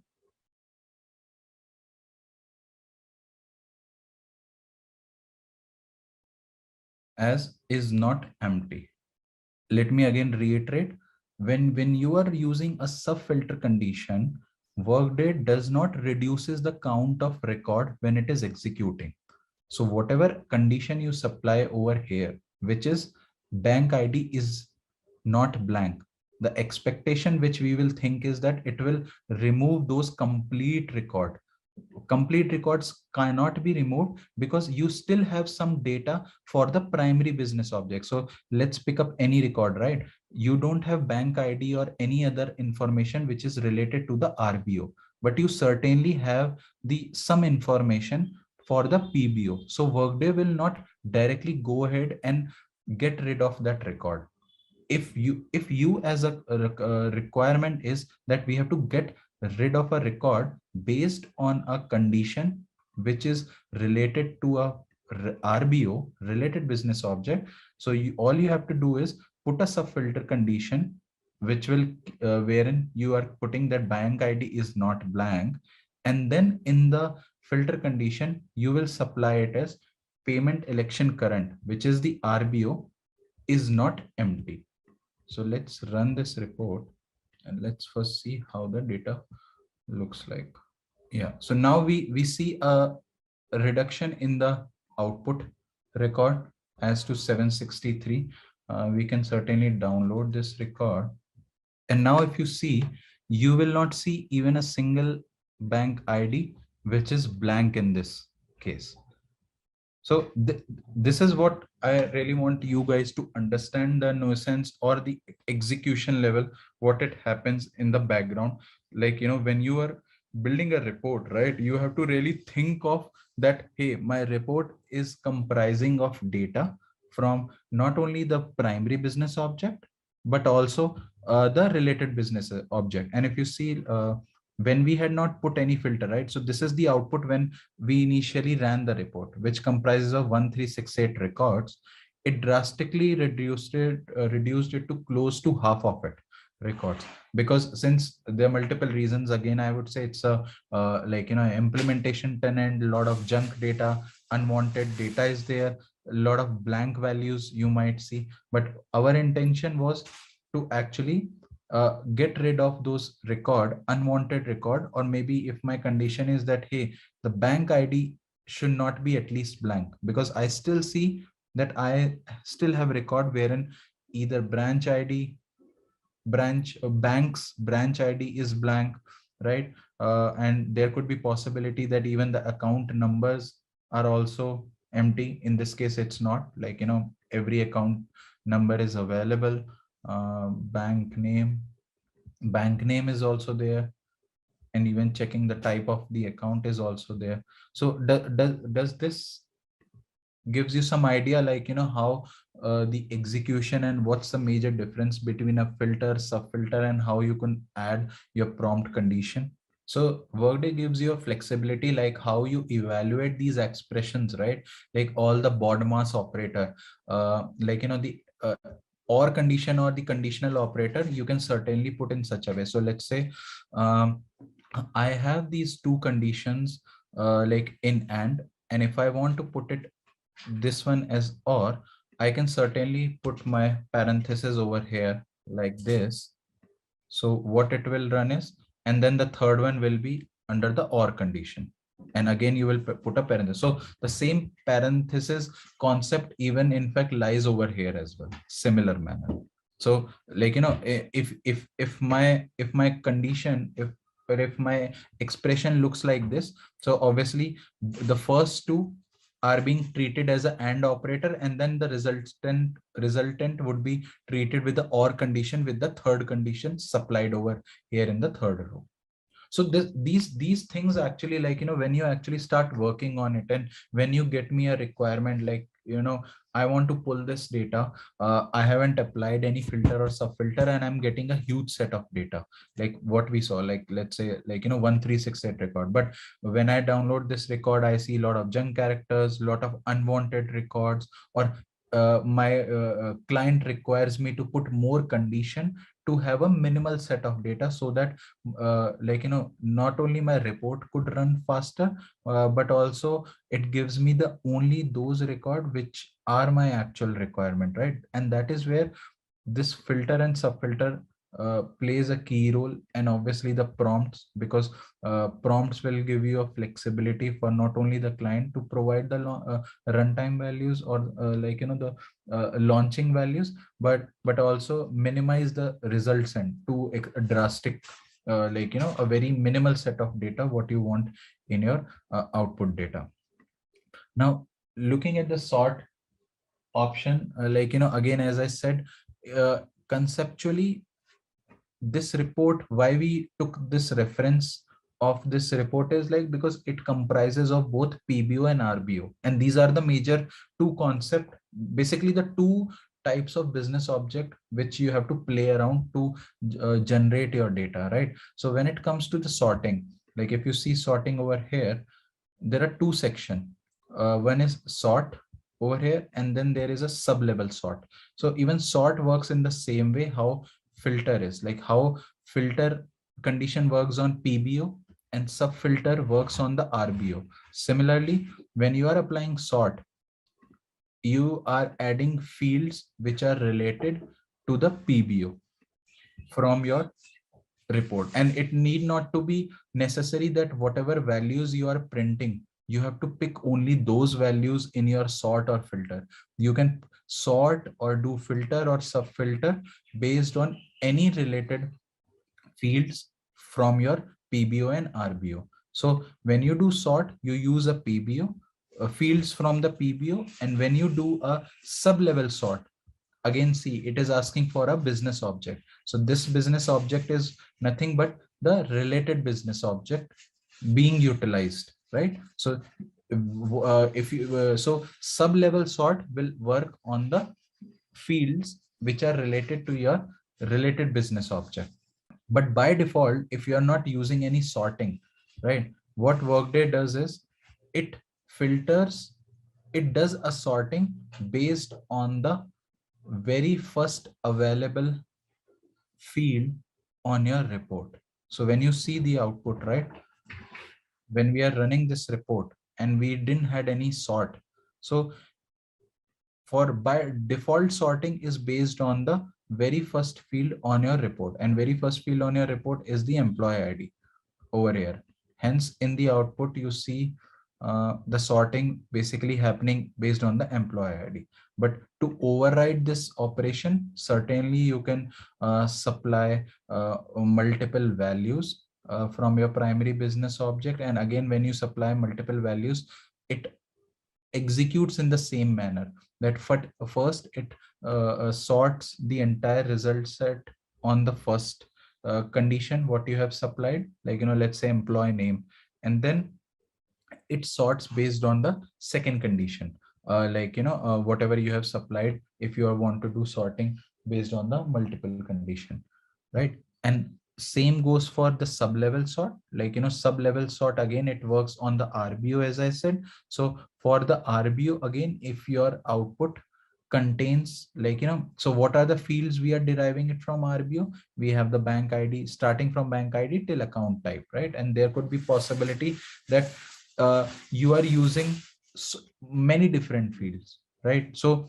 it again picks up or sorts based on the very first available field from the RBO. It takes that as a default and then sorts your data based on that when it is printing on the UI front. When you actually, like, use a prompt right over here. So remember when we used a prompt, so prompt has a close association with a filter. And in fact, even in the sub filter, you can actually add those prompt. So both filter and sub filter have an association with prompt. So when you create a prompt, so let's say if I am adding a prompt over here,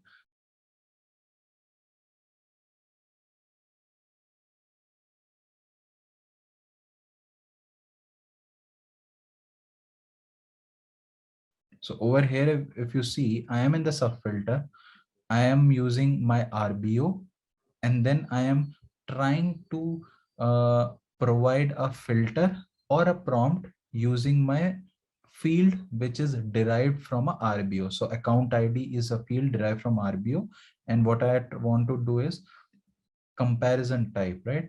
So again, if you oversee, you get all the option, like, you can pick up prompt the user for the value. And in this case, let's assume that you have multiple prompts. So if you have one prompt in filter, employee ID, and employee ID is based on the PBO, right? Because we are in filter.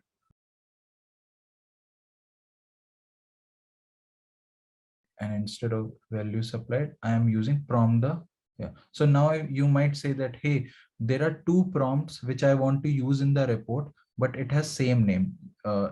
Over here also default, and over here also default. How will I know the difference when I click on the prompt section? So the best way is, what you can do is, you can click on cross button and just enter it empty, and instead of using default, you can just pick up prompt one. So prompt one for here, and you can click again over here and prompt two from here. So you will now know that, hey, my prompt one means I have to supply an employee ID. And what is employee ID? It is a field from my PBO. What is my prompt two? Prompt two is account type. And what is this field coming from? Account type is basically coming from my RBO, which is payment election current. And obviously, we would know that, hey, RBO can only happen in subfilter, and PBOs fields from the primary business object can only be applied in the filter. So that is like a rule mantra always you have to remember, so that it makes your life easier to add these values. Now the moment I go to my prompts, so I don't have anything, right? So you have to click on this checkbox, and now if you see, those prompts gets auto populated. So you have employee ID corresponding to prompt 1, account type corresponding to prompt 2, and then you can obviously set up some meaningful name, enter empid, and then again it will ask whether you want to have any default values. So multiple option, specify any default value, no default value. If you choose something called determine default value at runtime, right? So in that case, it may ask you, like, if you are looking for some value from some other field or something, but that we'll see later, like, how this option works. But right now, either you can supply a default value or a no default value. And then obviously you would want them to be made mandatory. Like, the client should actually supply this value. They should not ignore it. So now when I'm trying to run this report, it is asking me to enter the employee ID. Now see the difference. Employee ID is a free text. I can type anything, right? Because it is asking the user to provide a value, a legit value, right? But if you see the account type, it is like a search, a kind of a drop down list. So whatever account types are being configured in Workday, it gives you a list of those and ask you that, hey, what values you want to pull in, like, for a particular employee. So now if you see, Logan McNeil had multiple account related to both checking and saving. But in this case, when I gave the value as account type as only checking and employee ID, obviously corresponding, it is pulling me only those bank record. But does that make also similar from the logic standpoint, how these reporting gets evaluated and extracted? I mean, this is just for my own personal information which I wanted to check. So this is how, like, Workday is making, I believe, a bit easier, that Yeah, exactly. when we are putting these condition. And now if you see over here, remember, like, in not so sometimes it gets difficult to read these condition or this table. Hence Workday is giving it in a textual format, that what it is trying to do is parenthesis, email primary work is not blank, and then and condition, payment election is not empty, and then and of this one is being evaluated against and of employee ID. That gives more flexibility over here. Now, an important thing to notice as we have this output coming over here is, uh, remember, like, when we were talking about the APIs, right? Like, how these reports can be exposed as an API. So I told that you go to the action items and then you pick up the web service, click on the view URLs, and obviously you can give the same. So now here is the representation of the same data, which I thought it will make sense now to show you how the similar interpretation of this data looks like. Obviously, I ran it. Let me again run this report for the same employee, for the same account type. So we had picked saving. Okay. So now if you see over here, you have ID, name, email, bank ID, branch ID, all of this information, 2 bank records, right? For this. And let's read how this XML looks like. So you have the namespace, as we had already seen. This namespace, the entry moment for each record, like, here, what is the record? It's 21001. This record has multiple instances, right? So same employee, Logan McNeil, has multiple instances of record. So basically it has 2 rows, right, for the same employee, because there are 2 bank accounts. Or think of, there are 5 dependents for this particular employee, so there will be 5 rows for this particular employer. But when it comes to the representation in the XML, sometimes things may vary, and hence it's the downstream system's responsibility how they want to interpret the data. So report entry, wherever you see, it means the root element or the root XML. So the root is this employee, basically one record. So if there were multiple records, there will be multiple root entry key or the tag. So since this report has only single record coming in, so only single report entry tag. So let me expand it. Now you see the employee ID, you have the legal name, you have the primary email address, right? So you have the three values listed down here. From bank ID till account type, these values have been derived from a main XML tag called payment election current, which is a RBO in terms of Workday. So see how it is being extracted. So you have two rows basically for payment election current. You have one over here, payment election current group, and second payment election current group over here, two records. So if I expand first one, you have this record. As you can see, I mean, unfortunately, in this case, both the records have the same data, but definitely if the records had a different data, we would have got two different, you would have be able to differentiate. So this is one record. If I expand the second payment election current, you have the second record coming in. So while using this XML, which has been exposed as an API, your downstream system will have to write a logic in such a manner that you have to iterate in a way that first they have to find out a root element, then they have to use a looping for each, or like, you know, a loop wherein they have to loop in to check like how many sub records are present for each record of the root element. Does this make sense?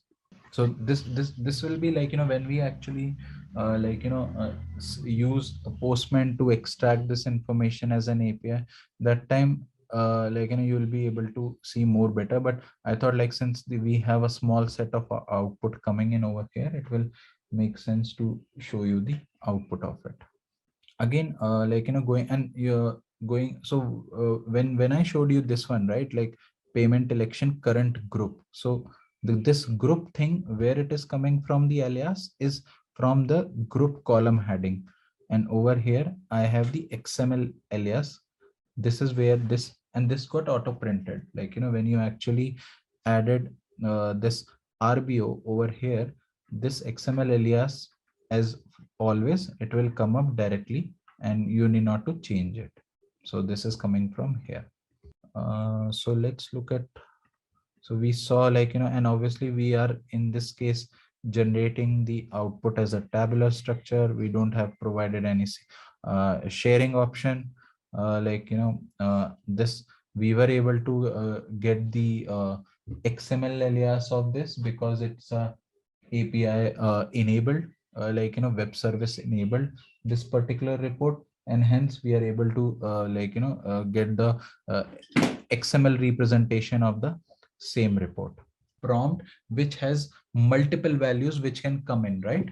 Right. So see, it depends on, like, you know, the what kind of prompt it is. So let's say if there is a prompt of type country, like, you know, a list of countries. So in the prompt itself, you can have all the list of countries enabled, and you can pick and choose which all countries you want to select it. Oh yes, it does in when you're, yeah, it will come up when you're running this value, right? When you have this, so see, prompt, as I said, it is always associated with your filter condition. So what you would do in that case is like, you know, when you're supplying the value, so let's say if there is a country field in the filter condition, you are basically supplying all the values over here, like list of values. So what you will do is you're supplying a list of values over here, and then under the prompt section, when you say, like, you know, default values, yeah, that all, see, very first thing is that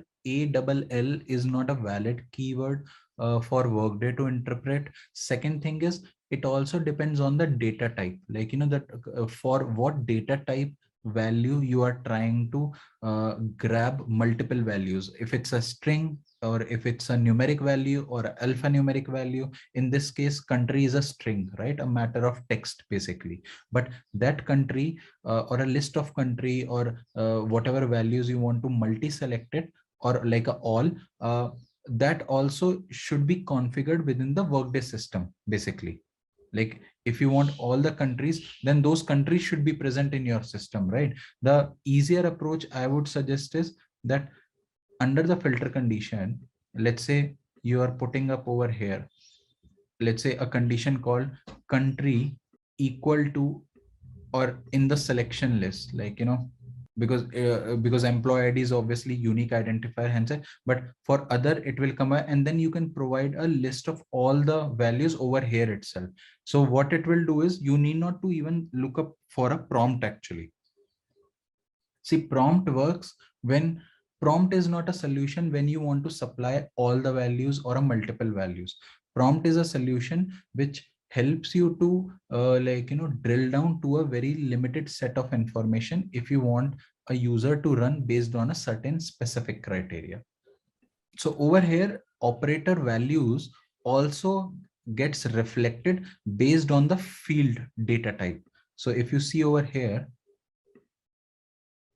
see the values it is coming. So it is reading this employee ID and trying to give you a kind of all the possible operator condition, like not equal to, or starts with, because it has interpreted that employee ID is kind of a string, right? So hence all the operator what you are seeing over here, or string which is a numeric in nature, right? So obviously it has interpreted in this manner that you are trying to see only those operator which are in related to a string in a numeric manner, or a numeric. If there is some other kind of, let's say, a date parameter, right? In that case, this operator subset might have some different set of values. So in that case, what you can do is, you will have to add multiple employee ID. Let's say if you want to run it for 2 employee IDs, then you can put it as a or condition and run it for 2 employee IDs.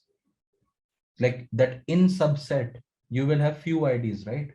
You're getting my point? Like if you have multiple, or in that case, if you want to directly select it from the employee only, then let's say if we can use a worker itself and give a multiple values. So when I'm using a worker, then definitely I will be able to do a selection in the selection list, and then supply the pick up the values from user. So over here, see, now this becomes like a, instead of free text box, now it's a values where you can pull it from multiple employees. Now you can supply multiple values.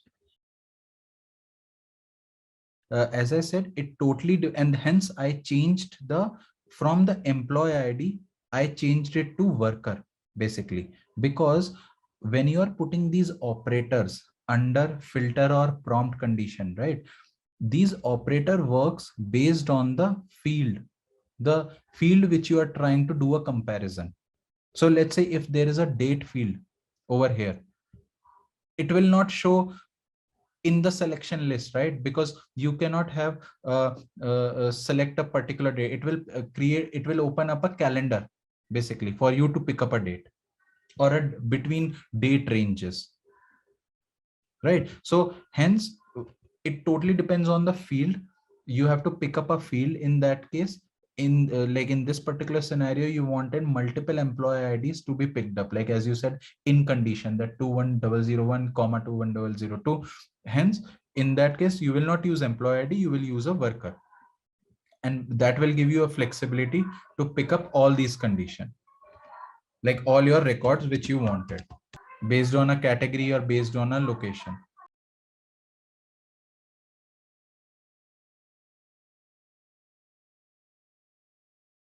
Few of the things. An important thing which I also wanted to highlight over here is, so when we actually create a report, right? And I was talking about the kind of a types of report, basically what all options we receive right over here.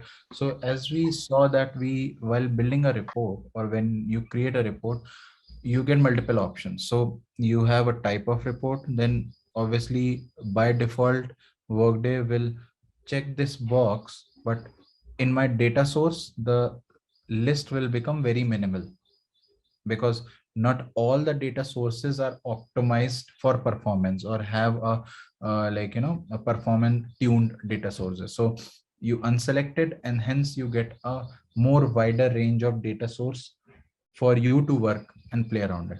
But let's look up what are these types of report are.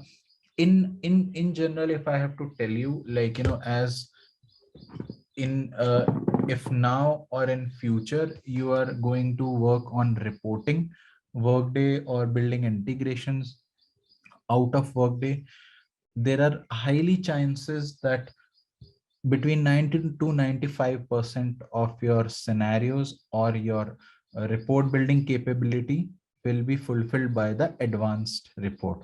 The reason being is that advanced reports are helping you to use uh, all the concept which we saw, whether it's the filtering, sub-filtering, sorting, using PBOs, using RBOs, and that's a kind of a differentiation between these report. When we talk about simple report, these do not give you flexibility, and there is a document also, like a page liner, wherein you can see that kind of a difference between here. So advanced report helps you to get the data based on PBO, RBO, and all of it. You can do sorting, filtering, and all of that.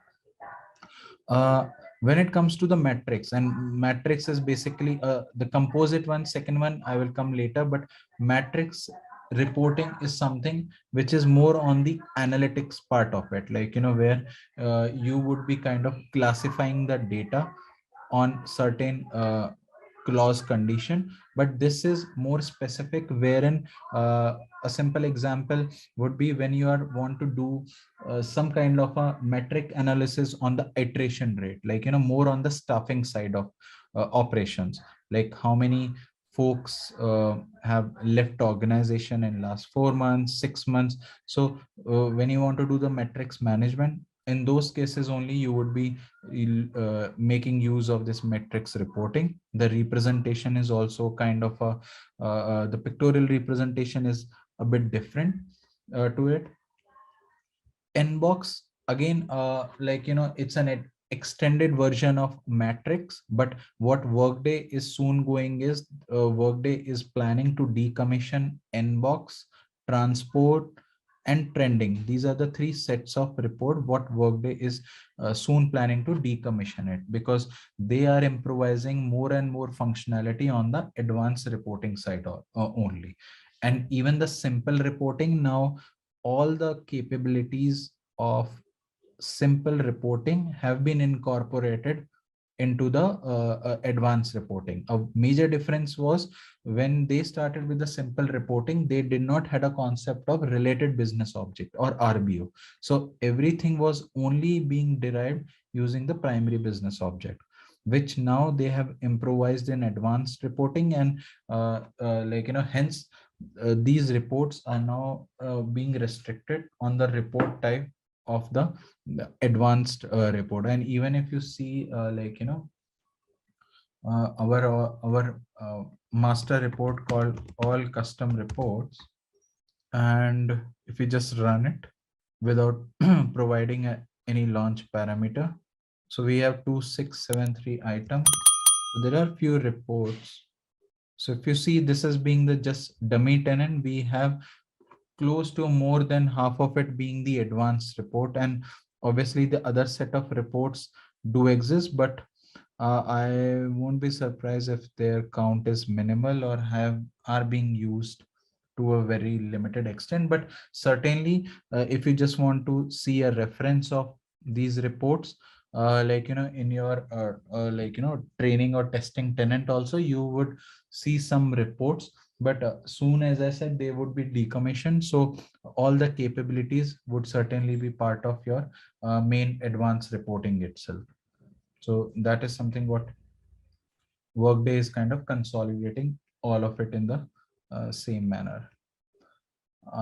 Data sources, we saw temporary report again, like, when you build a report, the temporary, it will be there for a period of a week or so, but certainly you can make them over like as a full complete report, so that they won't get deleted from your the tenant or the system, and they will stay there over a longer period of time. We saw all these options. How do we add related business object? Yeah, so this was the option. So for this report, my option, because since it's a testing tenant, and that is not allowing me to enable or disable this temporary report, right? So in general, when you work on your own tenant, you will have this checkbox enabled, and always make sure that if your report is important, this checkbox is not enabled at all, because else what will happen is it will just remove your report from the system, and you will not be able to grab this report again. And this particular document, which I'm just actually going through, this will certainly be shared with you. I'll be sharing because this is something for my own reference also, because it's a more in a structured manner. You will have an access to it. I'll be sharing it a later point in time. So one more thing which we actually didn't discuss is about the scheduling of these reports. So now certain time there are scenarios where you do not want your system, you do not want individual folks to run these report in the production environment on regular basis, and rather you would want them to be scheduled so that the output can be generated and is available within the system. And hence this notification and inbox capability helps, wherein your output gets generated and stored over here, which can be downloaded at a later point in time. So how do we schedule these reports? So when coming to scheduling, there are multiple options. Either you can run now, which is similar to the run option, like you are running it at this point in time, or else you get multiple options, like whether you want a daily frequency or a weekly frequency or a monthly occurrence of the same report, or just in case you want to run this report only once in the future.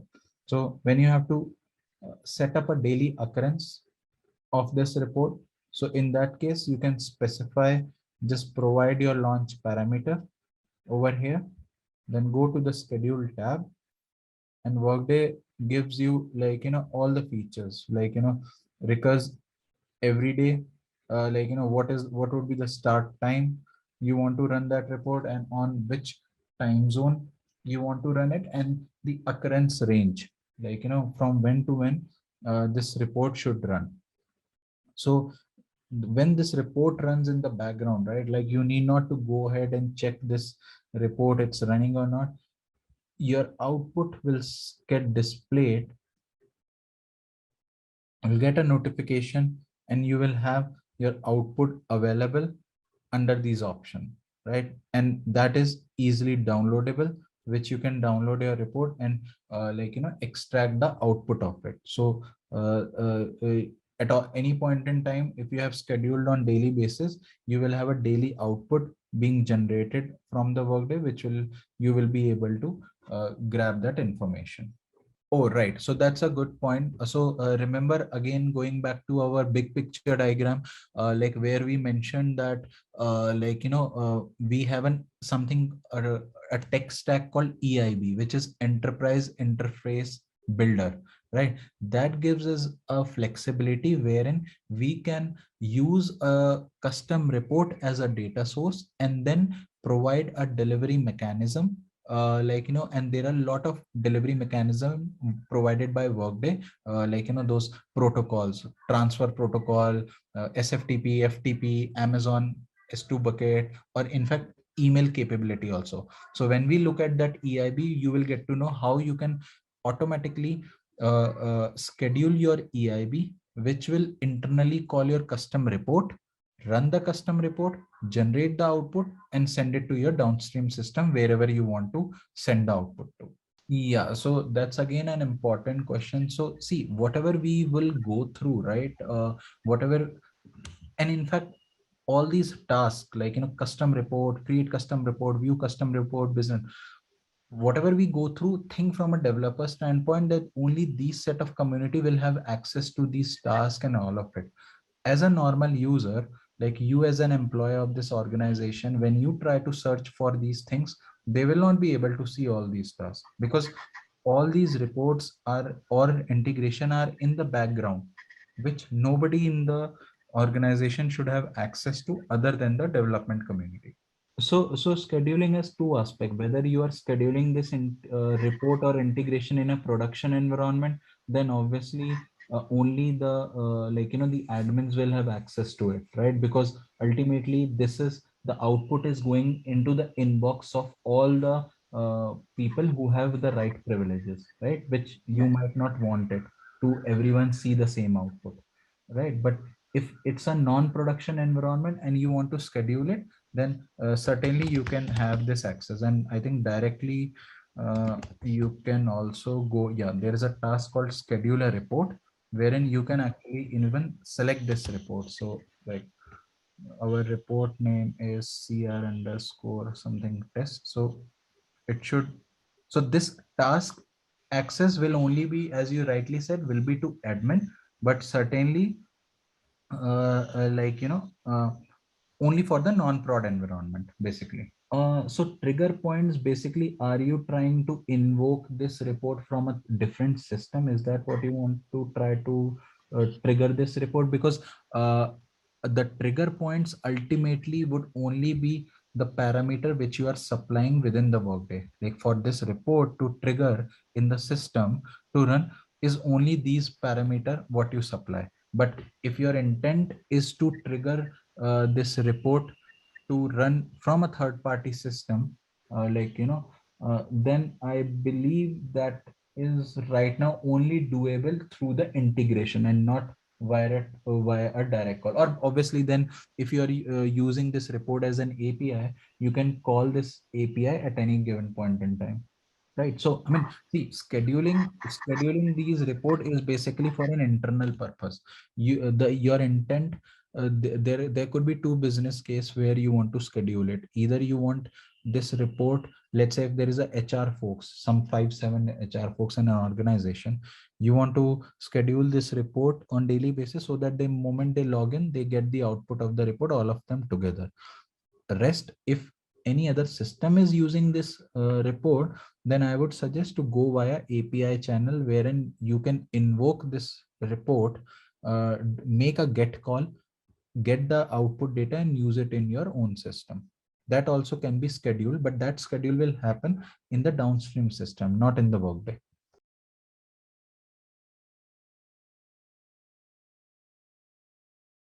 So if you're looking at these options, right, there are sometimes when there is a pipeline enabled in a way that you want a data from workday, but at a certain point in time wherein your previous system, so let's say look at a pipeline that workday is a middleware system. There is a source, there is a first system, then workday is a second system, then there is a third system, right? And you want to create a pipeline that for from first system data is coming as an inbound to workday, and from workday it should go to the third system. So when you are providing that kind of a pipeline kind of a mechanism, like ingesting a mechanism of data flow, in such cases you need to maintain a kind of a dependency also between the system, in a manner that if the first system itself is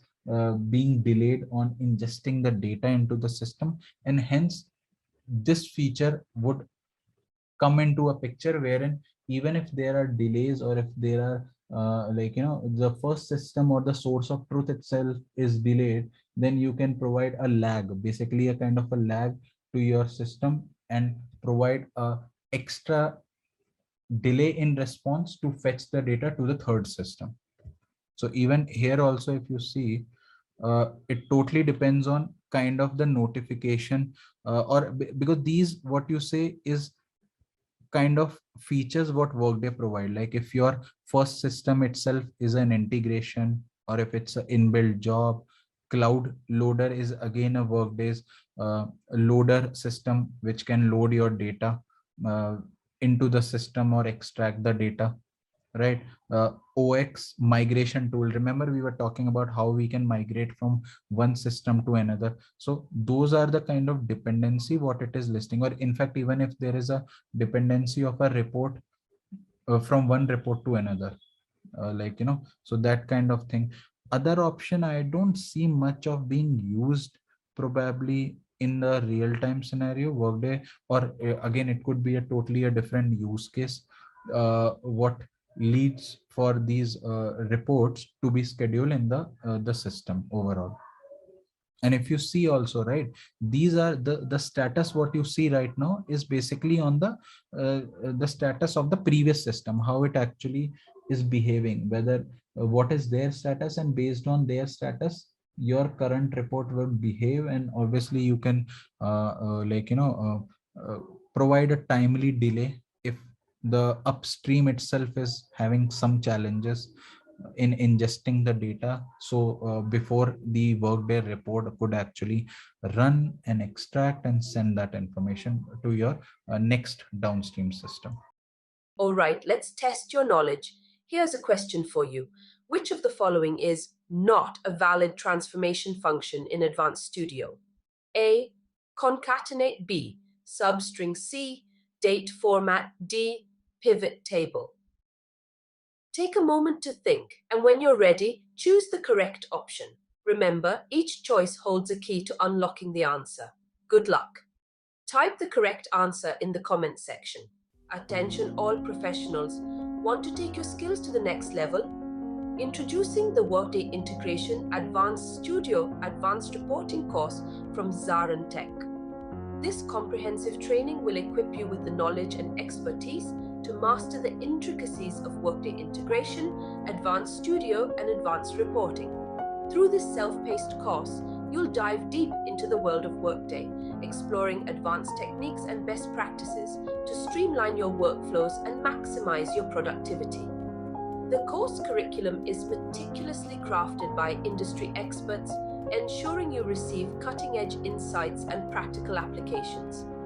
Imagine having the ability to seamlessly integrate Workday with other systems, create powerful custom reports, and unlock the full potential of the Advanced Studio. This course is your gateway to becoming a Workday wizard, empowering you to tackle complex challenges with ease. But that's not all. You will have the opportunity to learn from experienced instructors who have years of hands-on experience in the field. Their guidance and expertise will be invaluable as you navigate through the course material. Don't just take our word for it. Previous students have raved about the quality of the course and the transformative impact it has had on their careers. Join the ranks of satisfied professionals who have taken their skills to new heights. Act now and secure your spot in this exceptional training opportunity. Visit ZaranTech website below for full details on the training, including pricing and enrollment information. Elevate your career and become a Workday Integration, Advanced Studio, and Advanced Reporting Master today.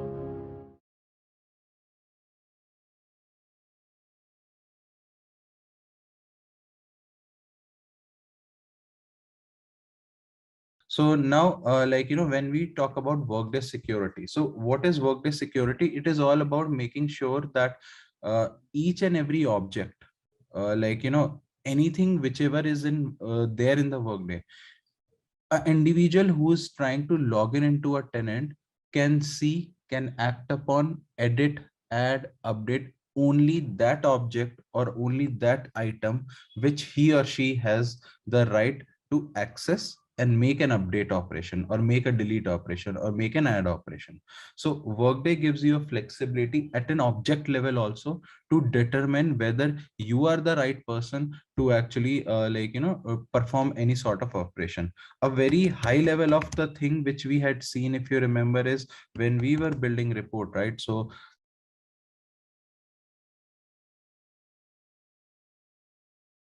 I'm just going to open the report, and what I'm trying to over here explain is a very small miniature of, like, the security aspect we had seen, if you remember, under the share tab, where I was talking about that when you actually create a report for the first time, this is how the security looks like from the Workday standpoint.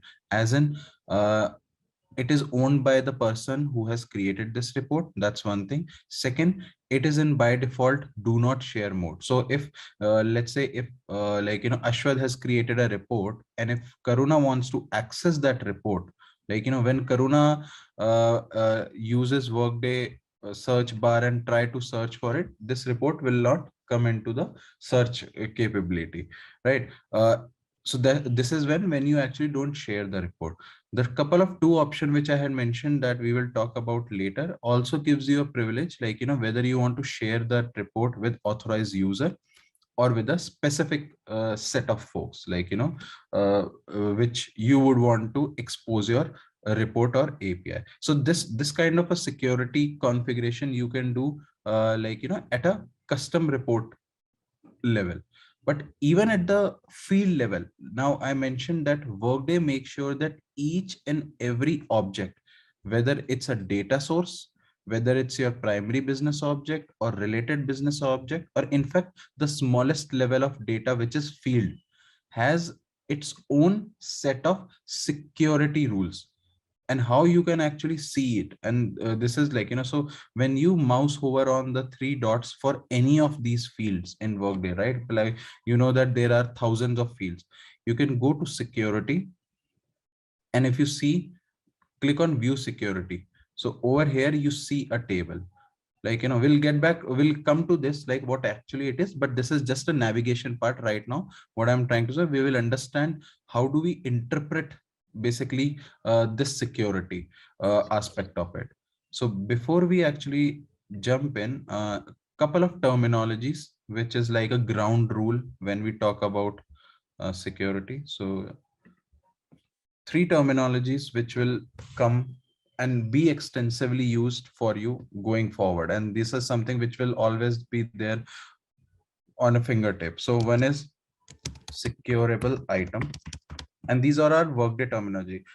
Is my screen visible, or you want me to? Yeah, Yes, sir. Yeah, that is visible. okay. So one is securable item. This is the first terminology. We'll see what it is. Another is security policy, and third is security. So these are the three concepts which, and these three concept completely helps you understand the entire Workday security model, underlying security model.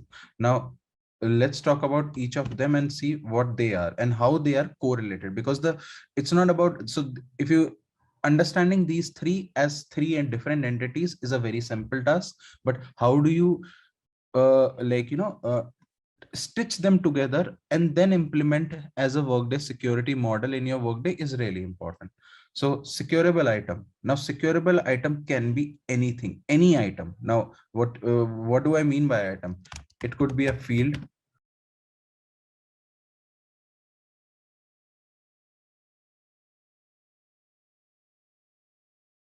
So a securable item can be any Workday field. It can be any report. It can be any data source, a data source filter, etc. And we'll see what exactly you mean. Like, we obviously know what is field, what is report. So a combination of all of them can be called as a security item. Now, what is security policy in terms of Workday? Security policy are kind of a set of rules which Workday has predefined. Now, you cannot create your own policy.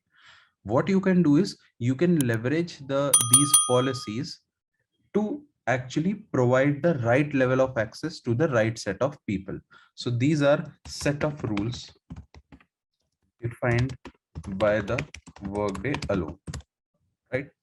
And third player in this game is called a security group. Now security group, think of it as a basically a group only, which may or may not have multiple users. Now, these users, right? So if you see, I mentioned that security group contains a set of people, a set which may or may not have multiple users. So a security group can be a single person, like, a single person, a single user attached to it, or it can have multiple user. And now these user, you might say, who are these users? These users could be actual users or fictional user. So actual users, obviously people like you and me, right? The actual developer who are fictitious users, right? So the actual users are people like you and me who actually have login credential, get in the tenant and perform certain operations.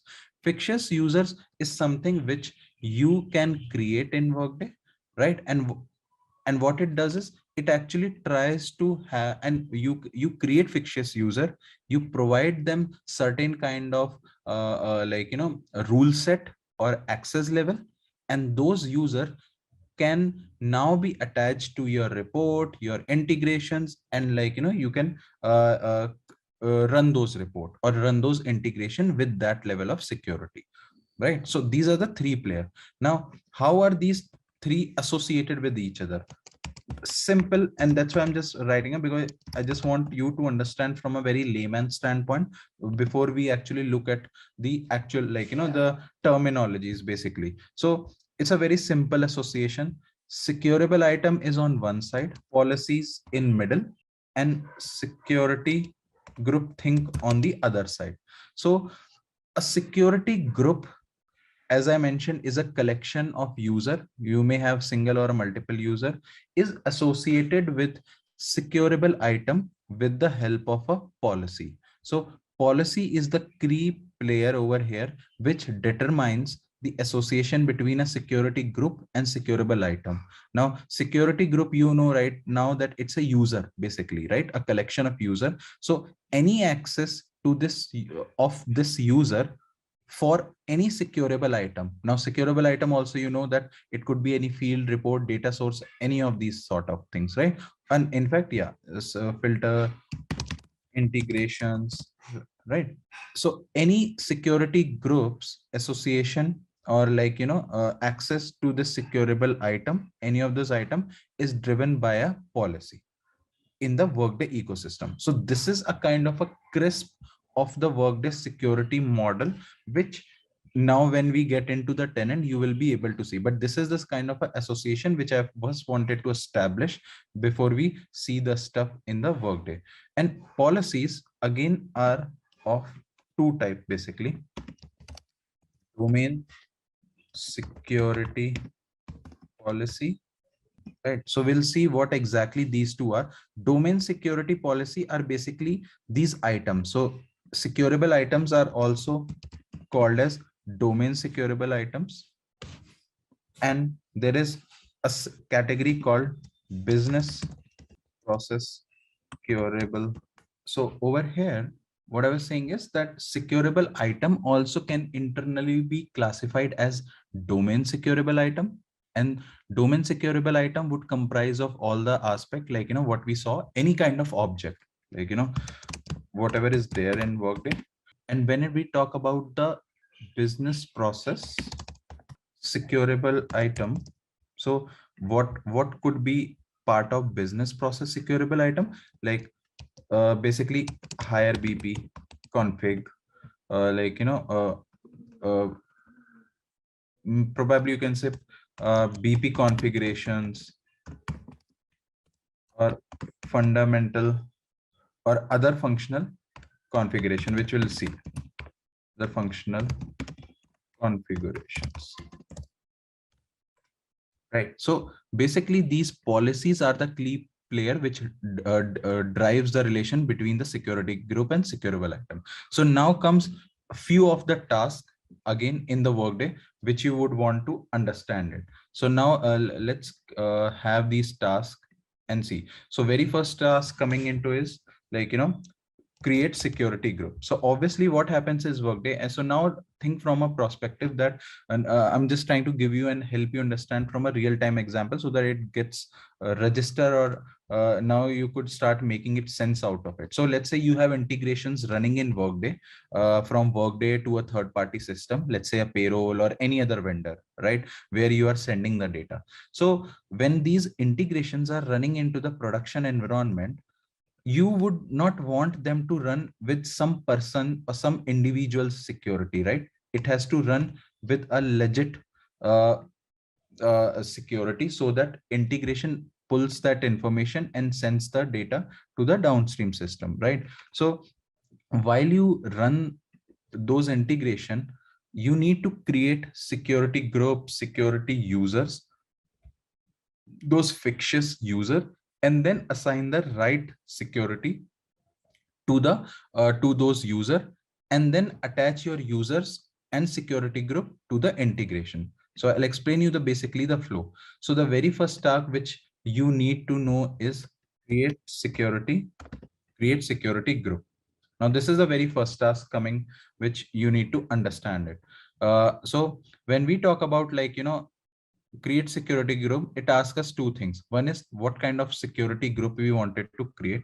Now here we are talking about purely from a tech standpoint, like, the technical aspect of the Workday, right? Because this is where we are more interested and in line towards it. So whenever we are creating a security group and it is asking for a type, we are going to use something called unconstrained integration system security group. Now, what do we mean by unconstrained? When we pick it up, constraint, you see somewhere it's constraint and unconstrained, and then there are so many different types of the type of a security group, but that is from the functional configuration standpoint, and our main focus is to understand from the entire tech standpoint, like, the APIs, the integrations, the reports, what we are trying to use or what we should be ideally using it. So unconstrained versus constrained means that whenever you are picking up a security group template, unconstrained, Workday is giving you a liberty to provide the right set of policies internally and attach it to your security group over here.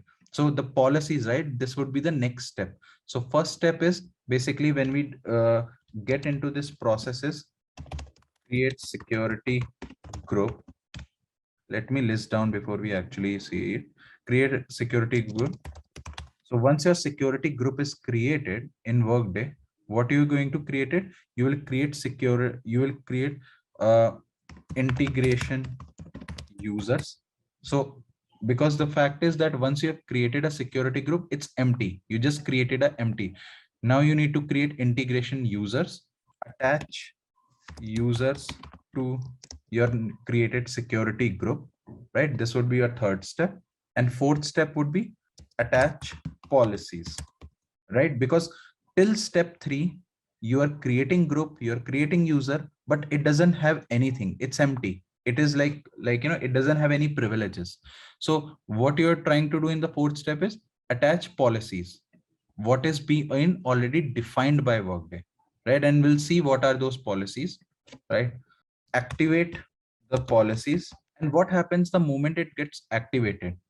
Whatever policies you have attached to this security group. So we are attaching this policies to security group.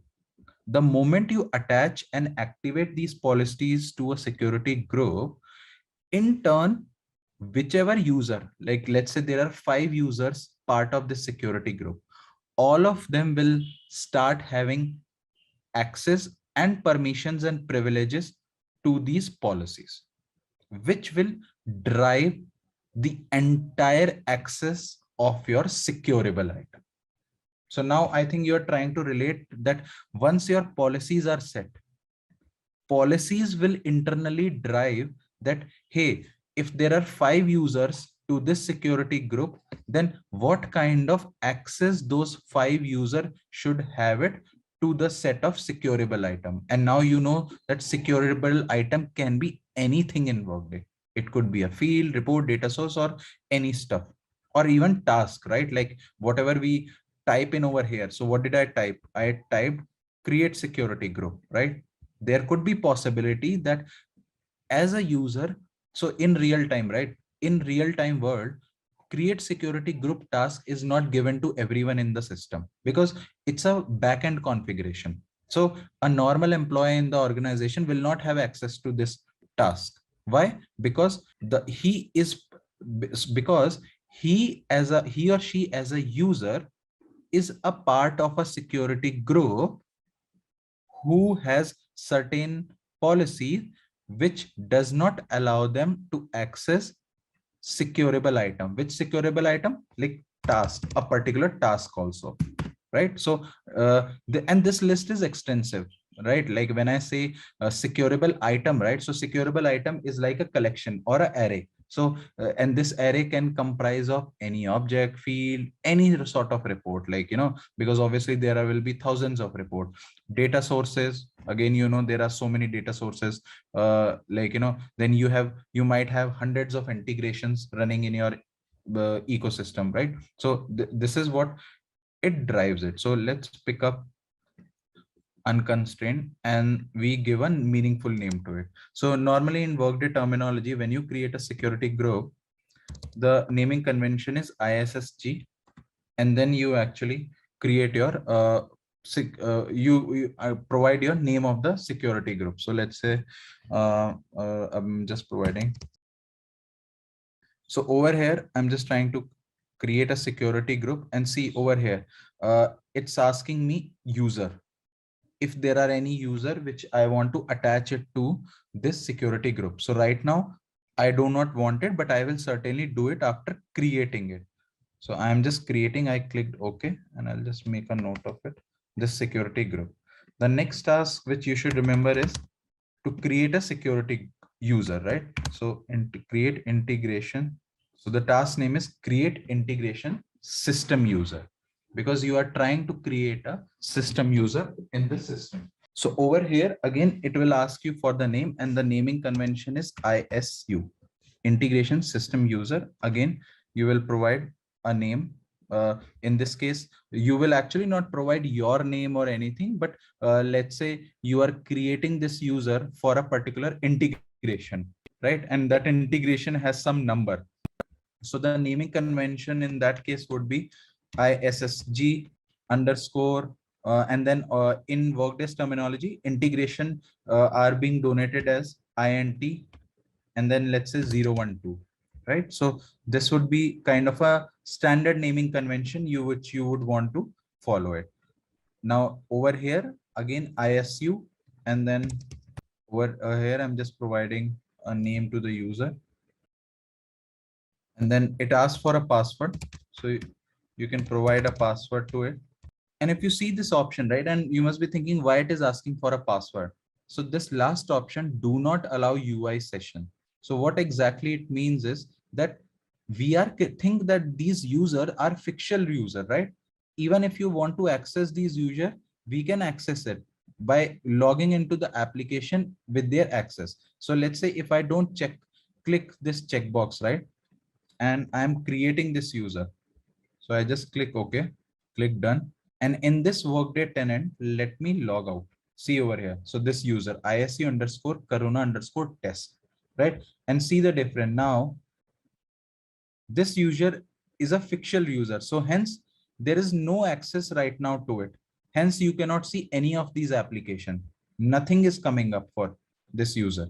It is completely blank. Even if you type for basic task also, nothing would come up.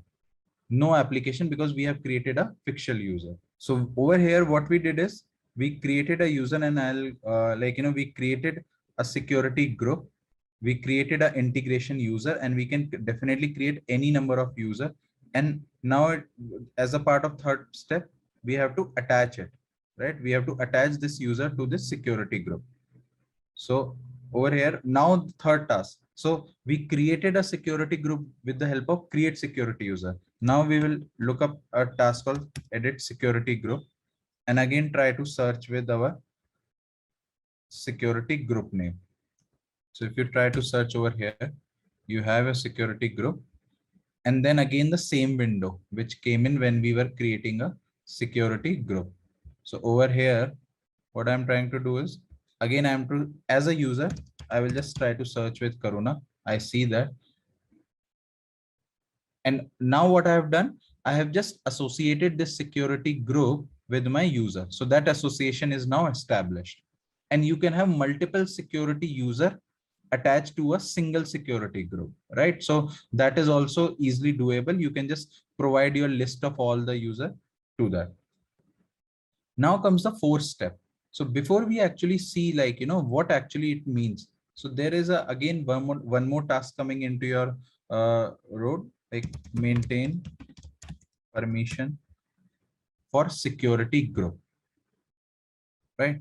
So earlier Workday used to only give an option maintain, as in there was no option to copy it. So now they have actually copied that, where what they are trying to say is that if you want to actually copy a permission from an existing security group, right? Like you do not want to give each access again and again, you can directly go ahead and copy it. So right now we will just not choose the copy option, but since we want to give it explicitly, so again I am going to give security group name over here. So now if you see over here, right, and that's why I just wanted to go step by step so as to make you understand that what we are doing here. Now we are in a page or in a task called maintain permission, and you see two tabs basically: domain security permission and business process security permission being empty, right? We don't have anything. So right now the security group has just a user attached to it, and that's it. There are no policies attached to it, hence you are seeing empty. Like for the domain security policy and the business process security policy. And right, what is domain security policy? So domain security policies are the policies which drives domain securable item, and business process security policies are the ones which drives the access for the business process. Like in Workday we have so many different business processes which are like a workflow, like hire, termination, and all of that. So that is being driven from here. So we will actually add this thing and see how it actually, how you can add it. But this was an empty placeholder which I wanted to first show you. Now before we actually add stuff over here, right, like how we want to see it, I will open another couple of windows. So in one window, I'm going to open our report. And before that, one more task coming is which is functional areas. So there is a report which gives you a list of all the functional areas which are available in this tenant. Now, what are functional areas? So functional areas are basically a kind of, I won't say it is like a module or a section, but how the Workday has segregated the information or the data in the system is something being defined by the functional area. So you have academic, right? You have, so if you, let's say if you just, and it's a very important report. So let's say if you're just trying to filter it out with payroll, right? So you can see so many categories. So in Workday, Canada payroll, France, UK, and US payroll can actually run like the actual competition. Payroll computation for their respective countries' employees can happen within the Workday. Hence, you are seeing their Canada payroll also coming up over here. And then there is a core payroll. These are like kind of a functional area. And when you actually try to filter it with any of the functional area, what it actually gives this table, basically this information, right? So it is giving you a description of this functional area. And then if you see, there are two columns: includes domain, includes business process. So whatever you see over here, these are the set of domains which are associated with functional area. And in this case, it's core payroll. And these are the business process which are associated again with the functional area. So these are domains. So don't get confused that are these domain policy or are these items. So I just mentioned that these are the domain. Now, if we open a domain, right? So let's say a simple is domain. So these domain in terms helps us, these are like kind of a, which helps us derive the access. So now if you go back to over here, like, where I gave the access, I created a security group, and now it is asking me to attach the policies which I want this security group to have it. And obviously, if these policies, whatever I added, gets belong to this security group, in turn, it will attach it to the users who are attached to the security group, right? So how do we add it? So we go over here and we get 4 options: get and put, get only, view modify, and view only. So these are now like, related to your access of each of your domains, like, as we said. So get and put, get only will help you to extract the data, like a read data from any of our domain securable item, whether it's a data source, whether it's a report, whether it's a task, right? But when it comes to, like, view and modify, right, that will help you in terms of integration, because in integrations you would need access to load the data into the Workday, or register the data, modify the data into the Workday ecosystem. So you would be using, and obviously in terms of API calls, right? API, when you are actually calling Workday API, or from external system, you are using API, Workday API to extract the information. All that time, you have to make sure that you are giving the right level of access. So you pick up a access, like, type of access which you want to provide, and then you give the policy over here. So these policies, as I mentioned, are predefined by the Workday, right? So Workday predefines it. What, as a user, as a developer, we have to do is attach these policies to the right security group. So here what I'm trying to do is, I know that for my, let's say, payroll data, let's say I build an integration or a report where I need to provide a policy, and the policy name is off cycle, basically, right? This domain policy, I got to know that what all access or what all task it has access to. See, so over here, report and task, right? So there is a report or a task called run off cycle pay calculation. Now, if tomorrow in my real time world, I want someone to have access to this particular task or report, right? What I'm supposed to make sure, what I know is that he or she should have access to this particular domain policy, right? Now, to provide this access to this domain, I am adding this domain and attaching it to my security group. And what it will in turn do is, any number of users who are part of the security group will have the access to perform or to look up that particular task or report. Like, as in this case, this is the intended one, right? So what you do over here is, so I randomly added process of cycle, and right now the functional area is empty. So I'm going to click OK.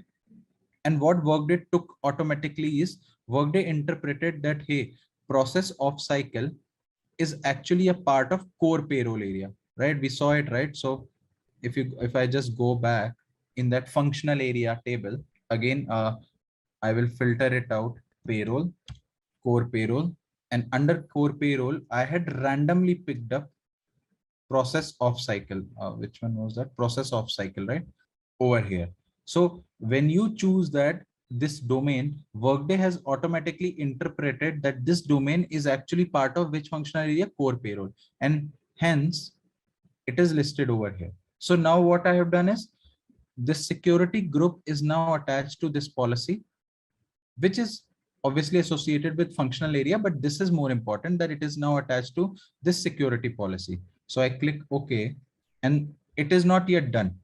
Remember, so we attach the policy to a security group, and then the important step is to activate the policy. So now again, one more task coming into your picture. activate. So the moment you type in activate, right, you will see multiple options.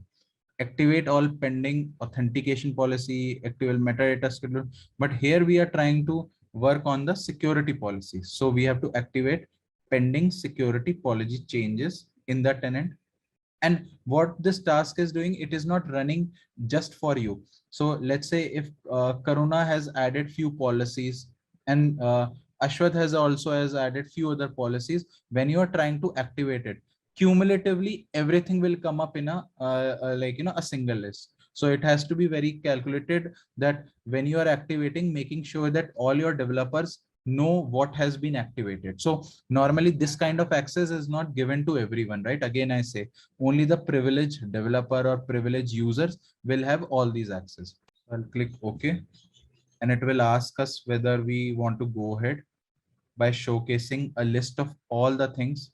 See, right now, when we activated process off cycle, right?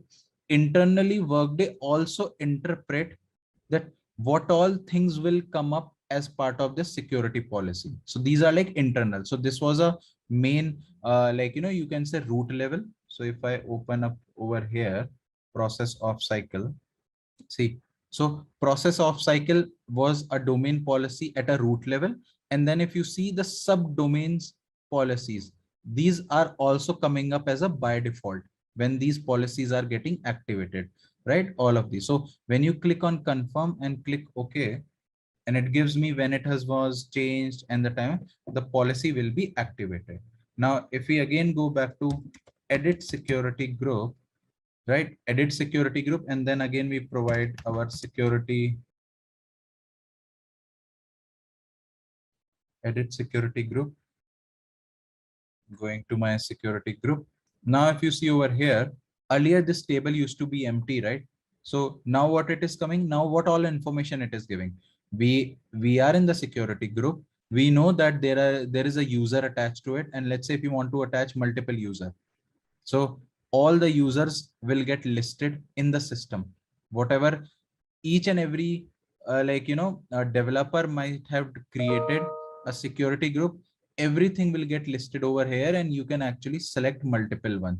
So let's say just for we want to attach multiple, you can certainly do so, right? Multiple users as part of it. And how many users are over here, they will have access to this particular domain. So what we do, what we see over here is that we gave a permission to a get and put operation to a particular security policy, and it reflects the core payroll, what the functionality is, and we can certainly see it, the domain policy. Now you might ask, we saw that how to attach a policy, basically to perform these operation in this sequential manner. But how do you determine, so and hence I wanted to open our report to help you understand how you actually, as a new person, how do you determine it. So I'll go back to our same task, view custom report, and open my report. So as I mentioned that, each of these things, whether it's a data source, whether it's a primary business object, or whether it's a field or any of these things, right, are objects in a way.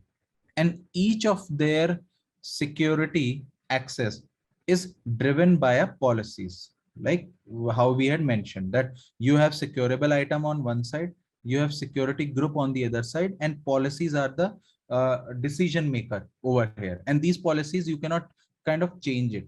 You can only attach them to your security group and play around it, but you cannot define your own policy or modify an existing policy, right? So how do we see it? So as I mentioned that, any field. Now if I open it, and this will now give you a better picture, which I wanted to show you, because the moment you click on this table, right? So what I'm trying to do over here is, there is a field, I mean obviously Workday field called employee ID, and you can see that it's a Workday delivered field. It's a very common field, obviously, employee ID, right? So what we are trying to scan is, we are trying to scan the security of this field in the Workday system. So if you see, there are 7 policies, domain policies, which are associated with this employee ID. All these policies are listed over here, right? You will also getting which functional area it is part of it, right? So if I again go back to functional area and randomly pick any of them. So let's say personal data, right? So personal data is the functional area. So again, if I go over here, and the name of the functional area itself will make a lot of sense to you, that what kind of data or what area it is in terms of Workday, right? So if you see personal data, obviously it's a very for, and all of this obviously, since it is related to employee, so it's a part of HCM, obviously any employee's personal information. And if you see, there are so many domains, right? And each domain policy will also make sense to you. See, person data, birthplace, blood type, the government IDs, date of birth, disabilities, all of this and policies are obviously associated with the person data, right? Personal data. So now if I see which one, worker data, worker ID, right? So if I, let's say, copy this. So what I'm trying to do is I am picking up a functional area, and then there is a security policies, right? So I'm just picking up this security policy and trying to filter it over here.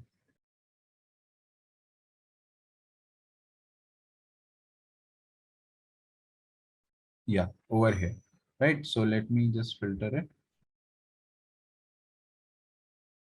Okay, so let me directly open it.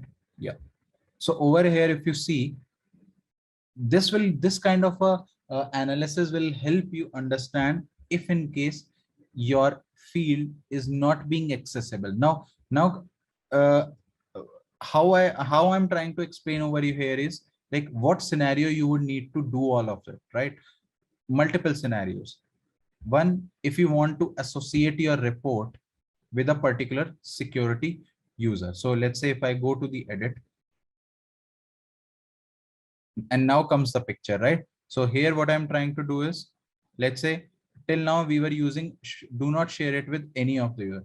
Now tomorrow I have a plan to move this report into the production environment, but obviously I do not want this report to run uh, in the name or in the privileges of Abhinav over here, right? I want some user with whom this access or this report should run, right? So there are two options. One is share with all authorized user, which is a different story, which we'll talk about later. Like, who are those authorized user? And if in case we want to run this report with specific user. So now if I give my user, right? Okay, okay, got it. So since we haven't given enough privileges, so right now, why this user is not coming up over here, which we recently just now created, right? Which is a part of a security group, which we saw. It is not coming because the user does not have enough privileges to get attached to this report. Like there are no privileges to be have access to the report thing. So hence it is not coming up. But let's say if there are any other user which you have given the right set of domain policies, you can then have those user listed over here and then attach it. And what it will do is the report, when you move into the production environment, it will run not in the privileges of as a person who had actually created this report, but as a person who was actually the whom you have attached as a user to that report. So this is from kind of a reporting standpoint, that how you can uh, drive your access basically at a report level. But obviously, as I said, each of these object, when you actually see each of these object,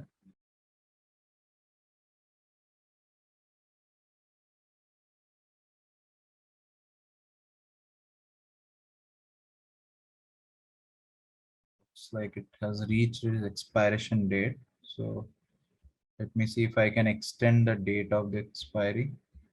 Somehow it's not letting me. Again, see, this is a access issue. So the kind of access right now I have it, ideally I should be able to edit this date so that this report definition does not get deleted. It is already, though this says that the report definition will be deleted on 20th April, but this did not got deleted, and somehow it is now started giving me error. So let me, so over here, any field in Workday, right? So you can go to the security, view security, and understand what it actually has the underlying security. Now sometimes, let's say you might not know the name of the, like, you know that there are some security might be missing, but you don't remember the name of the field or name of the business object, right? For whom you want to see the security. Let's say there over here there are bank ID, bank name, right? You just remember something related to bank, but you don't remember like whose security you are looking for, like whether it's ID or name, or in this case like account name or account type, right? You're not sure whether which one to like. So there is one more task coming, view a similar task, view security for securable item. Now you know, right? View, as the name suggests, view security for a securable item, and this securable item again can be anything, as we discussed, right? It could be anything. So let's say if I just give randomly account, right? I don't know anything. If I know, obviously I'll give account type as the exact keyword. It's a free flow text, but right now I'm just trying to give as account, and click OK, and see now what it does. So I'm just going to collapse, and this is a kind of a list. So when you are searching it with a keyword called account, right, what it is doing is it is scanning all the types of securable item. So now you see, I had mentioned what are the various types of securable item. Securable item can be a task, can be a report, can be a field, report field, data source filter, workload option, service operation, which are nothing but the API. Now, if I expand it, right, see how many tasks are there which have a keyword called update account, like account as a keyword. So it is giving us all the respective thing. Now, if I open the report field, see there are 210 items coming up, right, which have the name as account. Now, if I search with account my value,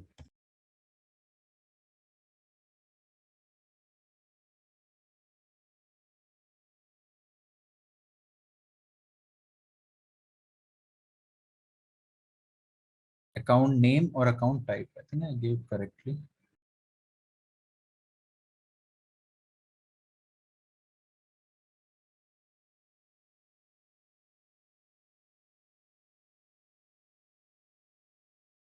Business object itself is not coming up, and hence we are not able to see the field associated. So okay, so over here the intent to show you this particular task, right, view security for securable item, is to tell you that any keyword which you want to search it and see what all securable items are associated with it will be listed over here. So all the data sources having the keyword as account, and what you can certainly do is not only just obviously the listing down, because that is not that important. What is more important is, like, if I have a field, let's say account number, right, over here account number, and then I want to see like a security associated with it. So let's say, or any other field like deduction recipient bank, anything. We, in the last column, we get the option to actually see the security of it, security policy or whatever is other. So I click on this and see this table, what it depicts it. So I am trying to scan for a securable item, and the type of a securable item in this case is a field, right? And the name of that field is deduction recipient bank account. It should be a Workday delivered field. Yeah, it's a Workday delivered field. And over here, Workday is giving a security landscape of it. And what it is giving is, it is giving us information. Hey, if you need access to this field, right, you have to have these three policies. these three policies are part of these many functional areas, like, and at present, which all security group have access to it, right? So Workday is also giving. So if you see, already these are the security group which are existing in this tenant, right? Who have access to it, right? So now these are the security groups which are existing. So if I'm just opening one, and we also have to make sure that we give a meaningful name to these security group, right? So implementer is basically a default one. This is provided by the Workday itself. So as you can see, it's a Workday delivered security group. An implementer, as the name suggests, it's like developer or the ones who are implementing a solution in Workday, right? So what it is giving us, it is giving us a list of all the member. So in this tenant, dummy tenant, there are few users who are implementers. So they are the member and these are the users, right? Remember, security groups are associated with users. So these are users, configurator, implementer, platform demo person. And then here are the list of security domain policy which have been added over here. See the count, such a huge count, 1658, because these folks are implementer. They need to have a lot of privileges in the system. Hence, you see so much of policies or so much of access to them, right? Being provided to them. Even the business process, everything they are associated with all the policies in the system. And since it's a Workday delivered one, hence you can see all of the access given to them. So coming back to the same, like, when I was showing you security bot securable item. So this gives you a kind of a picture of policies, their functional areas, and at any point in time, what all security groups have access to this security policy. So we opened implementer, right? And we saw this policy, like this particular one, right? So if I just select, copy it and try to, okay, this is not filterable, this column, but I can certainly download it. You can actually download it also, right? Because that gives you easier way of working.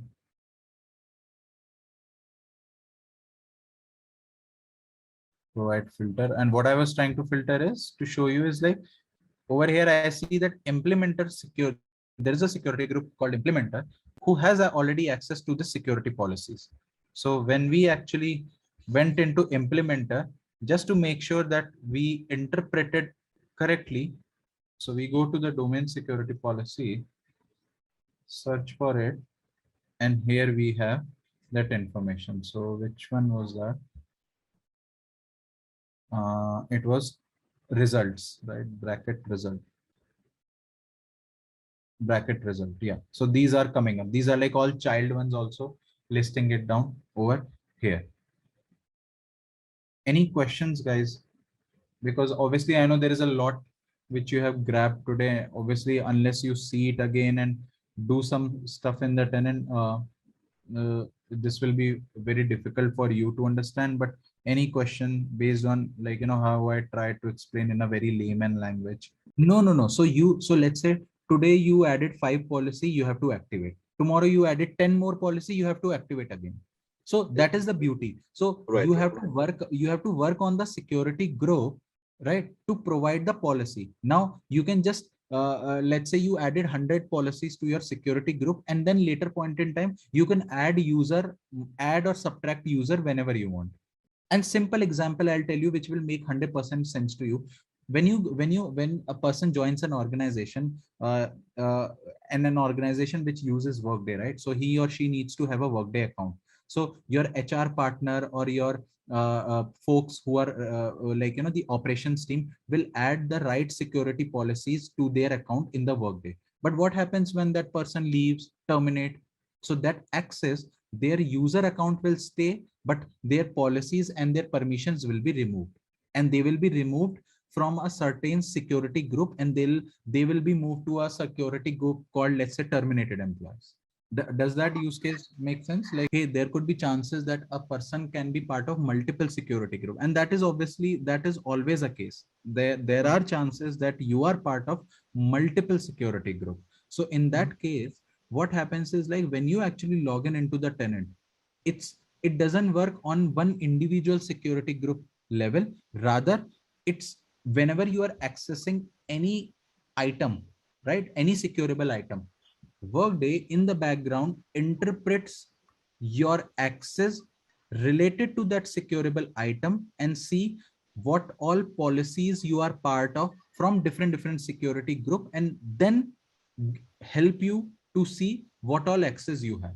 Yes, so you are here, we are talking about and versus or, right? So since you already are a part of a security group which has access to that report, you will have access to this report. And in this case, you will not create you will not assign user in such a manner, because what happens is, like, if when I showed you this report, right, you are to a report, you don't attach a security group, you attach a user. So in real time scenario, basically what you are doing is, for each report you will create a separate user, and these users will not be attached to separate security group, they will be attached to a meaningful group.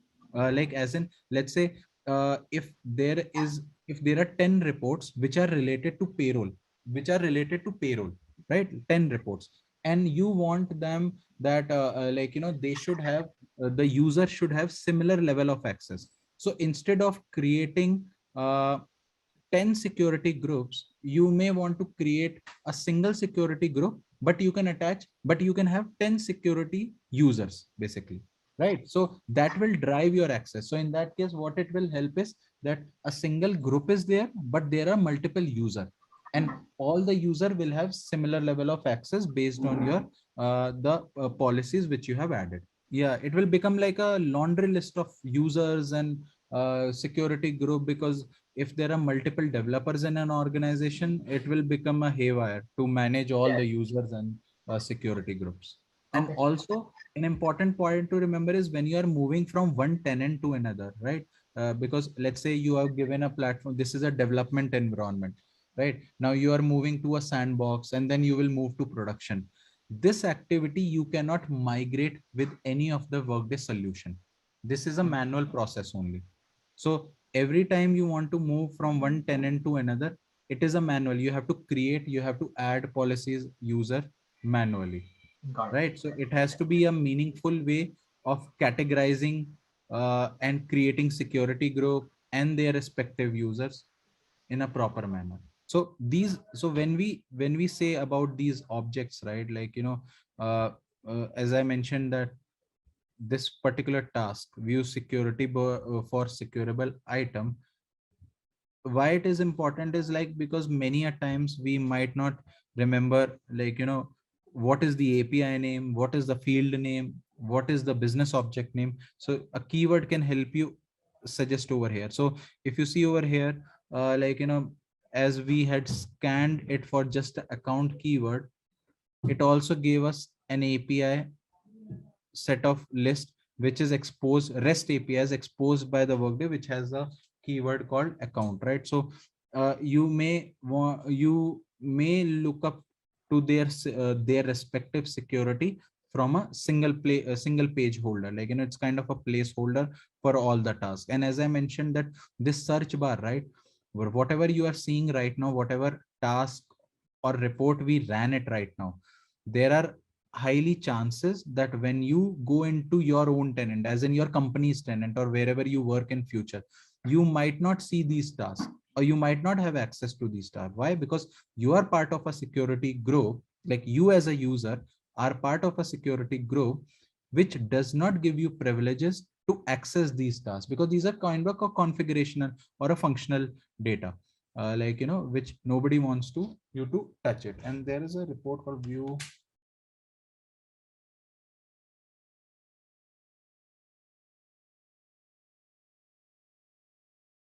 All right, let's test your knowledge. Here's a question for you. When scheduling an advance report, which of the following delivery options is not available? A. Email. B. FTP. C. SharePoint, D, Slack. Take a moment to think, and when you're ready, choose the correct option. Remember, each choice holds a key to unlocking the answer. Good luck. Type the correct answer in the comment section.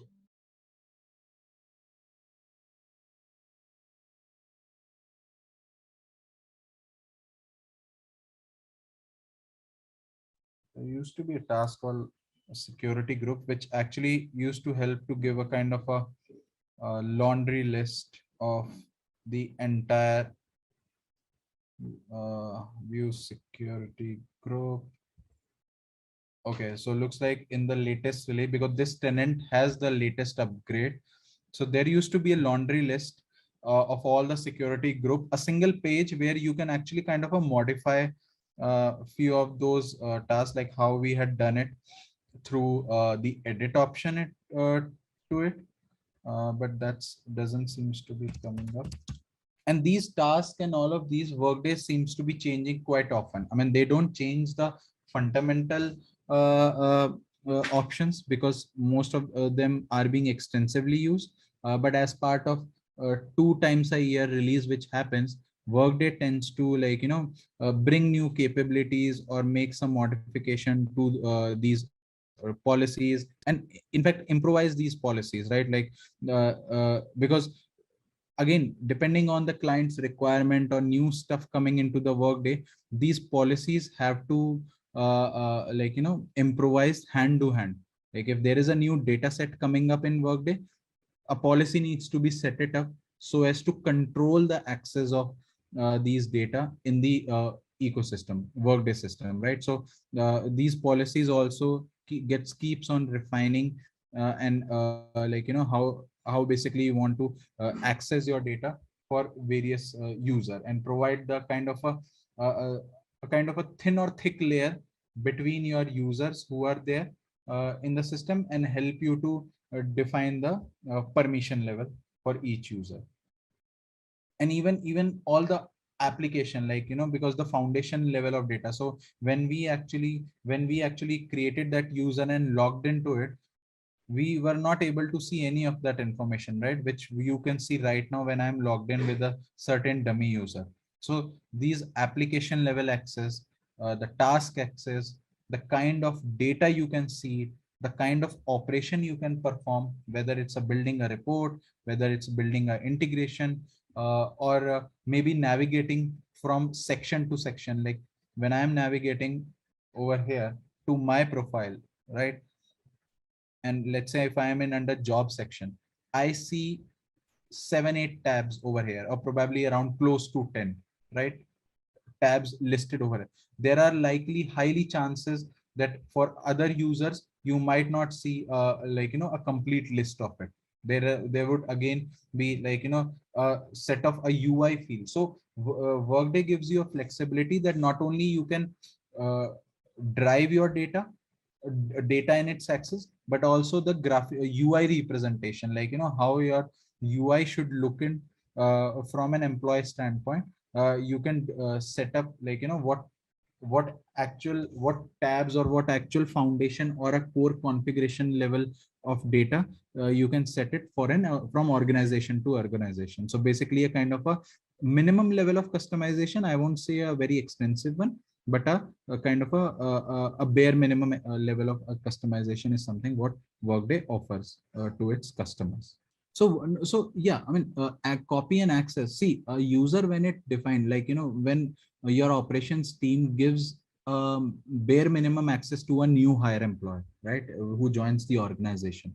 So he would be initially part of few security group which have a predefined set of access. Let's say I, as a user, obviously I should I should be able to see my all the information, right?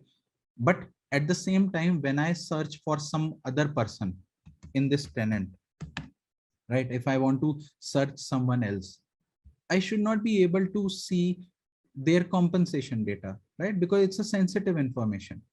Though in this tenant I am able to, because obviously the access is not 100% correct, it's a kind of a haphazard. But this is where your a new hire or a person is predefined, added to few security groups, which gives him or her some sort of level of access. And then obviously depending on his role, right, whatever the role he or she is part of, access will be added, like, more privileges will be added on the, can be added on the ad hoc basis. When you get time, just go through this particular thing, because this is like kind of something which, if it's there always in your, like, back of your mind, the memory, these tasks, it will be helpful for you to navigate, though probably security is not something you might be 100% would want to get into it, definitely, like, as a techie. But when you are stuck, right, when you are facing issues in getting the data in your output, report output, or in the integration, security comes into the picture, because that is where you start digging in and do the analysis. Hey, why this field is not returning? Am I not part of the right security group? Are the right policies not attached to it? In some organization, I have seen that there is a separate team who takes care of all these logistic issues, but still, as a techie, these falls under well in bucket of a developer to triage or to troubleshoot such kind of issues. Attention all professionals. Want to take your skills to the next level? Introducing the Workday Integration Advanced Studio Advanced Reporting course from ZaranTech. This comprehensive training will equip you with the knowledge and expertise to master the intricacies of Workday Integration, Advanced Studio, and Advanced Reporting.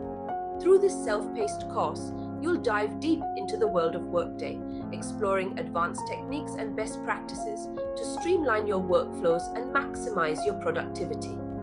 The course curriculum is meticulously crafted by industry experts, ensuring you receive cutting-edge insights and practical applications. Imagine having the ability to seamlessly integrate Workday with other systems, create powerful custom reports, and unlock the full potential of the Advanced Studio. This course is your gateway to becoming a Workday wizard, empowering you to tackle complex challenges with ease. But that's not all. You will have the opportunity to learn from experienced instructors who have years of hands-on experience in the field. Their guidance and expertise will be invaluable as you navigate through the course material. Don't just take our word for it. Previous students have raved about the quality of the course and the transformative impact it has had on their careers. Join the ranks of satisfied professionals who have taken their skills to new heights. Act now and secure your spot in this exceptional training opportunity. Visit ZaranTech website below for full details on the training, including pricing and enrollment information. Elevate your career and become a Workday Integration Advanced Studio and Advanced Reporting Master today.